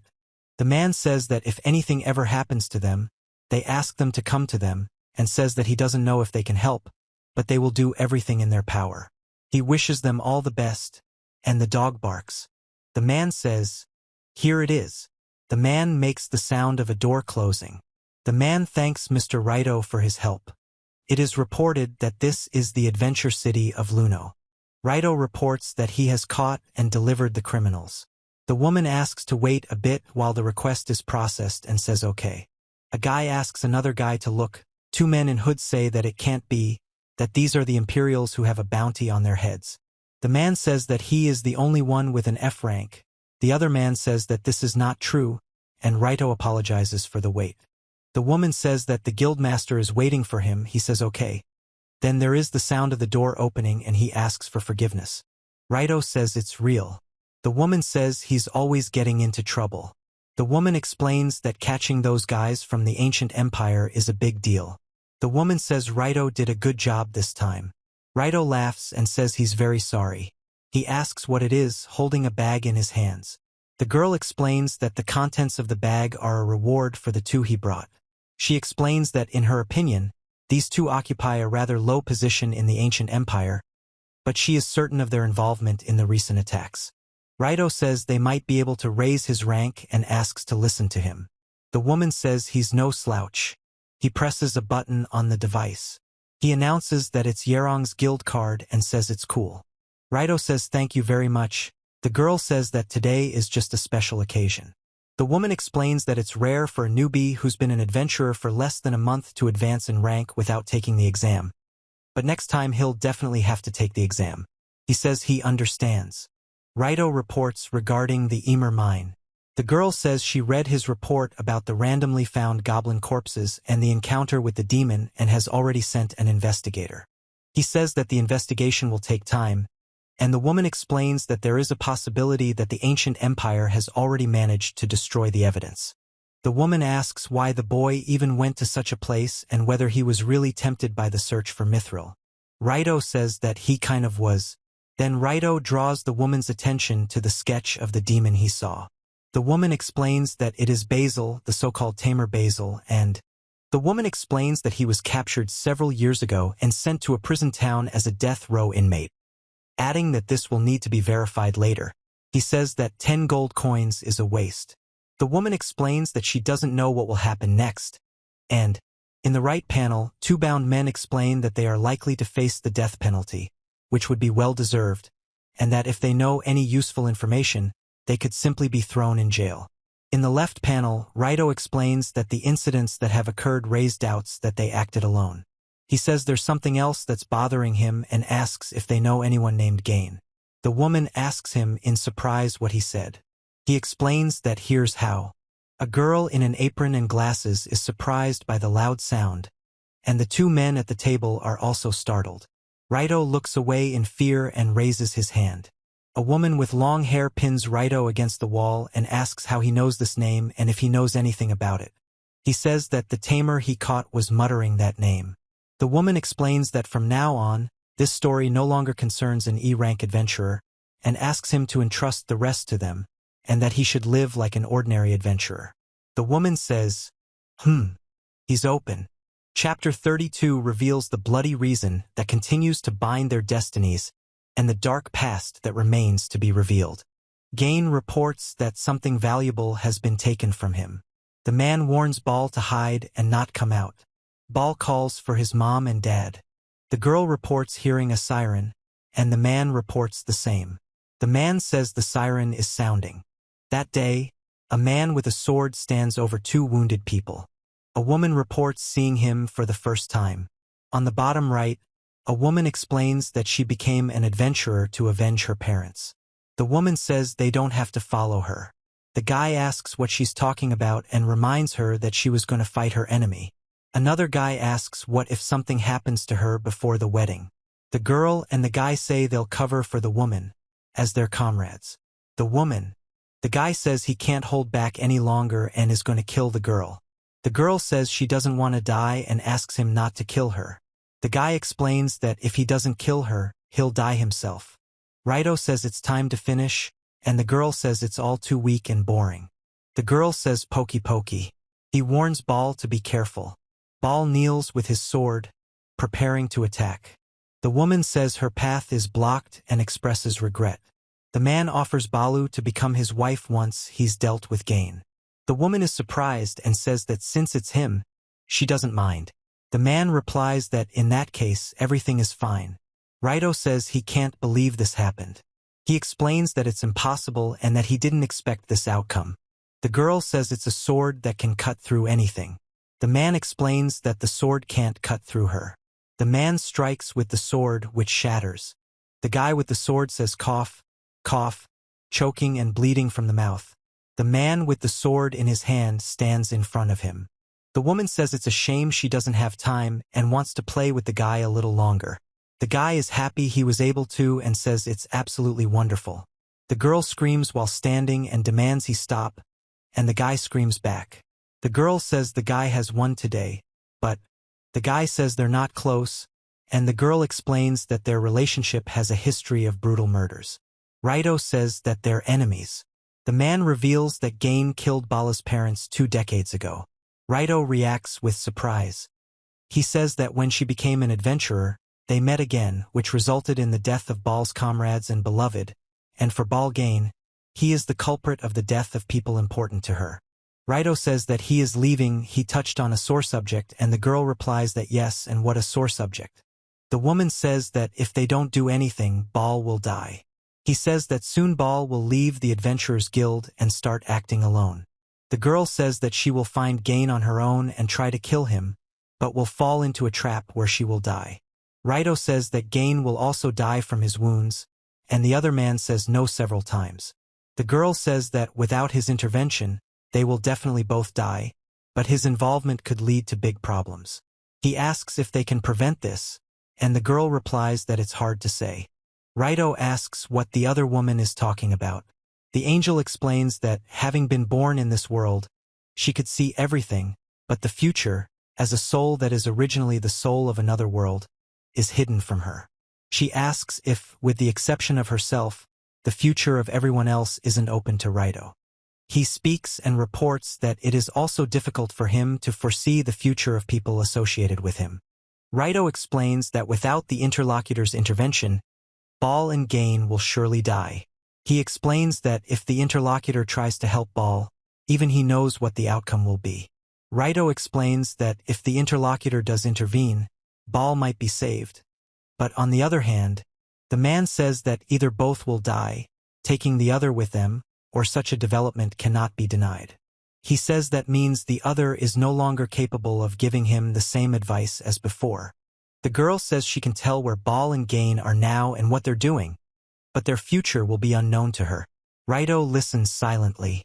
The girl says that as far as she is concerned, she is not eager to get involved in this matter. Raito says they need to decide what to do. He says he wants to help Bal and apologizes for his recklessness. He explains that his involvement could change Bal's future, and asks if he knows what he'll do next while he's not yet involved. The woman says she knows this now, before he takes full-scale action. Raito says he wants to be told. Gain's hideout and travel there alone, where she will defeat Gain's minions. However, before the battle with Gain himself, she will be struck by a poisoned arrow, her body will become numb, but she will be attacked again. She says that she will spend her last strength on fatal blows to Gain, but only the poison will kill her. Raito says they need to get ahead of Gain and make it before they clash, and that it will be difficult. Gain says he's a very skilled swordsman and surpasses the adventurer Arung in skill. He then speaks up and tells him that he shouldn't fight him directly. The girl says that in her current state, her chances of winning a fight with Gain are practically zero. The woman informs him that if he doesn't act within the next 5 days, Bal will die. She explains that the only way to save Bal, besides fighting Gain, is to either somehow convince Bal himself or use any tricks he can. Raito asks how long it will take to reach Gain's location. The girl explains that riding URU takes about half a day, meaning Raito will have about 4 days to act. Raito explains that they need to prevent Bal from clashing with Gain. He says that he needs to catch up to a master swordsman within 4 days to win, and says that it sounds quite difficult. The woman explains that no matter how much Raito trains with the sword, he won't be able to close the gap between himself and Gain in 4 days, so he needs to fight differently. Raito asks what fighting differently means, asking how he can win. The girl reports that fortunately Gain only has the professions of a swordsman and a fighter. In other words, he is unable to use magic. Raito asks if they should fight with magic and says that's not quite right. The girl explains that the battle needs to be shifted to a level where the swordsman's skills lose their advantage and magic plays a role, and advises using magic as a means of combat. In other words, using a sword, and he says that if the tactic works, they might be able to defeat Gain. Iris says it all depends on him. He explains that in his current state, he won't be able to win and asks Iris to tell him how he should train. Iris says the deadline is 4 days.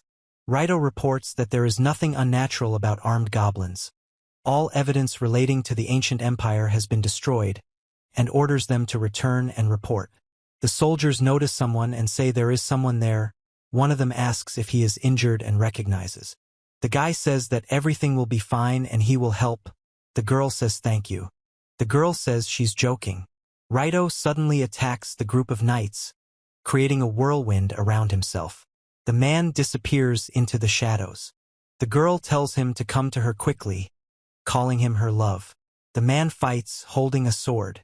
Raito announces that he is ready to fight and is going to engage the enemy. He reports that destinies are intertwined and the time of the decisive battle is at hand. In the abandoned village of Fast, Raito uses the flame blade spell. He says it's absolutely amazing and easier to control than the fire bullet. He says that fire and wind magic go together quite well and reports that he has managed to master a new skill. Raito says he's currently in an abandoned village, training to defeat Gain. He says let's try something else. He says that his profession is not the best one. He cannot use powerful offensive magic, such as bombardment magic, like a normal mage.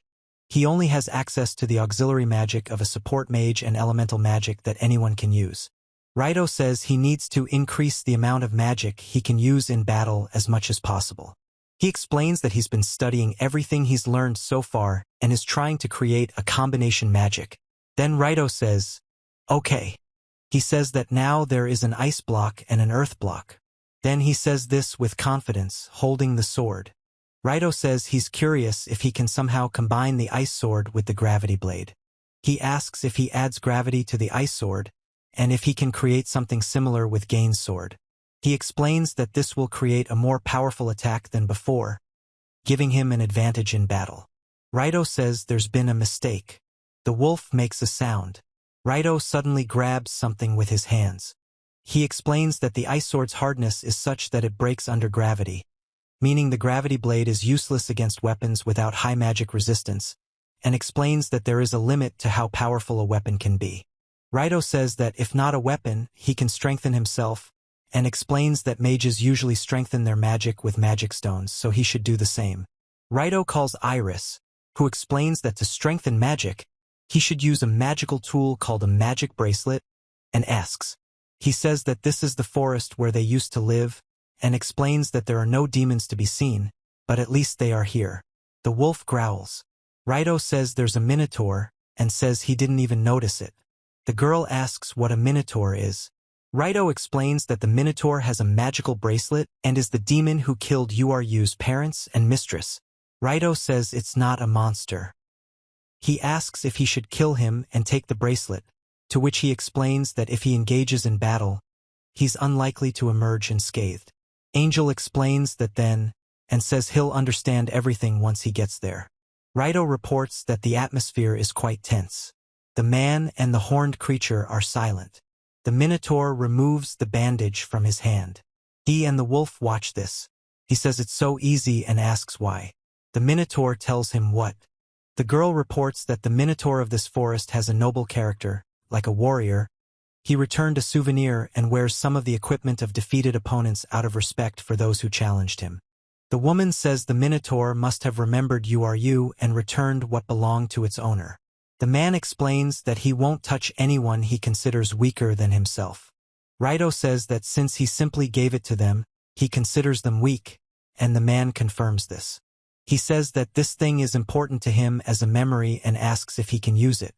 The girl explains that the magic bracelet is a magical tool for increasing magic, and explains that to use it, a magic stone must be attached to the recess.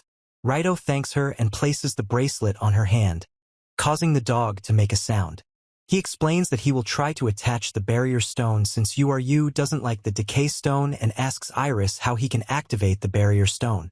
The girl explains that for the barrier stone, you need to touch the pattern with your fingertips and recite the Shido spell. Raito says you need to touch the surface of the pattern with your fingers, then recite the Shido spell and create a magical barrier. Raito explains that for it to work, he says he has 3 more days left and he must do everything in his power to become stronger.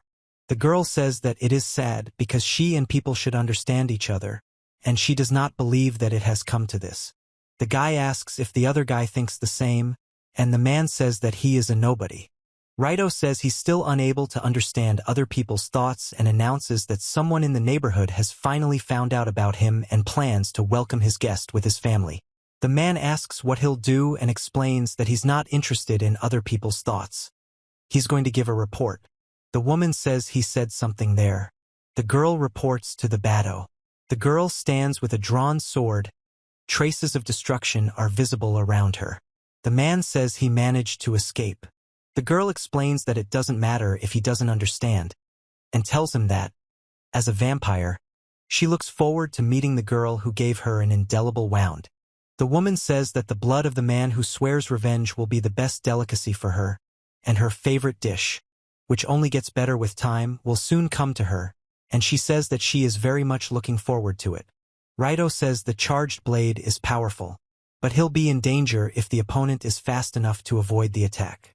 Wolf explains that the opponent has the same weakness in this regard as the spin combat skill. He explains that the combat skill spin is a skill that uses spinning as an attack. He explains that each time the number of rotations increases, the attack speed and power also increase, but defense or evasion will not be available. He explains that in the case of charge, Raito tells Uru to step back to avoid getting hit, and Yura explains that this is just a small experiment. Raito explains that if they combine the combat skills Charged Blade, which can reach maximum speed from the start, and Spin, which increases power with each swing of the sword, they should get. He says, "Damn." The strain on his body is greater than he expected. He falls to the ground and says it's a failure, saying, Raito says it's difficult to activate two combat skills at the same time, but that doesn't mean it's impossible. The wolf makes a sound. He says that he will have to face a skilled swordsman, and he is quite good with a sword, but he needs tactics that will involve the use of magic. He says that he is fine and that he will have to put in a lot of effort to win. He says, "Okay, let's do it." Raito tells them to go forward and yells again. The man expresses displeasure and says, "Oh, that's it." Raito makes a KH sound as he falls. He says he's fine and even feels like he's starting to get better. The man says his name is Wuffer. He says it's a failure again. Raito explains that one of the reasons he dropped the sword was because of his weak grip, and from now on he needs to practice that too. He then says he'll continue until he succeeds. Raito says he's even gotten used to the training, but still, the image shows the sky with clouds and tree crowns. There is no speech or text. Raito yells "Ha!" and strikes, learning the combined martial art of the spinning kick. He announces that he was able to combine martial arts into a new skill and explains what the combined skill did. He and his dog ask if Gain is still here and says he doesn't believe fate has brought him here again. The girl explains that it seems he's already learned about the ball and wants to lure her to him with the help of his subordinates, although there's currently no one else in sight. Raito says he wonders if he can win. The girl says it's not too late to change his mind. Raito says it's a good joke. The girl asks him if he is ready and if he remembered everything she told him. He says that he is completely ready. Raito reveals that he knows not only how Gain wields a sword, but also his history with Ball, and that Gain is a vampire. He reports that he has managed to learn several new skills on his part and has done everything he could today. Raito says that he will not let Balu die and will not allow it under any circumstances. Ball makes a sound. He reports that the atmosphere has changed somewhat since their last visit, and the wolf says, "Woof." Raito asks the wolf if he'll stay here and says he can't handle it on his own anymore. The wolf growls and grabs Raito's head. Raito asks the wolf to come with him and warns that if the wolf is in danger, he should run away immediately. He says that this is a place to rest, and the wolf says that water and food can be found here. Raito says that there are so many corpses here and that it is terrible. He says he's heard about Gain's abilities, but finds it too incredible. He calls Basil by name. The woman says hello. He turns around sharply in response. Raito notices something and turns around. The man asks who they are and what they're doing here. Raito calls the man Gain and says they've come to deal with him. The man replies that Raito knows who he is and concludes that Raito is no ordinary adventurer. He reports that someone managed to survive the white wolf. The man makes a sound. Raito says that if that's the case, he'll grant death by his own hand. The boy says that's not good and shouts the fire bullet spell. Raito reacts by saying, "Oh!" He says that magic is simply amazing and very interesting. Raito thanks her for the kind words. The girl casts the flame blade spell and delivers a fiery blow. He says he's already here. Then he asks why they're turning their heads. He explains that it's a simple jumping skill, but at such a speed, it's like instantaneous travel. He laughs. The guy asks if his interlocutor is a magician, and then says that he is well aware that he cannot compare with him in terms of speed. The guy says he can't keep up with him. The man explains there's a way to stop him. The guy suggests trying it. The man says it's rude. The girl with the sword expresses surprise. The woman asks what the guy did. The guy is standing on the ground among rocks and dust. Raito explains that this is an earthen block elemental magic. The girl asks if it is elemental magic. He informs her that he will no longer be able to use the jump. The man explains that it is naive of him to expect to win since he no longer has access to the jump. Raito says that he will simply cut up his interlocutor. He says physical strengthening. The man explains that physical strengthening is not support magic, and from this it follows that this guy is a small fry with a worthless profession. Raito says that he is expecting a guest and asks him to die without offense. He tells her not to underestimate him just because he doesn't have the best profession. He then uses the charged blade spell and tells her that he won't let her meet with Ball. He explains that he won't let her be killed and that he's here to defeat the enemy. The guy says heh and tells her the girl's skill is good. The girl explains that the guy seems to get along well with Ball. The character announces that the layout is busy and that he would not mind presenting her with the corpse of an enemy as a gift. Then he shouts Batto and strikes with his sword. The guy shouts game.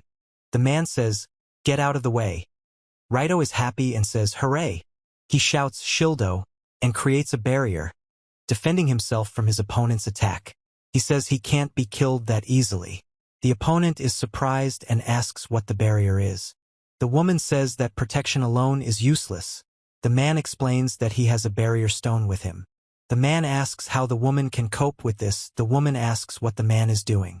The girl says that one must learn to accept defeat. Then the girl deflects the blow with her sword, causing an explosion. Raito says that if he can't win, he will die and that he can't afford to die. He tells you not to come closer.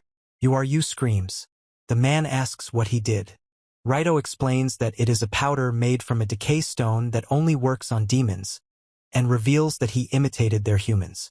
The guy says it stinks and repeats that it stinks over and over again. Then the guy says that the man says he is not asking. Raito reports that the trick only worked the first time, and from that moment on, a one-on-one game begins, where everything will be decided for real.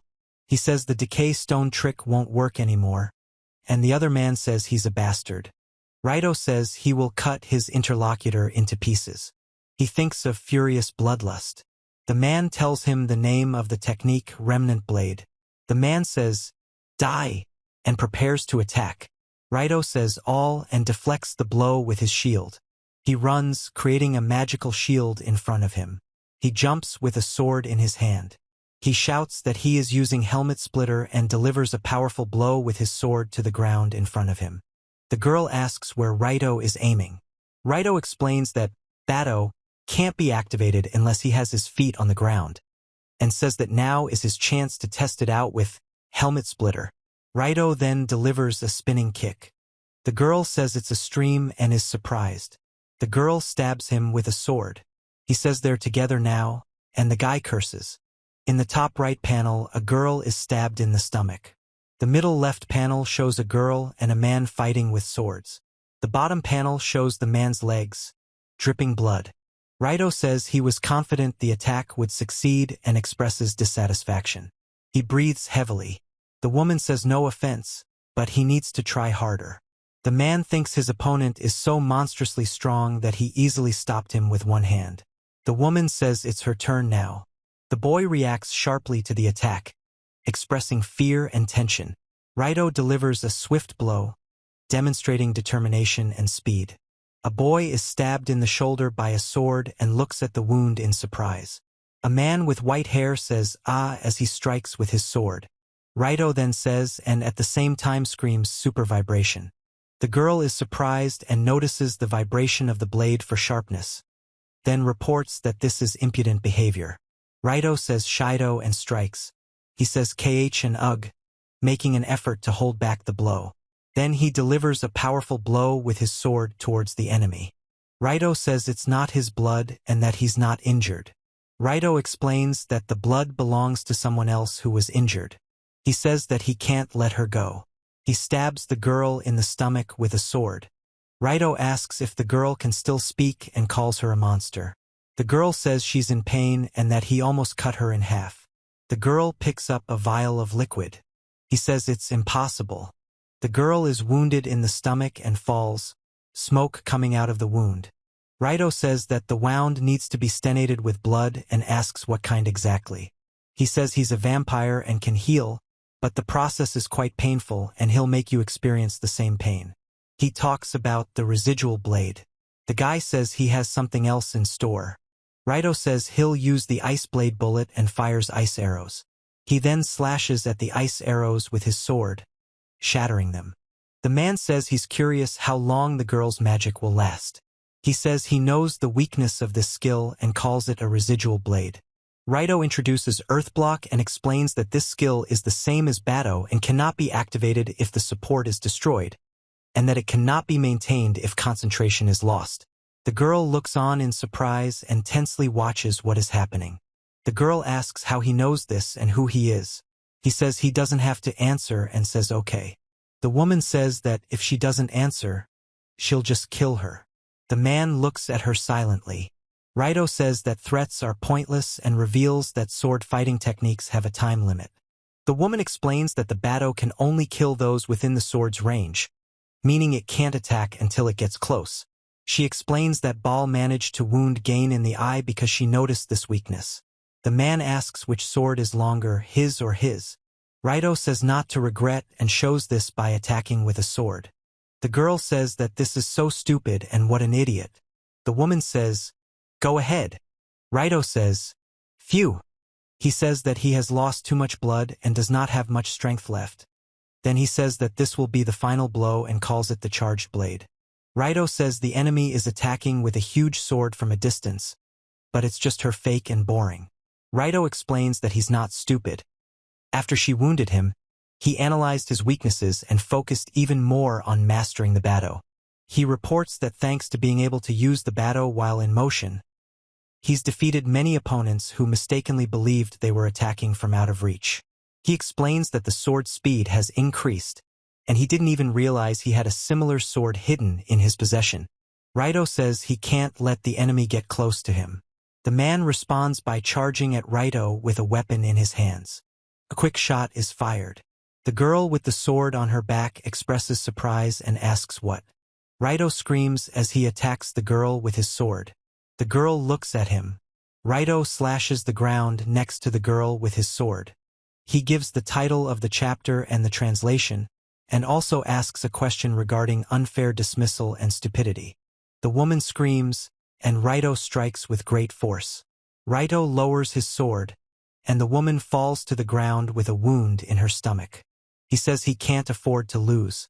Raito tells the child that he's a child. The child laughs and calls him a child. Raito informs him that the enemy is still alive and needs to finish him off before he recovers. The enemy laughs. He says that with such wounds, he won't be able to regenerate and expresses surprise. The woman laughs and says that she should thank him because she can finally die.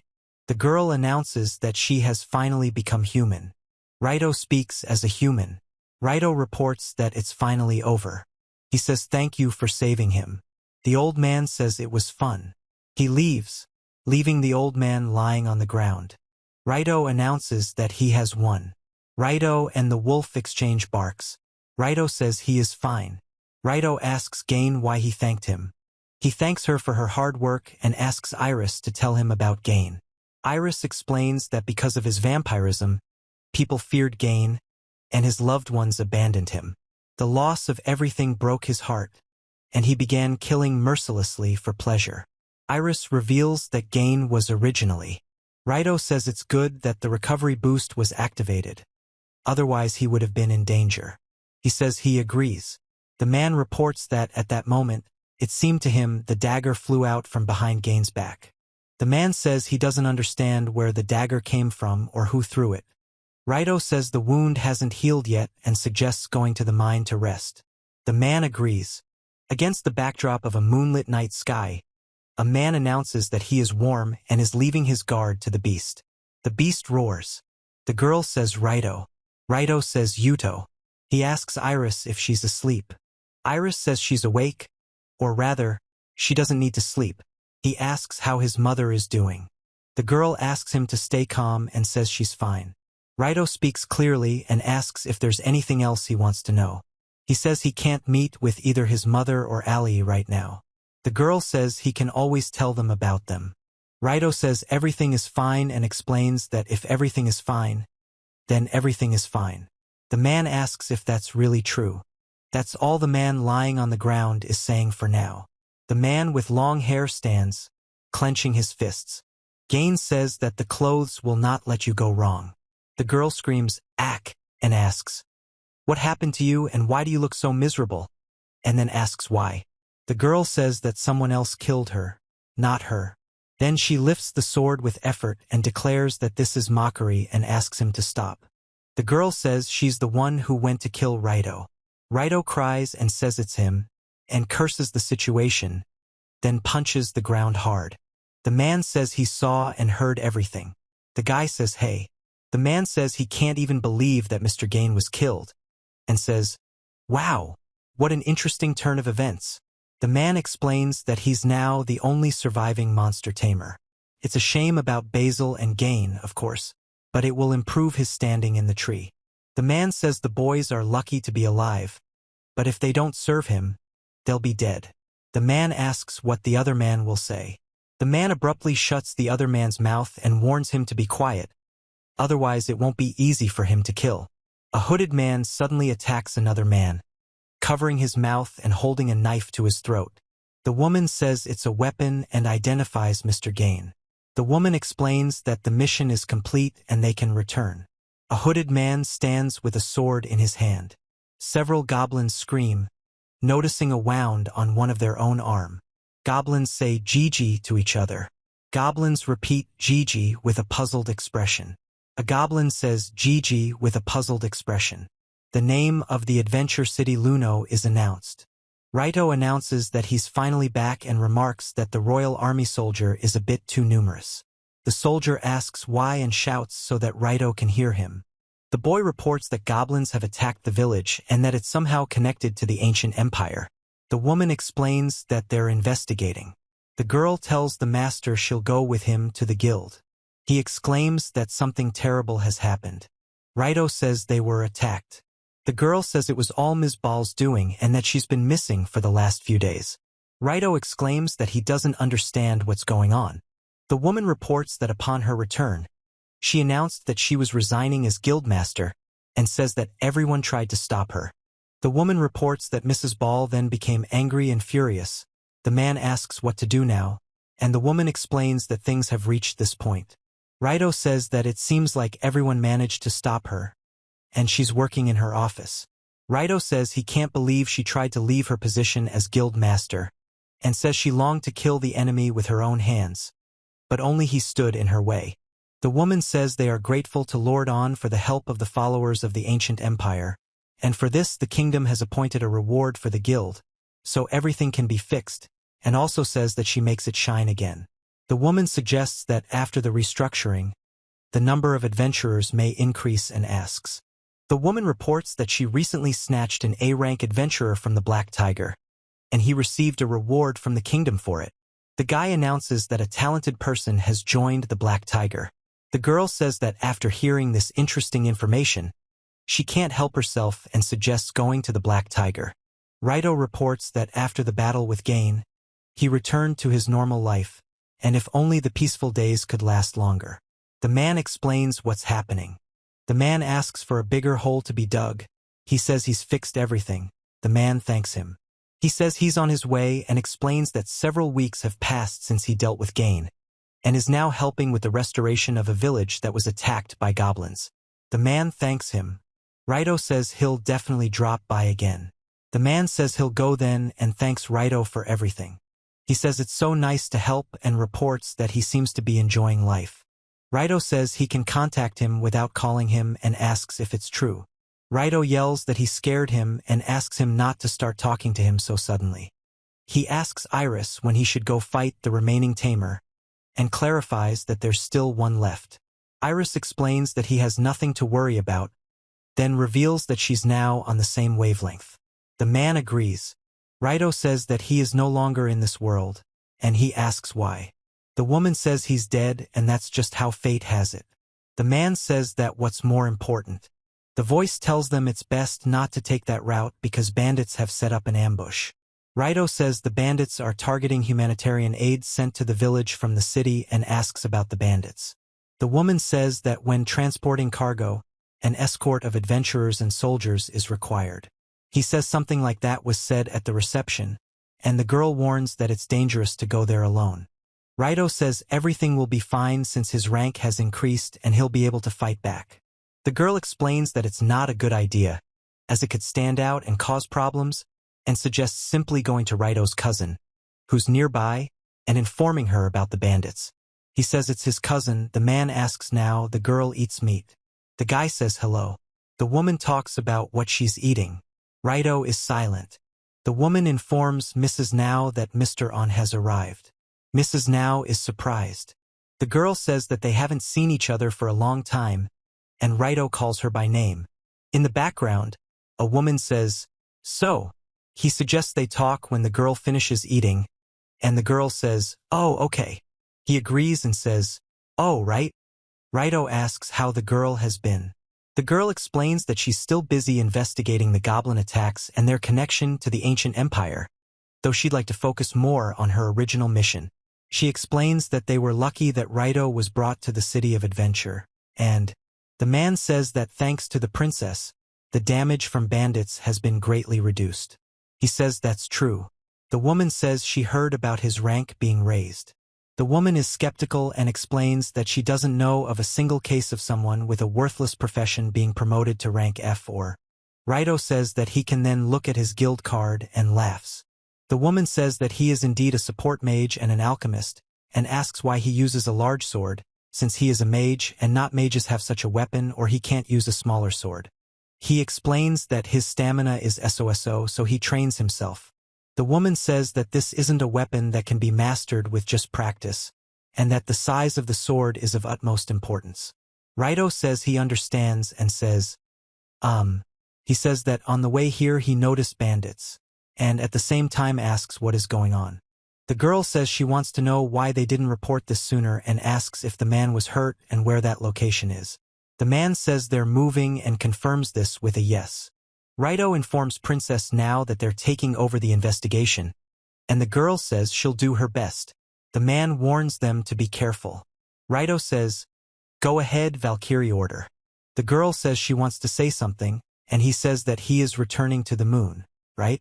Raito mentions a hunting festival. The girl informs him that a hunting festival will be held in the near future, but due to goblins created by the ancient empire, it has been postponed. He asks what the hunting festival is and calls Iris, who explains that it's an adventurers' festival held in the town of adventures. Iris explains that at this event, monsters are released into the town, and adventurers compete to see how many monsters they kill for a certain amount of money. Raito says that there were definitely a lot of people there when he met Kotomine. He says he thinks he heard something from the guildmaster, but he can't remember at all. The man explains that the hunting festival is a major event, attracting tourists from all over the world, and this year there appears to be a shortage of the monsters needed for the festival. He advises that if you hand over a captured monster to a monster dealer, you can receive a handsome reward. The woman informs him that he's someone who buys and sells monsters suitable for human consumption, and that his shop is located in the northern part of Adventure Town. Raito says this is useful information and thanks her. The man remains silent and looks at the woman. He says that if you want to be a first-class adventurer, you should wear the appropriate equipment. He explains that there is no armor and the weapons are not made of magical metal. The girl says that maybe it's none of her business. Raito says that she's worried about me and thanks her. The girl says don't get hurt and let's go. The man says yes. The man looks at a group of people in the distance. Raito says he knows his words are spoken out of concern, but he's not particularly fond of the armor and helmet. He explains that they're heavy and restrict movement, but now says the same thing. The girl says he's a mage and asks if it's normal to have a weapon made of magical metal. He says he can't afford such an expense, explains that a magical bracelet would be quite suitable instead of armor, and reveals that he also trains his body. Raito says that he doesn't really want to use his magic for harm, and that he doesn't even feel like killing criminals, especially if he can help. The girl explains that it's hard to fight using only magic, and if you spend too much magic and the magical power runs out, it will be the end. He says he will be careful. Adventure City Luno, Raito says so. He informs the guild about the completed request. The girl says that another guild suddenly showed up and demanded it from the guild master. He asks, "The other guild?"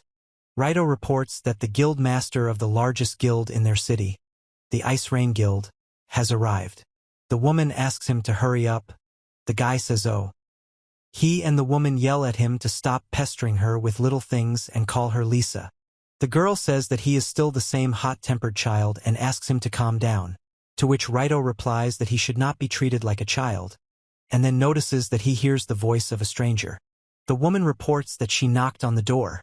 The woman apologizes and announces that Mr. Raito has arrived with her. The woman invites him in and says that Raito can come in. Raito reacts with embarrassment. The woman loudly calls out to him and greets him, apologizing for not having meant to invite him in. The woman says that it's awkward and apologizes, and then he tells her that he is the same boy he has been looking after lately. Raito reveals that she is the guildmaster of Ice Rain. The man says The woman says, "Ma." He says, "Mother?" The man in the background looks tense. Raito informs her of the purpose of the rival guild representative's visit. The woman describes a devilishly charming beauty with a captivating smile. A boy calls a woman mother. The woman asks if she's a mother.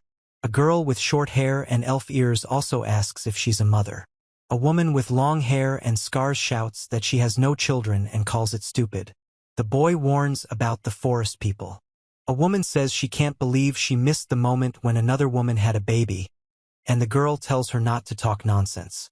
The elf says she can't believe the guy was so wrong. Raito says he's shocked and can't believe he could have made such a mistake.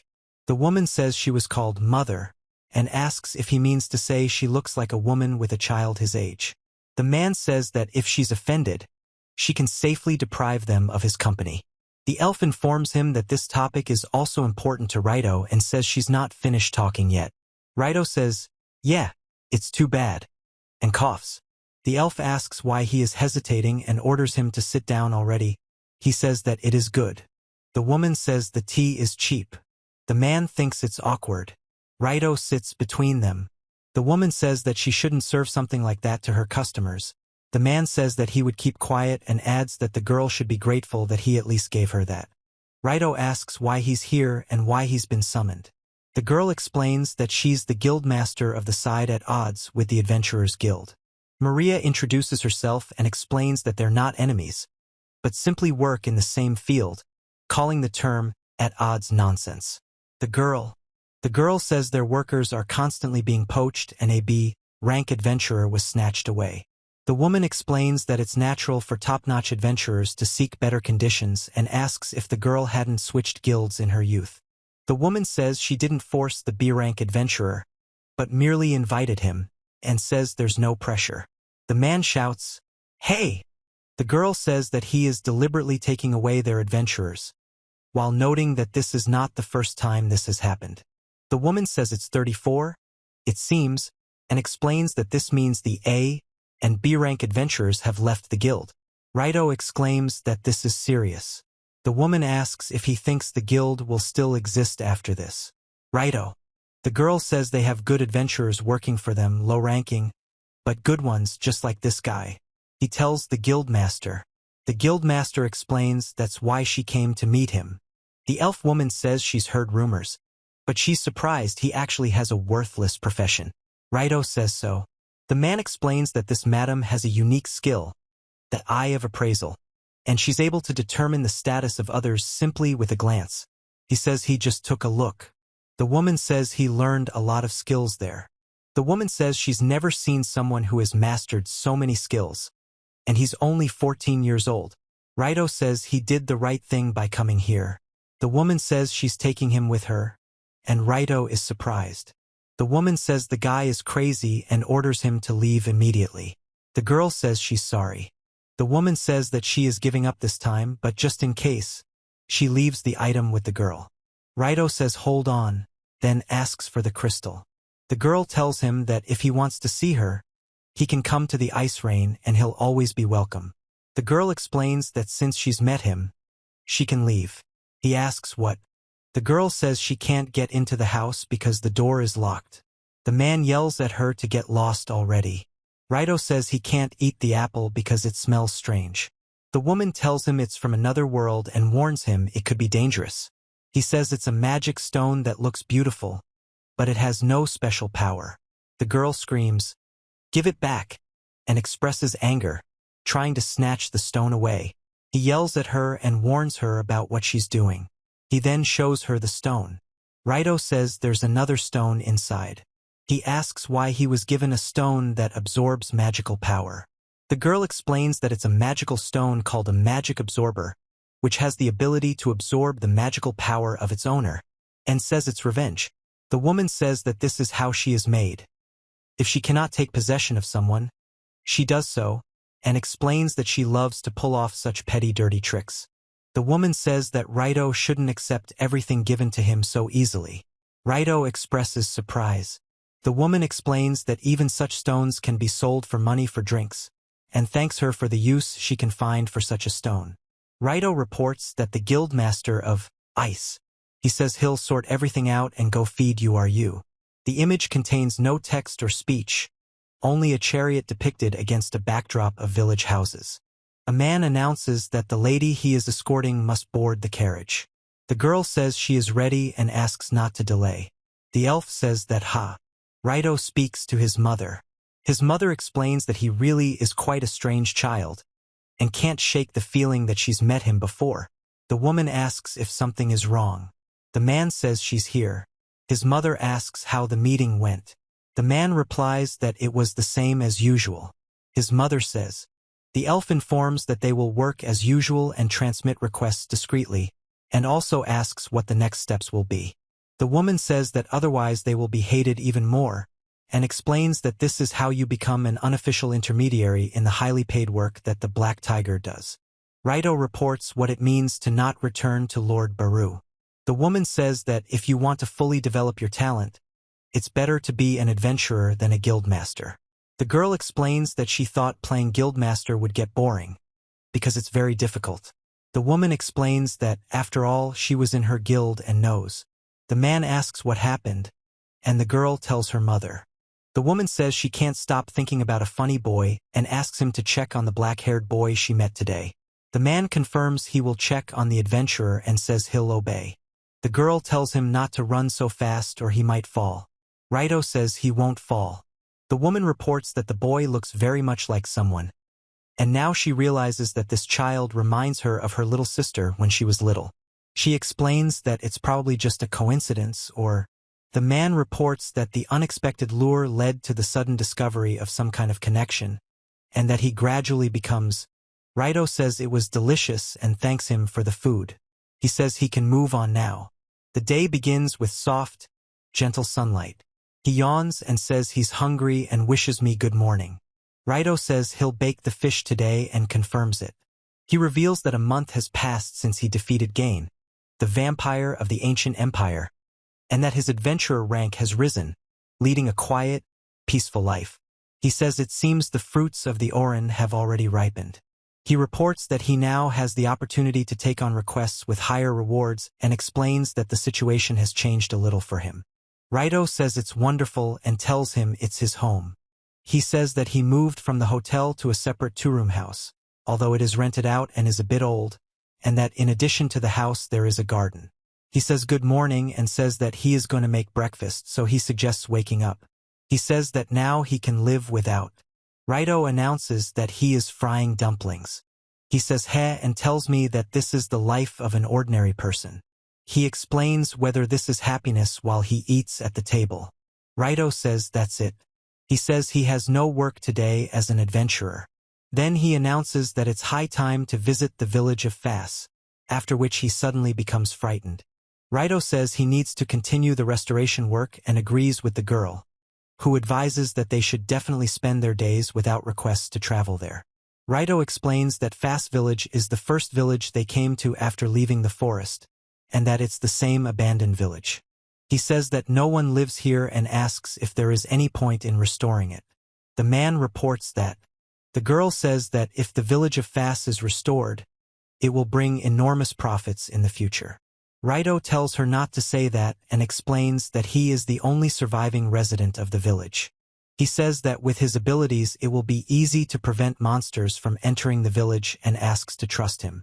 He reports that the restoration work is almost complete and suggests that they just finish it quickly. He agrees and says let's go.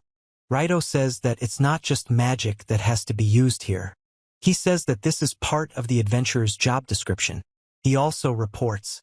The girl says that all this will be useful in the future and asks him to try, and the man says that even URU is trying and helping with security and surveillance.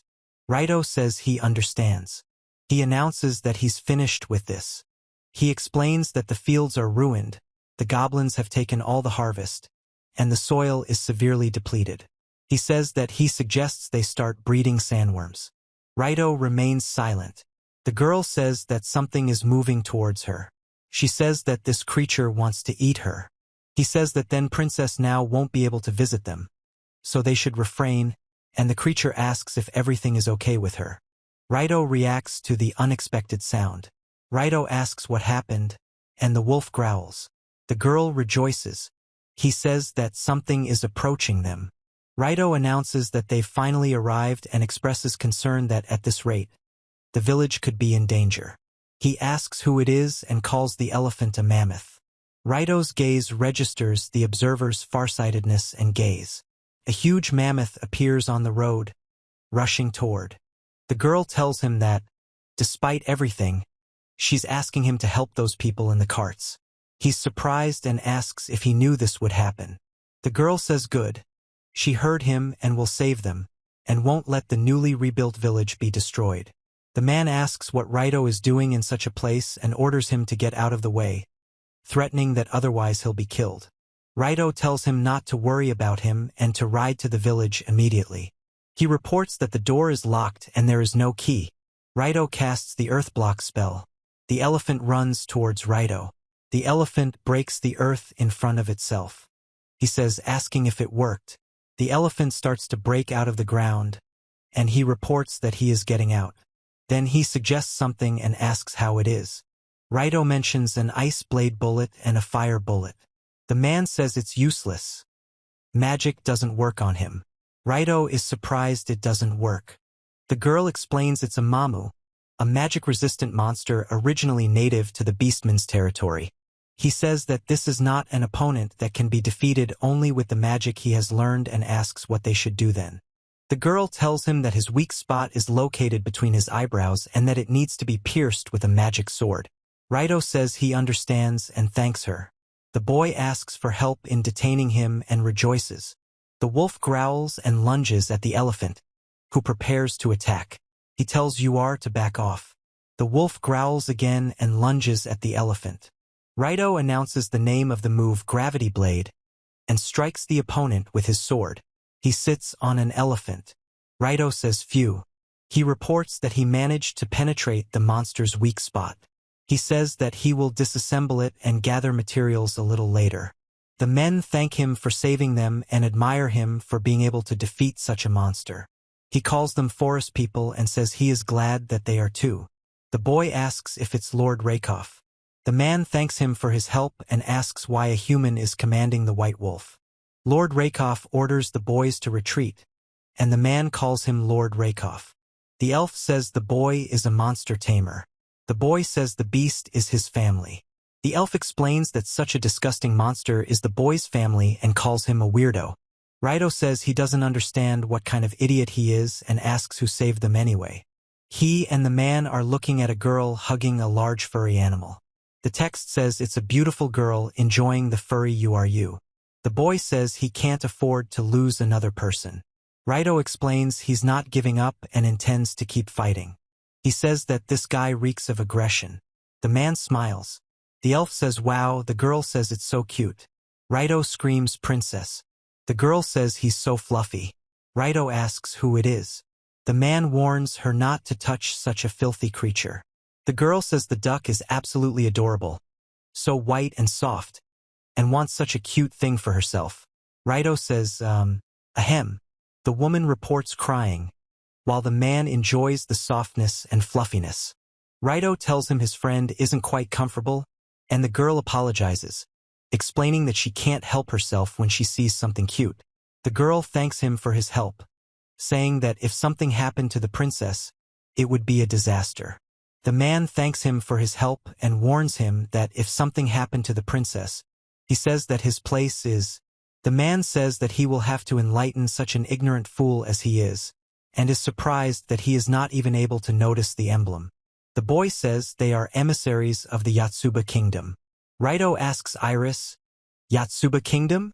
Iris confirms it is the Yotsuba kingdom. It is said that it is located in the so-called Great Atlas Forest, which stretches far south from the kingdom of Baratoros.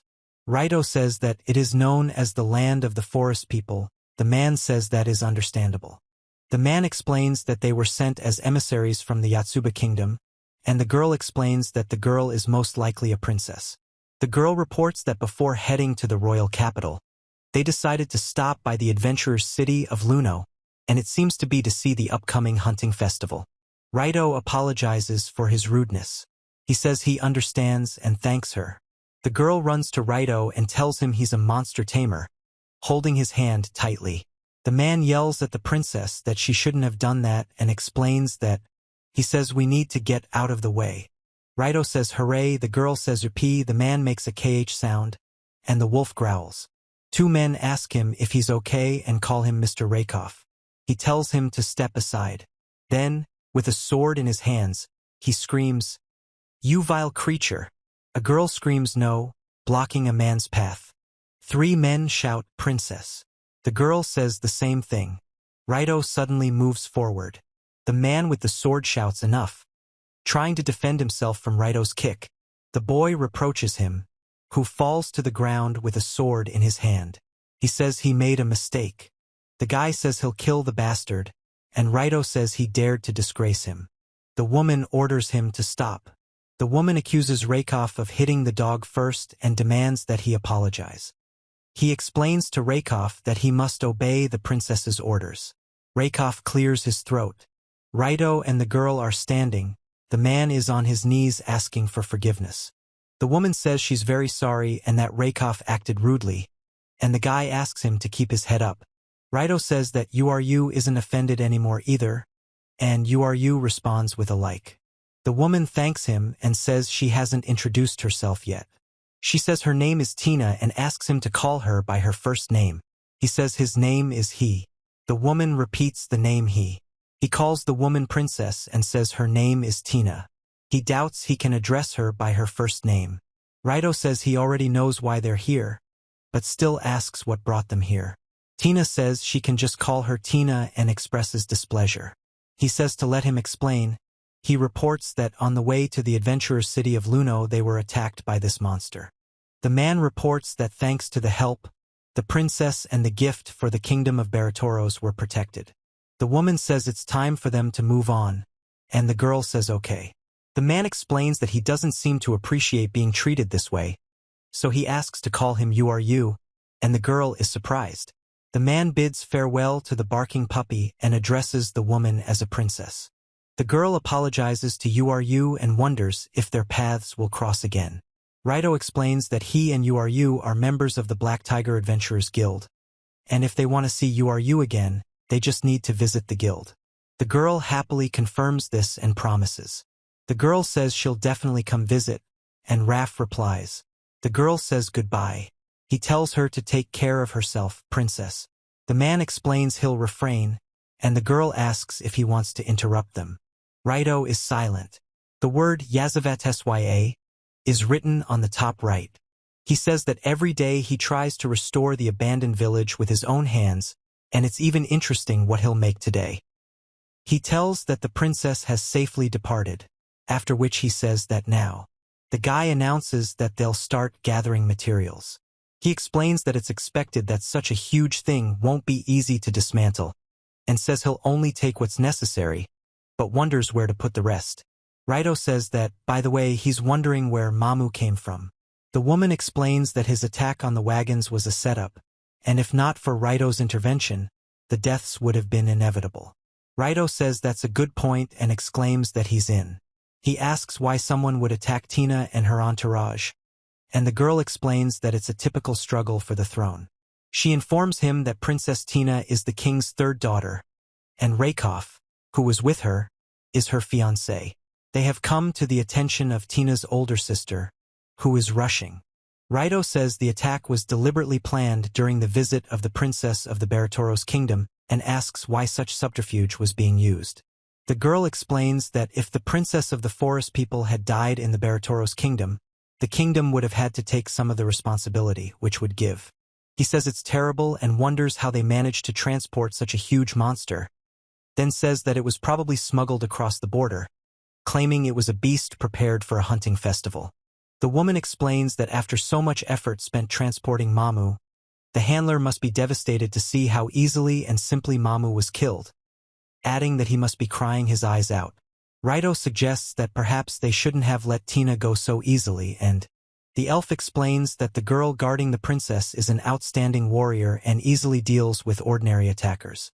He reports that upon arrival in the city, they will likely turn to the Dragon's Fang Adventurers Guild for protection, and is surprised by the name.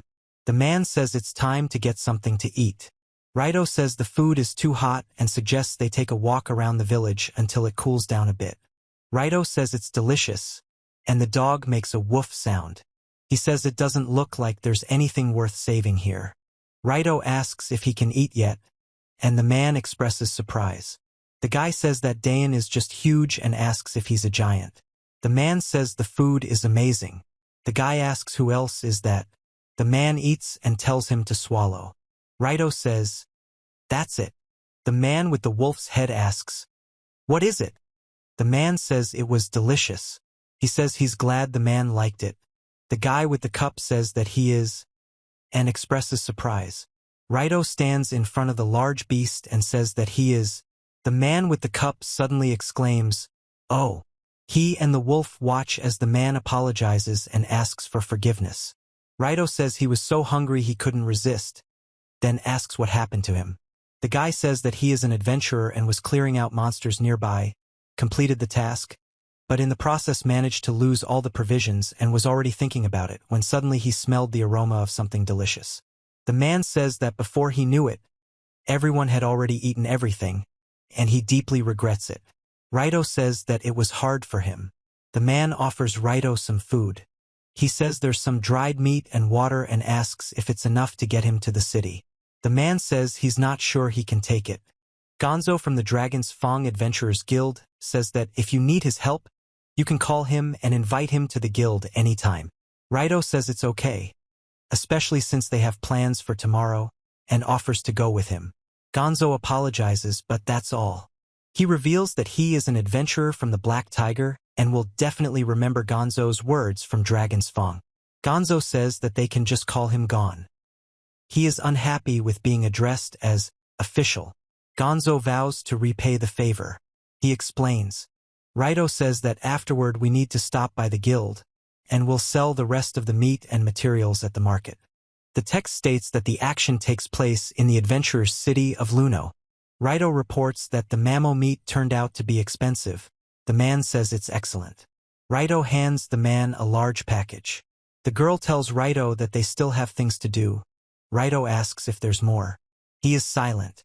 Raito says they were here just yesterday and asks why the village of Fass is back, as well as what all these logs are for.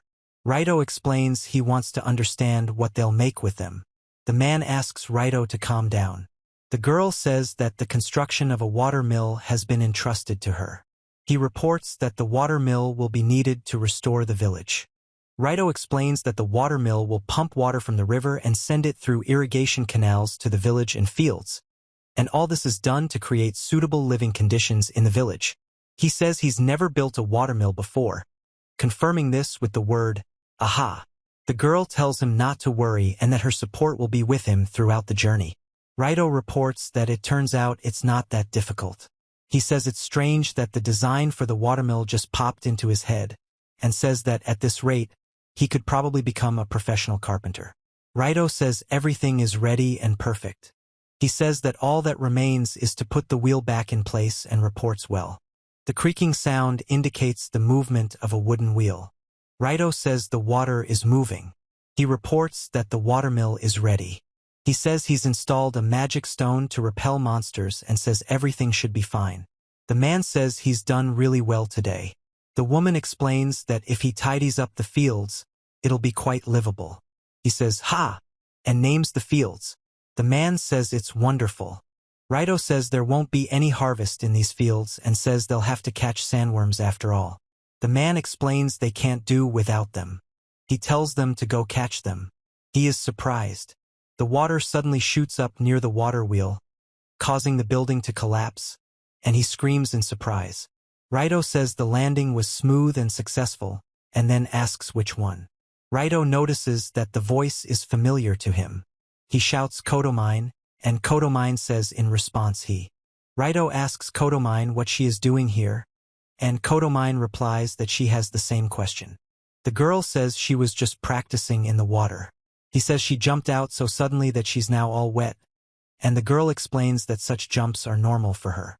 He and the wolf ask what it is. He expresses bewilderment.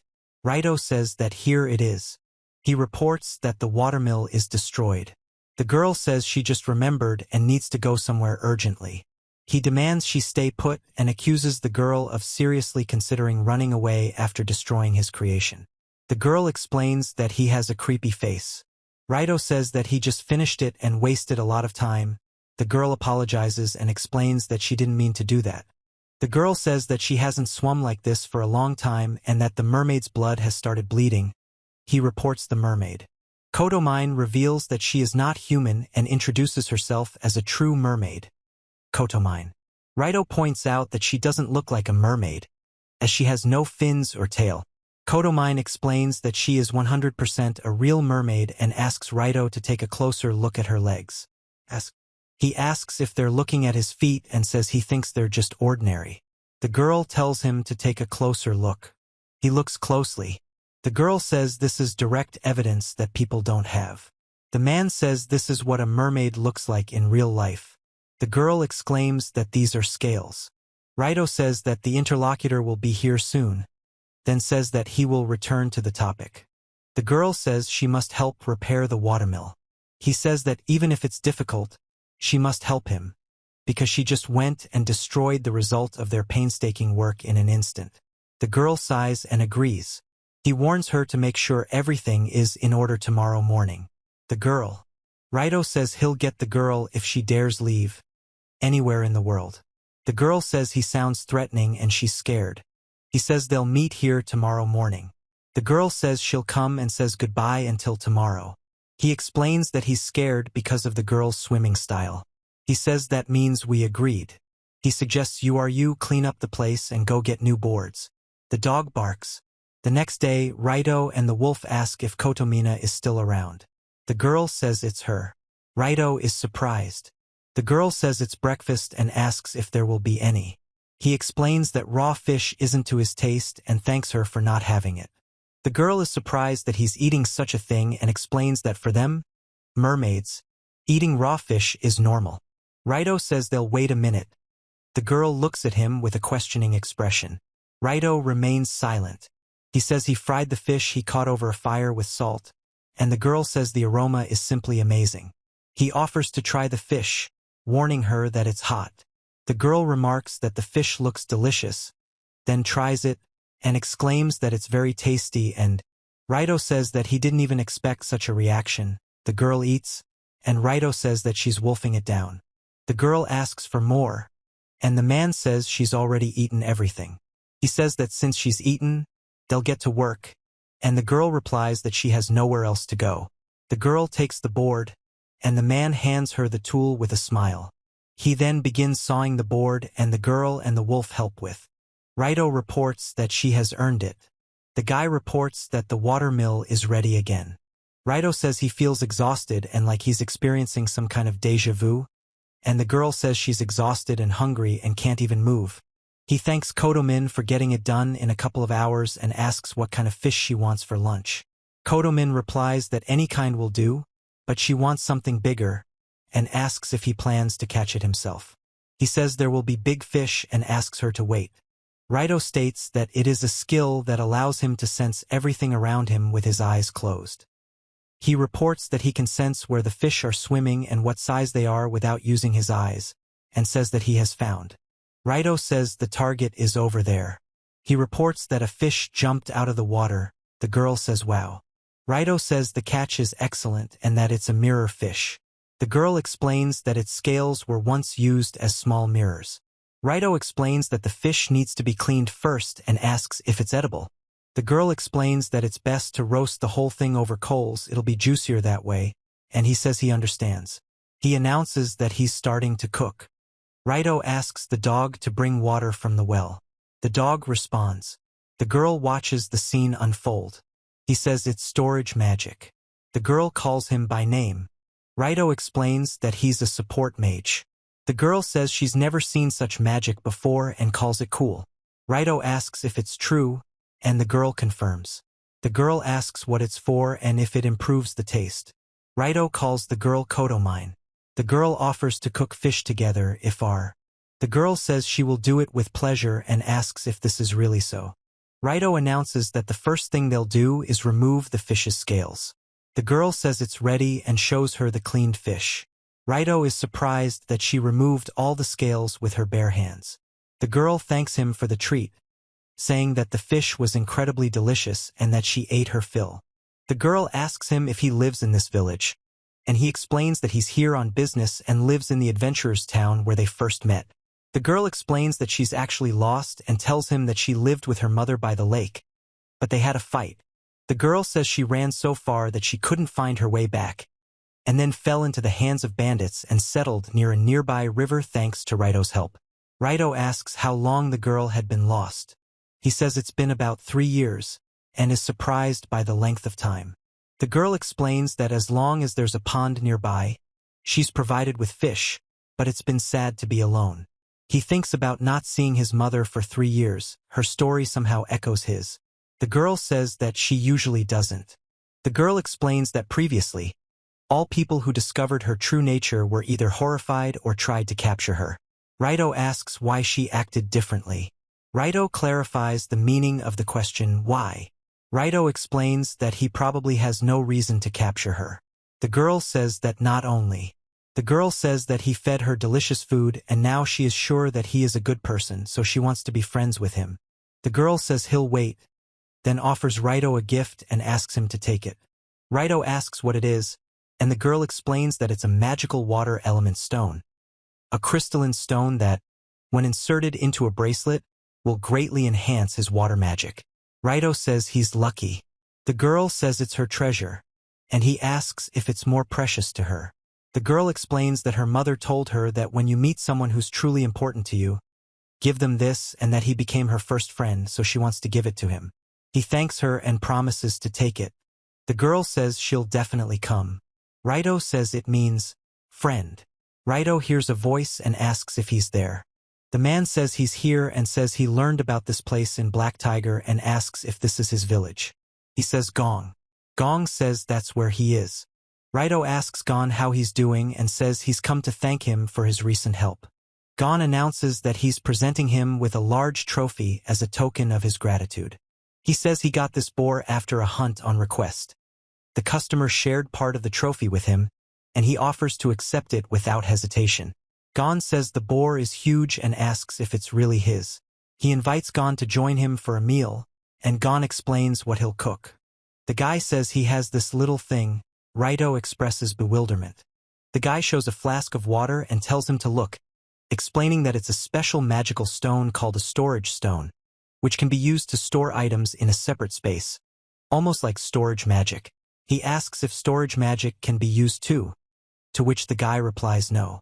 The guy says the stone is incredibly expensive, but if it breaks, everything stored in it will fall out at once, and handling it is a real hassle, so he rarely uses it. The man reports that this time his journey was long and he had to pack his supplies. Raito says that's understandable. He asks Iris about the stone. Iris explains that such stones are one of the reasons why the support mage profession is considered worthless, but storage stones have many drawbacks. She explains that the stone's capacity is limited to 100 kilograms, and when an object is placed inside, the weight of the object is added to the stone's weight. The girl explains that Raito can freely store and retrieve items, and that his storage capacity increases as he levels up. Raito says he's not complaining, and the girl tells him not to complain. He asks Gon where he's going. Gon tells him he's going to a town called Garimu, where golems are swarming out of a nearby mine and wreaking havoc on the town. Gon explains that golems are a classic RPG staple, appearing in every RPG, and that these nasty creatures appear in. The boy asks Gon if he can come with him. Gon says he only has enough supplies for one, but it's okay. Raito says not to worry, he'll get provisions. He says he needs a minute to gather everything he needs. The man asks him if he's sure. He explains that to get to Kotomin in time, he'll simply entrust the journey to Uru. The man reminds him if he's forgotten about meeting Kotomin tomorrow morning. He replies. Gon asks Raito if he's forgotten about his meeting with Kotomin tomorrow morning. Raito replies that he'll entrust the journey to Uru so he can get to Kotomin in time. The boy tells Raito that he's quite heavy, and that even Uru might find it too difficult to carry. Raito explains that it's okay. Uru will just get bigger. The boy asks if he'll get bigger. Raito tells Uru to get bigger, to which Uru replies, woof. He says that in this form, Uru can easily cope. The man shouts that this can't be. Uru growls. The boy explains what just happened and asks him to wait, and the white wolf makes a sound. Raito explains that this is called white wolf transformation, a unique ability possessed only by white wolves, who can change their body size at will and become twice their normal size. Raito explains. He lifts a large object. Raito says they can now ride in the carriage without any problems. The boy replies that he understands. The man says they are leaving. The inscription says that about an hour's journey has passed. The man says that they have arrived in the city of Gorim. The guy says it's impossible to walk here for half a day. Raito asks if that's true. The guy says that at this rate they'll reach the stone mine before sunset. The guy says they'll leave the cart in town first. He asks what kind of place this is, a stone mine. The guy explains it's just a rocky mountain, nothing special to tell. Raito reports that the mine is surrounded by a barren wasteland unsuitable for crops, and the inhabitants of Gorimu make their living by mining or in the surrounding mountains. He speaks clearly and asks if there is anyone else there besides the golems. The man says that this is the exclusive habitat of the golems, and there is no one else there. He explains that here's how. Raito reports that their stone shell is very strong and impressive. The man says that if anything happens, you need to help him. He says it's good and he will also try his best. At the bottom it says it's a stone mine. The man informs them that the request requires the destruction of 10 golems. Raito says it would be easier to simply drive away the ones invading the city and asks why they should look for the golems in the mine itself. The man explains that doing so risks damaging the city. He says that, besides, golems naturally return to their habitats, and the man says that they will sit here because the golems will come out on their own. Raito asks Gon if he can really handle 10 golems. Gon says it won't be easy, but he has experience fighting golems. He also says the golems here are smaller and weaker than normal. He says that the stone looks strange and asks if the other person is imagining it. The man asks where exactly, and he points to the stone and says it's there. The other person understands and reacts. The stone creature clenches its fists sharply. Raito tells Gon that he sees the outline of a face in that rock, and the man says that he pretended to be a rock and seems to be sleeping. The man explains that golems have a core located in their chest, and that's where they need to be struck. He explains that only the complete destruction or removal of the core will prevent the golem from regenerating and coming back to life. The man explains that golems are resistant to fire, but he's not sure about other types. Raito asks if the other man minds if he attacks first. The man replies that of course not. He announces the name of the skill, Super Vibration, and explains that he's acquired the skill, Ice Vibration Bullet. He then yells "Ha" and fires an energy projectile. The guy says, "Wow," and says they seem to have woken him up. Raito explains that he just missed his chest by a hair. The stone creature makes noises and strikes. The guy says that the core is not damaged, which means the golem will soon call for help. He says to take him down before it's too late. He says he understands. The golem makes a sound, surprising Raito. Raito reports that the golem's regeneration is proceeding much faster than he expected. Raito asks Gon how he fights such opponents. Gon explains that his method is simple and that's exactly how he does it. The guy tells him what happened. The man says he just took off his head. The man yells "Hiya" and hits the ground. The guy screams "KH" and punches the wall with his bare hands. Raito reports that the guy hit the golem with his bare hand. The guy continues punching the wall, causing the stones to shatter. The guy reports that he is now completely damaged. The man tells Raito that this is the golem's core, and it's smaller than he expected. Raito points out that it's hard to hit from the outside. The man suggests continuing at the same pace and crushing the rest, and Raito replies that there are 9 golems left. The man encourages R. The guy says that since you're with me this time, let's destroy a couple more on top just to be on the safe side. He says, okay, seriously, he promised to meet Kodomine. The guy explains that no matter what, he'll definitely make it in time. He's surprised that in the 7th volume of the manga is reportedly set to be released in print and ebook format on January 20th. A man talks about Chapter 44. A man screams in pain as liquid pours on him. Raito screams. Raito stands among falling rocks. He says they took out 2 more in few. The man says the plan to weaken them with water worked. The man explains that he couldn't have done it alone and how the magic of storage saved them. He says it's not a big deal, there are enough supplies, but is it worth wasting drinking water? Raito says that he hasn't done any real magic in a long time, and the man says that the sun has already set and agrees with this. He says he's about to light it up with a fireball. The man says it's an enhanced sphere of light, and he's surprised and asks what it is. The guy says it's a sphere of light and explains that it's one of the few spells he has. The guy explains that it's a basic holy magic spell. The sphere is harmless. Its glow is soft and doesn't burn. Raito says, "Wow." The guy asks if Raito has used this spell before. Raito replies, no. He says that this is the first time he's seen holy magic, but it's easy to fix, and he'll learn it right now. Then he tells her the name of the spell, Sphere of Light. He thinks that since it's a basic spell, he should be able to do it. Raito says the light is blinding and says he overdid it.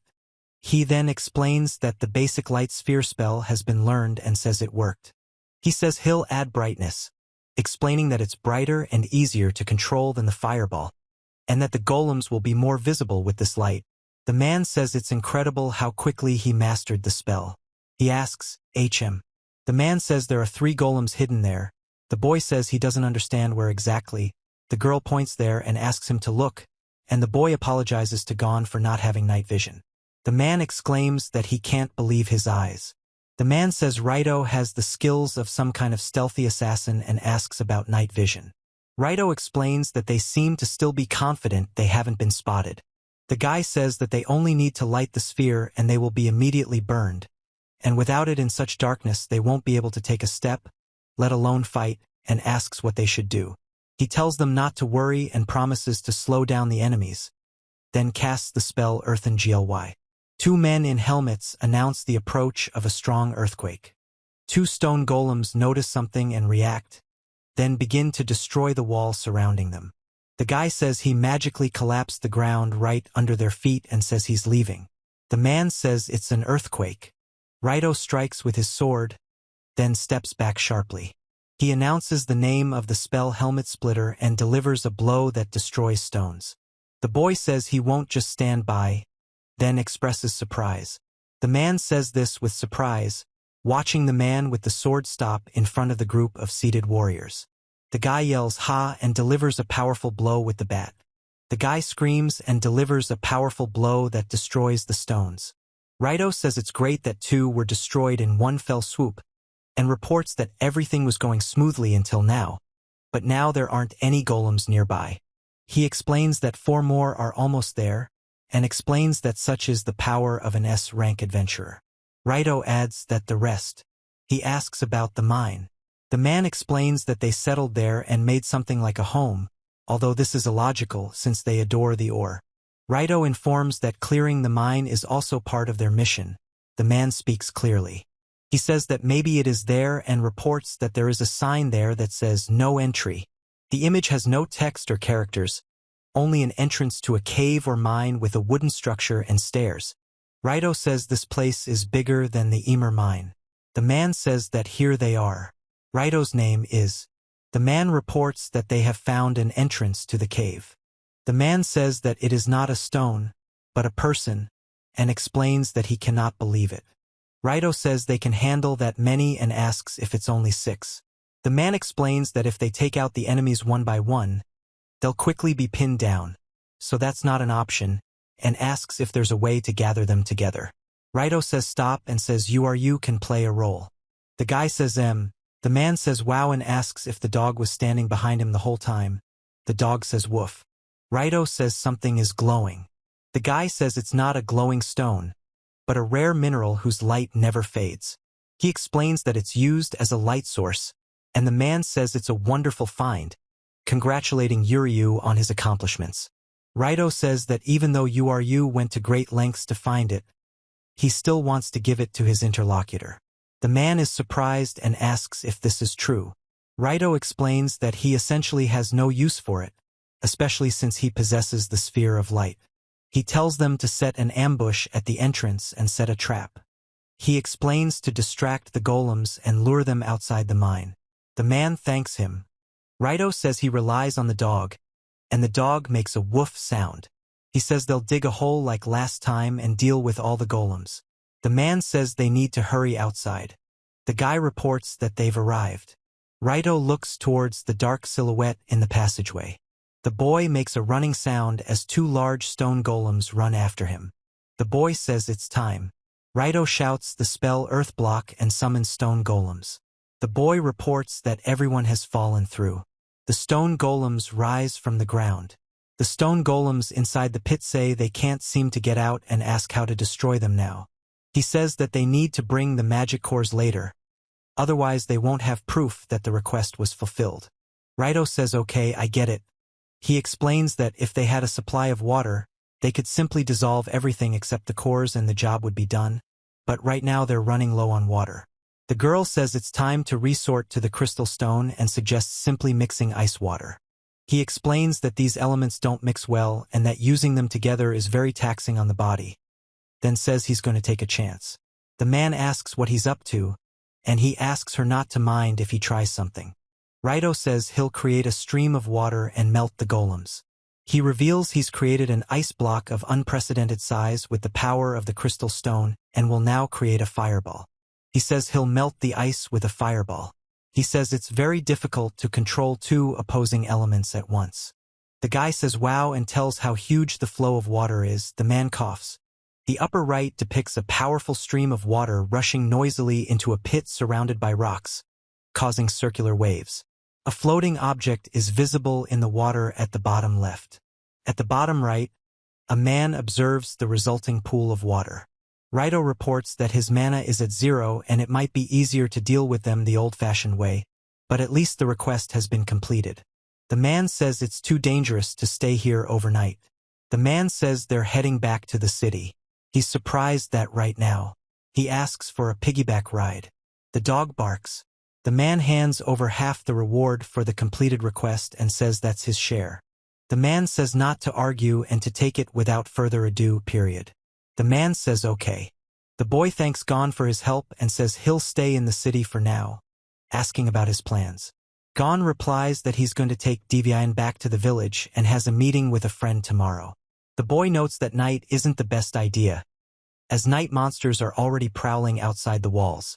The guy says it would be safer to spend the night and set out early in the morning. Raito asks if he thinks so. The guy says they still need to find an inn that will let you in, and then sit where he is, since they allow magical beasts to stay. The guy says, The man asks, "What's all the noise?" The guy says there's a whole crowd gathered. The man asks, "Do you see what's going on?" A man reports that a naked man is lying unconscious on the ground. Raito says, he says that he should take a look too. The guy is surprised and refuses, saying that the sight of naked men is not to his liking.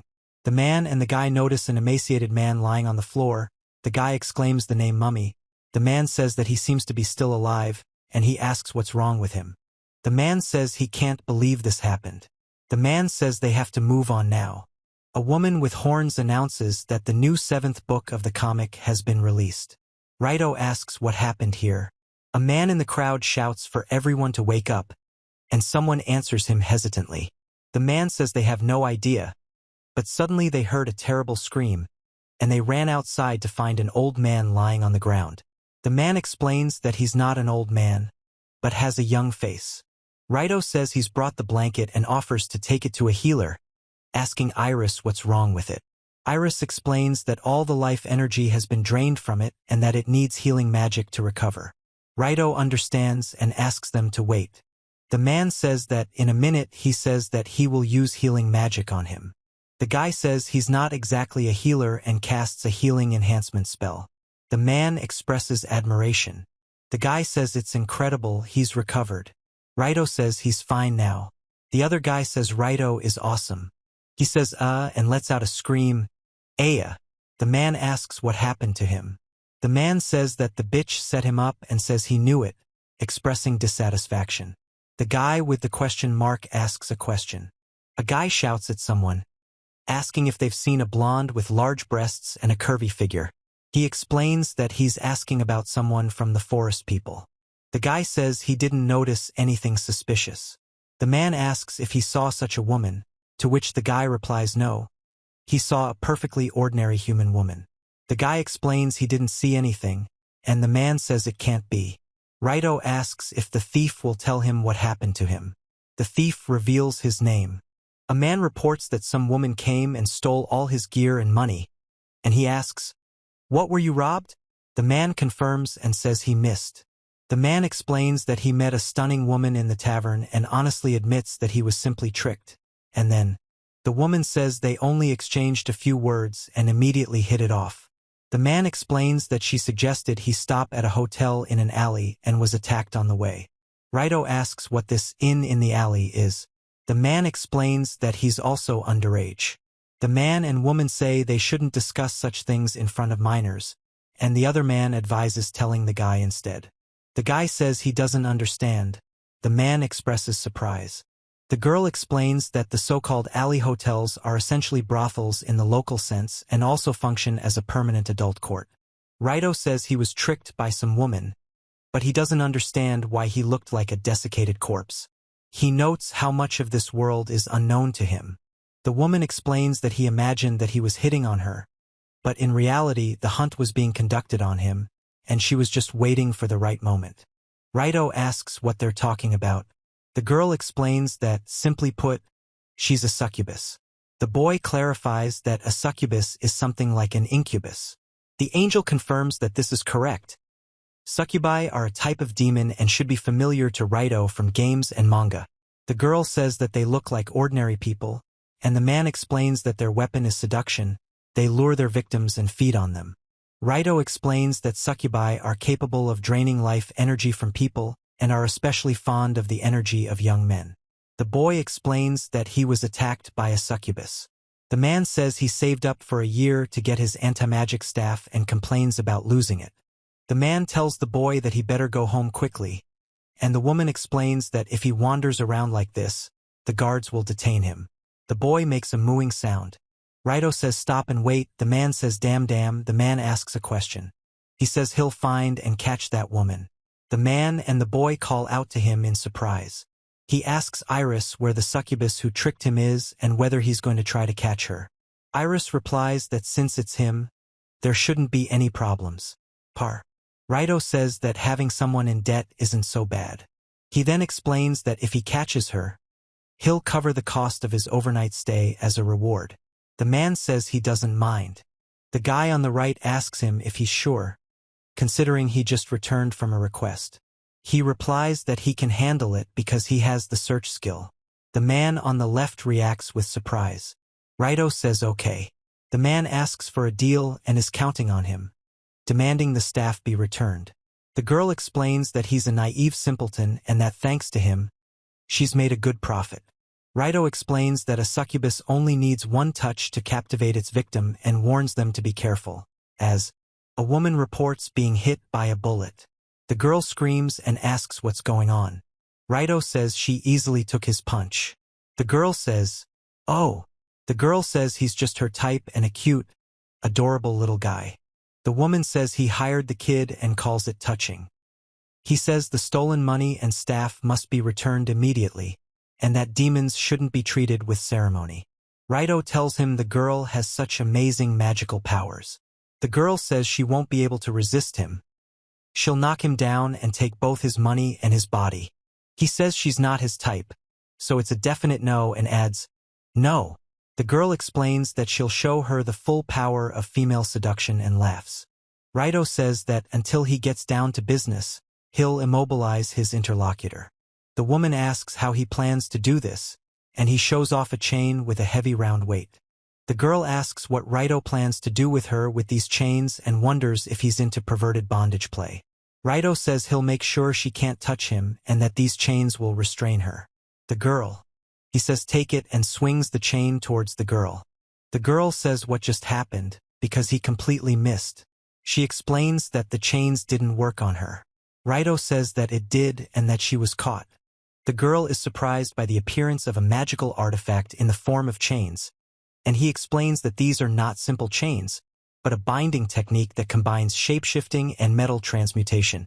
The girl reports that she cannot free herself, after which he orders her not to even think about it, and Raito says that he is taking the staff and the money and asks to consider this as retribution. The girl says he's small. The men ask what all the noise is about and what they're doing. He says the woman attacked him and asks him to save her. The men accuse him of daring to attack the girl and say they'll call for help now. He explains,